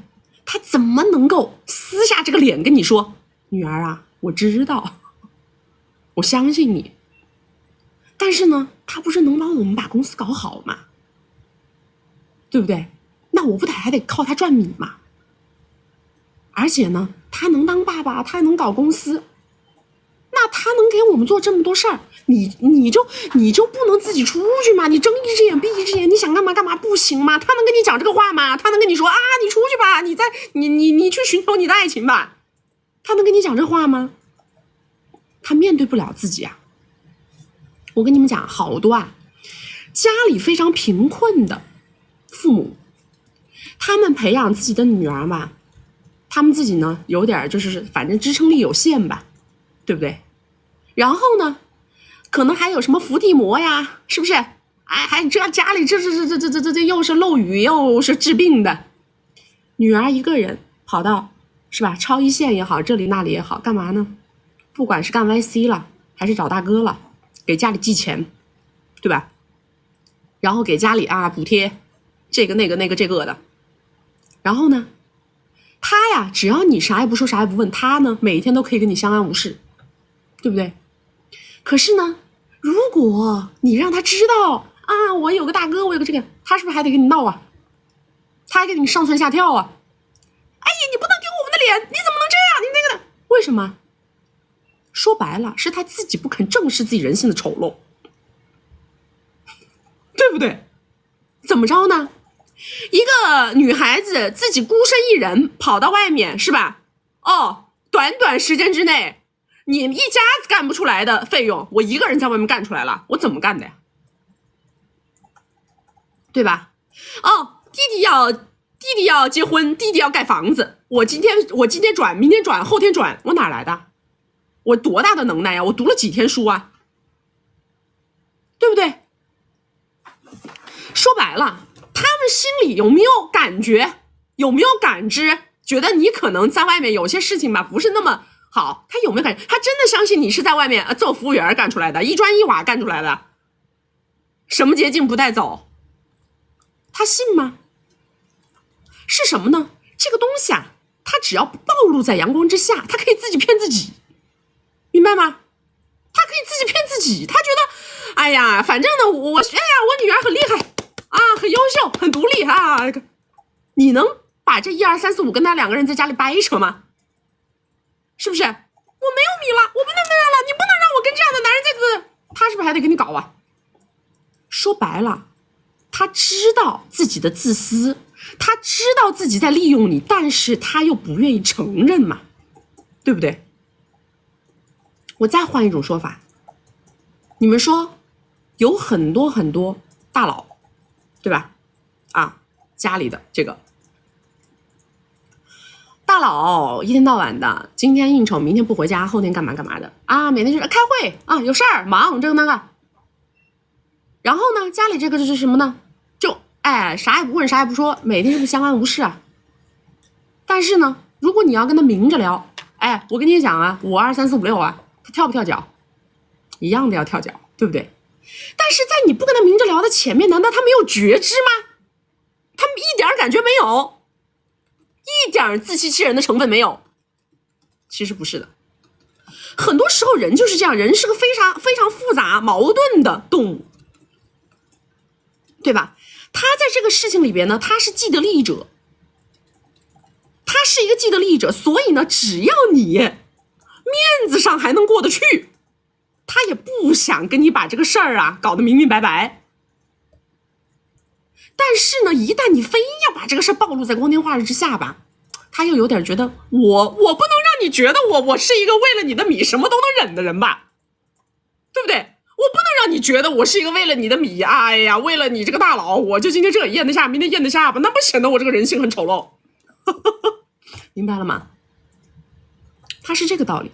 所以说呢，你们对于人性一定要有一个包容吧，宽容吧，对不对？人性的劣根性，它是永远不会消失的，永远都存在的东西。我们要正视它，正视它，然后你就知道，不要去强迫一个人推翻自己的人性，就是强迫一个人揭开自己的丑陋，对不对？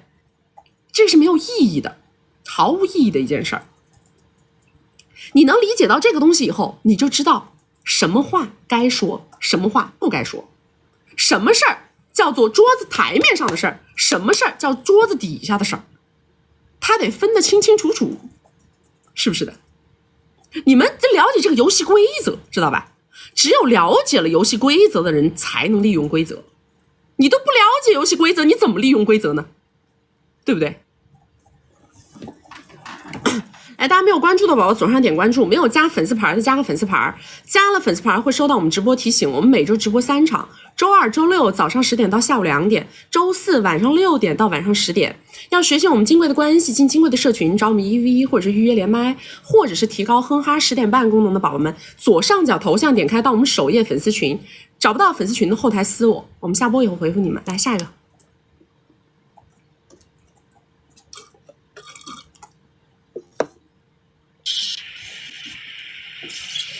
能听到我说话吗？可以，你说。你好，曲曲，真的好喜欢你啊！我在这段感情就是有点内耗，自从看了你的视频，就感觉心情舒服多了。我先介绍一下，就是男嘉宾是39岁，然后在39还是49？39。好。然后在超一线有4套房产，投资的有1000W 吧。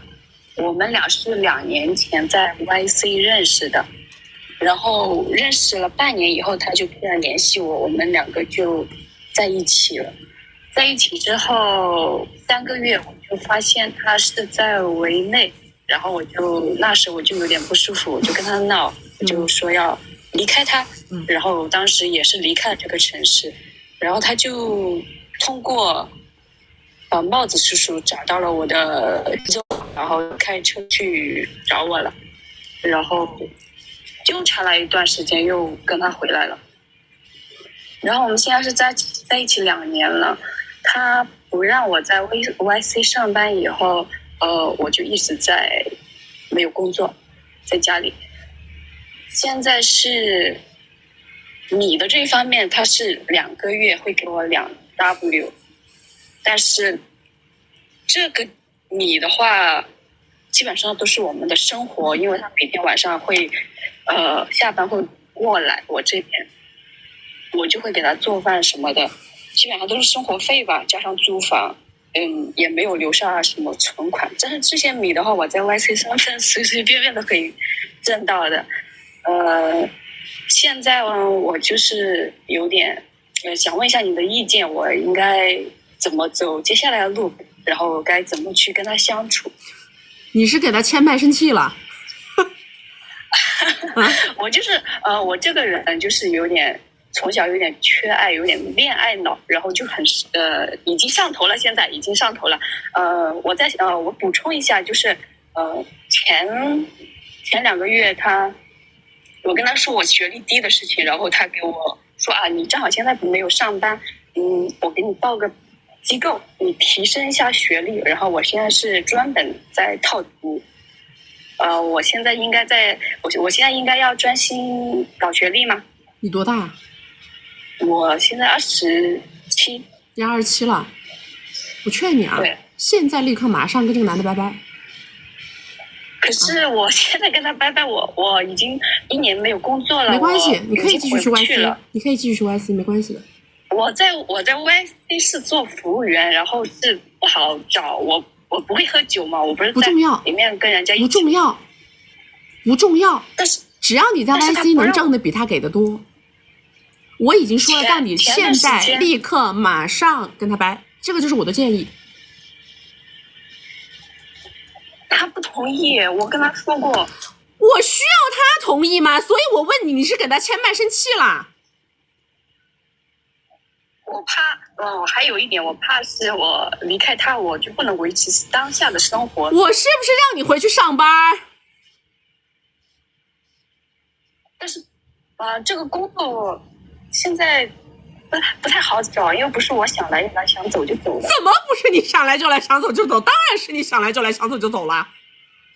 因为都是在一个圈子嘛。你就去啊！圈子都你没有那么多因为所以但是。稀巴烂的关系能不能承认？屁也落不着，能不能承认？要啥没有，能不能承认？除了耽误时间、耽误功夫，你还有啥？还什么做饭？妈听得上头。1个月1个 W， 你去别的地方当阿姨都能挣着。对，我现在就是因为这些的内耗，所以内耗个毛线！你这叫可怜之人必有可恨之处，知道吧？所以我第一句话问你，你跟他签卖身契了，他能管住你，他能捆住你的手脚，他不同意，我管你同不同意，你哪位？你老几啊？你同意？因为我的性格就是比较弱势。那你连麦干什么呢？你就跟他2个人好好过呗，你就不要来问什么呢？这种人还值得花800上来问怎么跟他相处？我相处个毛线！我跟他相处，我还给他做饭，我还给他做饭呢，真的是，我不给他把家搬空，我才对得起他的，我还给他做饭，可真搞笑。那学历这个事情呢？学历这个事情，你爱读你就读呗，但是这不是最重要的呀，这一点都不重要。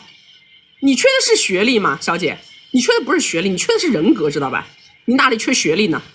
这种人要啥没有，1个月1个 W， 还把你从 YC 上面搞出来，妈赚那么多钱的地方搞出来，在这搞低成本持有，当个免费保姆，你还在这跟我谈学历？你有什么好谈学历的？你缺的是学历啊。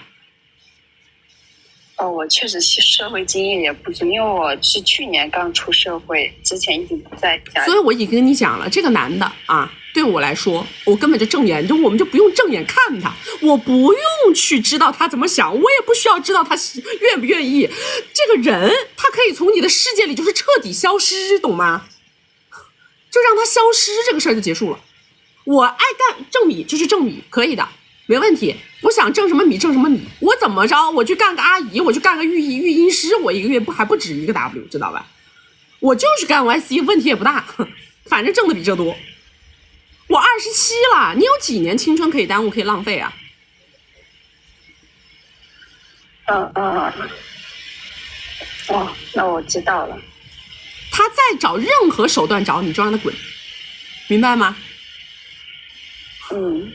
还什么做饭，还做卫生，我的妈呀！你可真你真是好啊，好人，福泽天下，好不好？可能是性格的原因吧。不是性格的原因，是脑子的原因啊，是脑子的原因，脑子不好使，脑子不清醒。我有点，在这段感情有点上头了，所以说有点。别跟我说什么上不上头，我告诉你，人你一定要知道自己要什么，知道吗？你要知道自己要什么。如果你要婚姻，你就去找一个能给你婚姻的男人，因为能给你婚姻的男人是下辈子的经济支柱。如果你要米，就找一个能给你米的男人。你得知道自己在干什么，我要什么。我感觉是他有米，但是他就是不愿意出。没有就是没有，不给就是不给，没有借口，好不好？他不给，那么就结束了，这个事儿就结束对话，结束对话。我要他会给，但是他不是说像你连麦那些给了这么多。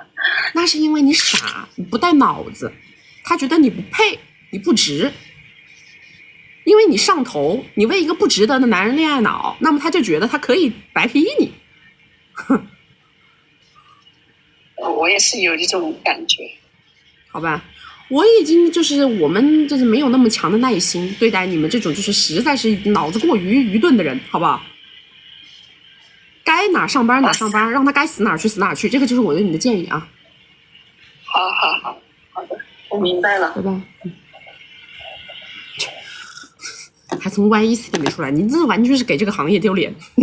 我告诉你，这个行业里面出来的女的，她眼睛里的都是那个符号，那个钞票的符号，知道吧？眼睛里都钞票符号。哎呦！任何事情都不能成为你愚蠢的借口，好吧？首先想明白自己在这个关系里要什么，能得到什么啊？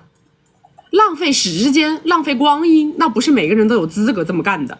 浪费时间、浪费光阴，那是白富美的专利啊，白富美的专利，好不好？要不然的话，你以后别人是一个富有的老太太，你就是个穷老太，懂吗？穷的叮当响的老太，你到那个年纪的时候，你还剩个啥？要钱没钱，要资产没资产，要脑子没脑子，要婚姻没婚姻，你还有啥？啊，这稀里糊涂不清白的还带着个娃，还跟这种白皮男还带娃，你不见了鬼！来下一个来，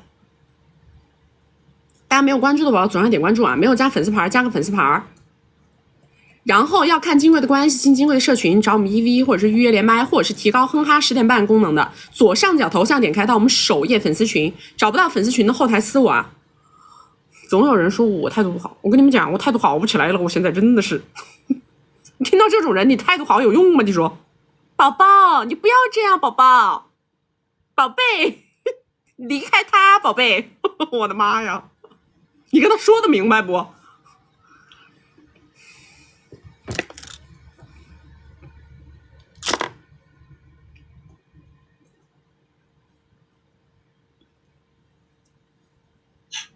？Hello， 你好。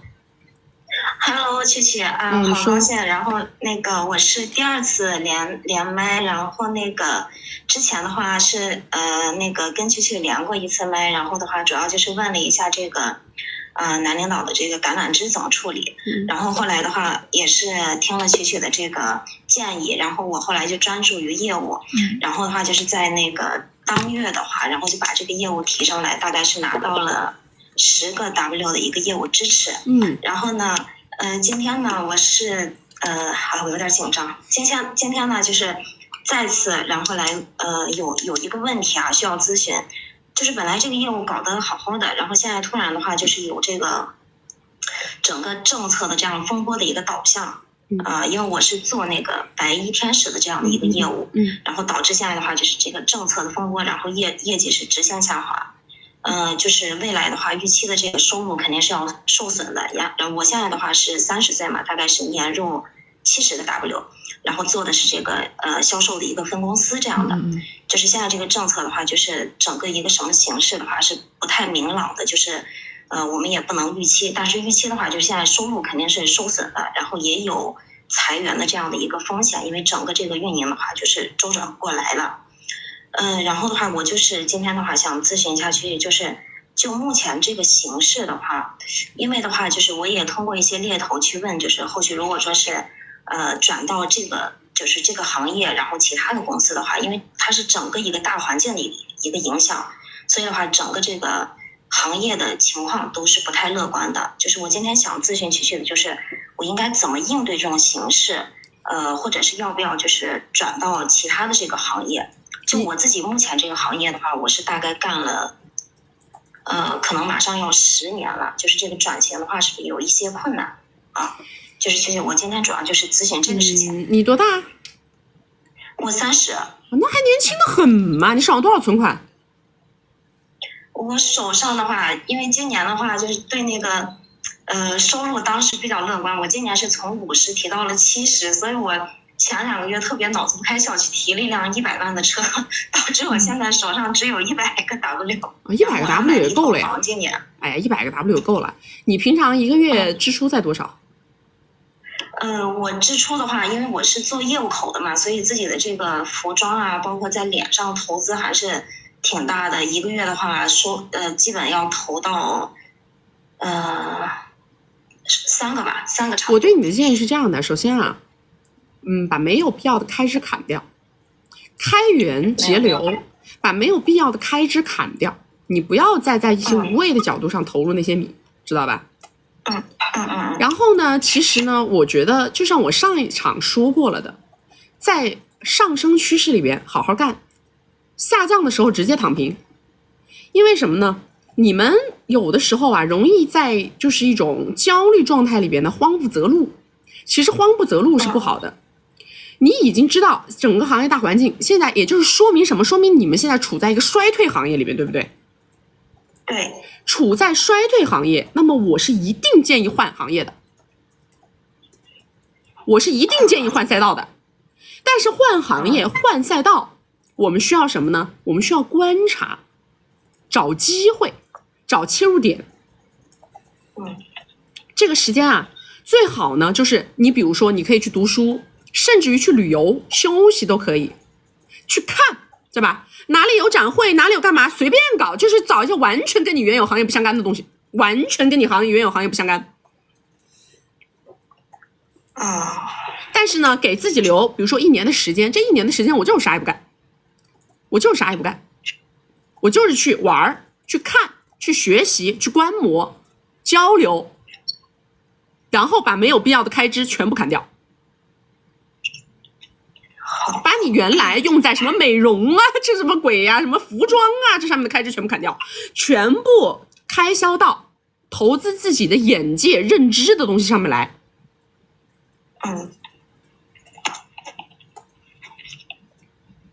直接就撤退就完了，不要再在这个行业里面紧搞，知道吧？行，我明白了，曲曲。就是现在的话，就是是不是我就应该是就是第一个是砍掉这个不必要的开支，然后也不用在这个夕阳的一个行业里边也不用太使劲了，是吧？不要使个毛的劲儿啊！我跟你说了，已经预见到它的下沉状态了，直接躺平，不要搞了。就是因为我是一直搞这个销售行业，然后大概销售是搞了5年，然后管理的话大概是做了4年这样一个情况。就是你有建议我，比如说是换到什么样的一个行业是相对来说好一点？你听我说啊，销售本身它叫绝学无忧，知道吗？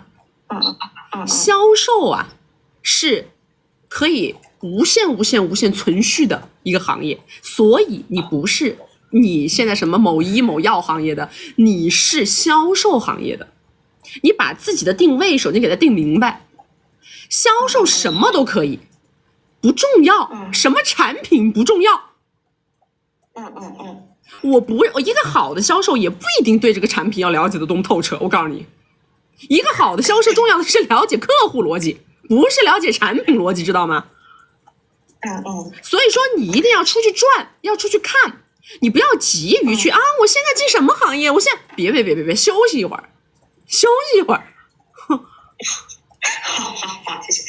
我这个可能就是快节奏的这个工作一直是这样，所以现在休息下来的话，就我在家待了1个星期就非常慌。你也可以去报班嘛，什么东西都可以去听一听。我跟你讲，有好多一些什么这个协会那个行业协会的什么这个展那个展，这边很多无聊的活动可以去参加的，知道吧？很多无聊的事儿可以去搞的。行，就是现在我这个夕阳的这个行业这个工作，其实也就是也可以先待着，对吧？也可以先看看风向，然后也可以正好支付一下、覆盖一下我现在学习的这个费用啊，出去看的这个费用，是吧？也反正呢，不要把你太多的精力放在这个事情上面。因为我跟你说，因为你很年轻，你才30，懂吗？30走雄竞这个赛道，其实早得很，明白吗？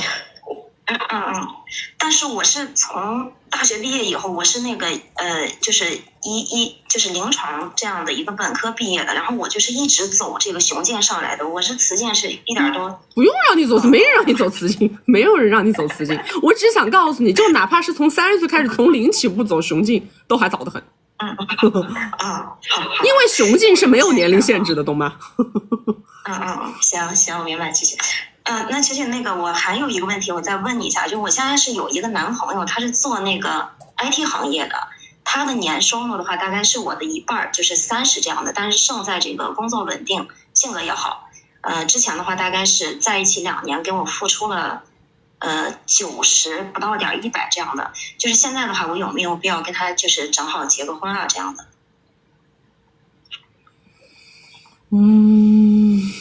你原来想跟他结婚吗？我是对婚姻是因为我是一直就是我是80%的时间都是在事业上这个事情上，也是工作狂那种类型，所以就是之前的话就是我可能周末我会找一下他，然后平时也没就是我对婚姻是没有执念的。所以他为什么1年挣30，可以2年给你花将近100呀？他哪儿花出来的呀？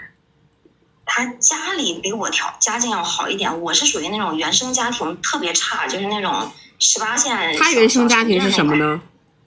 他是2线城市的，然后父母的话就类似于这种公务员，但他是家里只有他一个孩子就是小康这种状态。然后呢，父母补贴他米啊？对，父母补贴他米。我觉得没有太大必要吧，这个事儿不用上计划，好不好？这个事儿不用上计划，就是说顺其自然吧，咱们不用上计划啊。对，这就是他这个事情提出了好多次，然后我就一直拖。对呀，你原来拖不就是觉得他价值低吗？对，就是对呀。总觉得哪里不对。对呀，你原来拖不就是觉得他价值低吗？我觉得可以再看看，好不好？行，好，谢谢，那我知道了。好，行，感谢啊。就是拜拜。上次的话跟你连麦之后，真的是，如果这个行业好的话，我觉得真的是能很快把这个收入达到100。但是，哎呀，你学了我们金棍吗？你是我们金棍学员吗？我一直在学，而且我最近的话可能要加到那个闺蜜圈啊。等我找到。对，加到那个圈儿，就是我想跟你们这个，就是真的优质的一些客户学一学。你听我讲啊！基本每一场直播我都在看。你听我讲啊！我跟你说了，绝学无忧，不要担心。会销售的人就是等于掌握了这个世界的生存密码。你就相信我跟你说的这句话，好不好？饿不死的啊！好，感谢，谢谢，就这样，拜拜。拜拜。我跟你们说，真的。任何东西啊，但凡你把这个事儿啊给他想明白、想透，一眼望穿望到底，你就知道了。其实有些事儿它是可以干一生的，明白吗？有些事儿是可以干一生的。你但凡有这个技术在手上，一辈子不愁吃喝，就是这样。无非是吃多好的问题，真的是吃多好的问题，没有说我能饿死自个儿啊。你不要乱投米，是真心话，在自己的认知范围内干事儿，不要去做自己认知范围以外的事儿，不要乱投米。这个就只要你有一门技术，知道吗？只要你有这门技术在，你永远都不愁吃喝，只要你不把自己搞成负的，搞成个大窟窿，都问题不大。你们把这个事儿想明白，心揣肚子里头，该学习学习，该见世面见世面，该旅游旅游，该锻炼锻炼，该读书读书，该干嘛干嘛。所以说我们讲绝学无忧的概念是什么？是我要掌握一个可以让我有解决生存问题的本领，我要掌握一个解决生存问题的本领，那么生活质量的问题我后面再看，我就不用那么紧张，我就可以淡定淡然自若，知道吗？生存问题解决掉，别的就都不是事儿，对不对？不要老是把自己逼得太狠了，因为呢在你们特别的急功近利的时候很容易贪，这个人一贪就容易捅窟窿。所有的人做出错误的投米决策的时候，都是在贪婪下面产生的。只要你不贪，想走快点走快点，想走慢点走慢点，不产生巨大的负债，你问题大不到哪儿去，天大的问题也就那么大，知道吗？来，大家没有关注的宝宝左上点关注没有加粉丝牌的加个粉丝牌，加了粉丝牌会收到我们直播提醒。我们每周直播3场，周二周六早上10点到下午2点，周四晚上6点到晚上10点。要学习我们金贵的关系，进金贵的社群，找我们1v1或者是预约连麦，或者是要提高哼哈10点半功能的宝宝们，左上角头像点开到我们首页粉丝群找不到粉丝群的后台私我。我给大家说一下，我们的连麦是一定要预约的，每次总有很多人在问我们的连麦是一定要到圈圈里面去联系到小助理，并且告诉他你的故事，然后经过了我们对于你这个所有违禁词的处理，然后看你能不能上来连，然后下一场再通知你几点钟上来送礼物。我们连麦是8000个币折合 RMB 是800块，然后上来连的，明白吗？不是免费连的，所以大家不要在这里无谓的排队，好吧？无谓的排队，等不到春天等不到春天，好不好？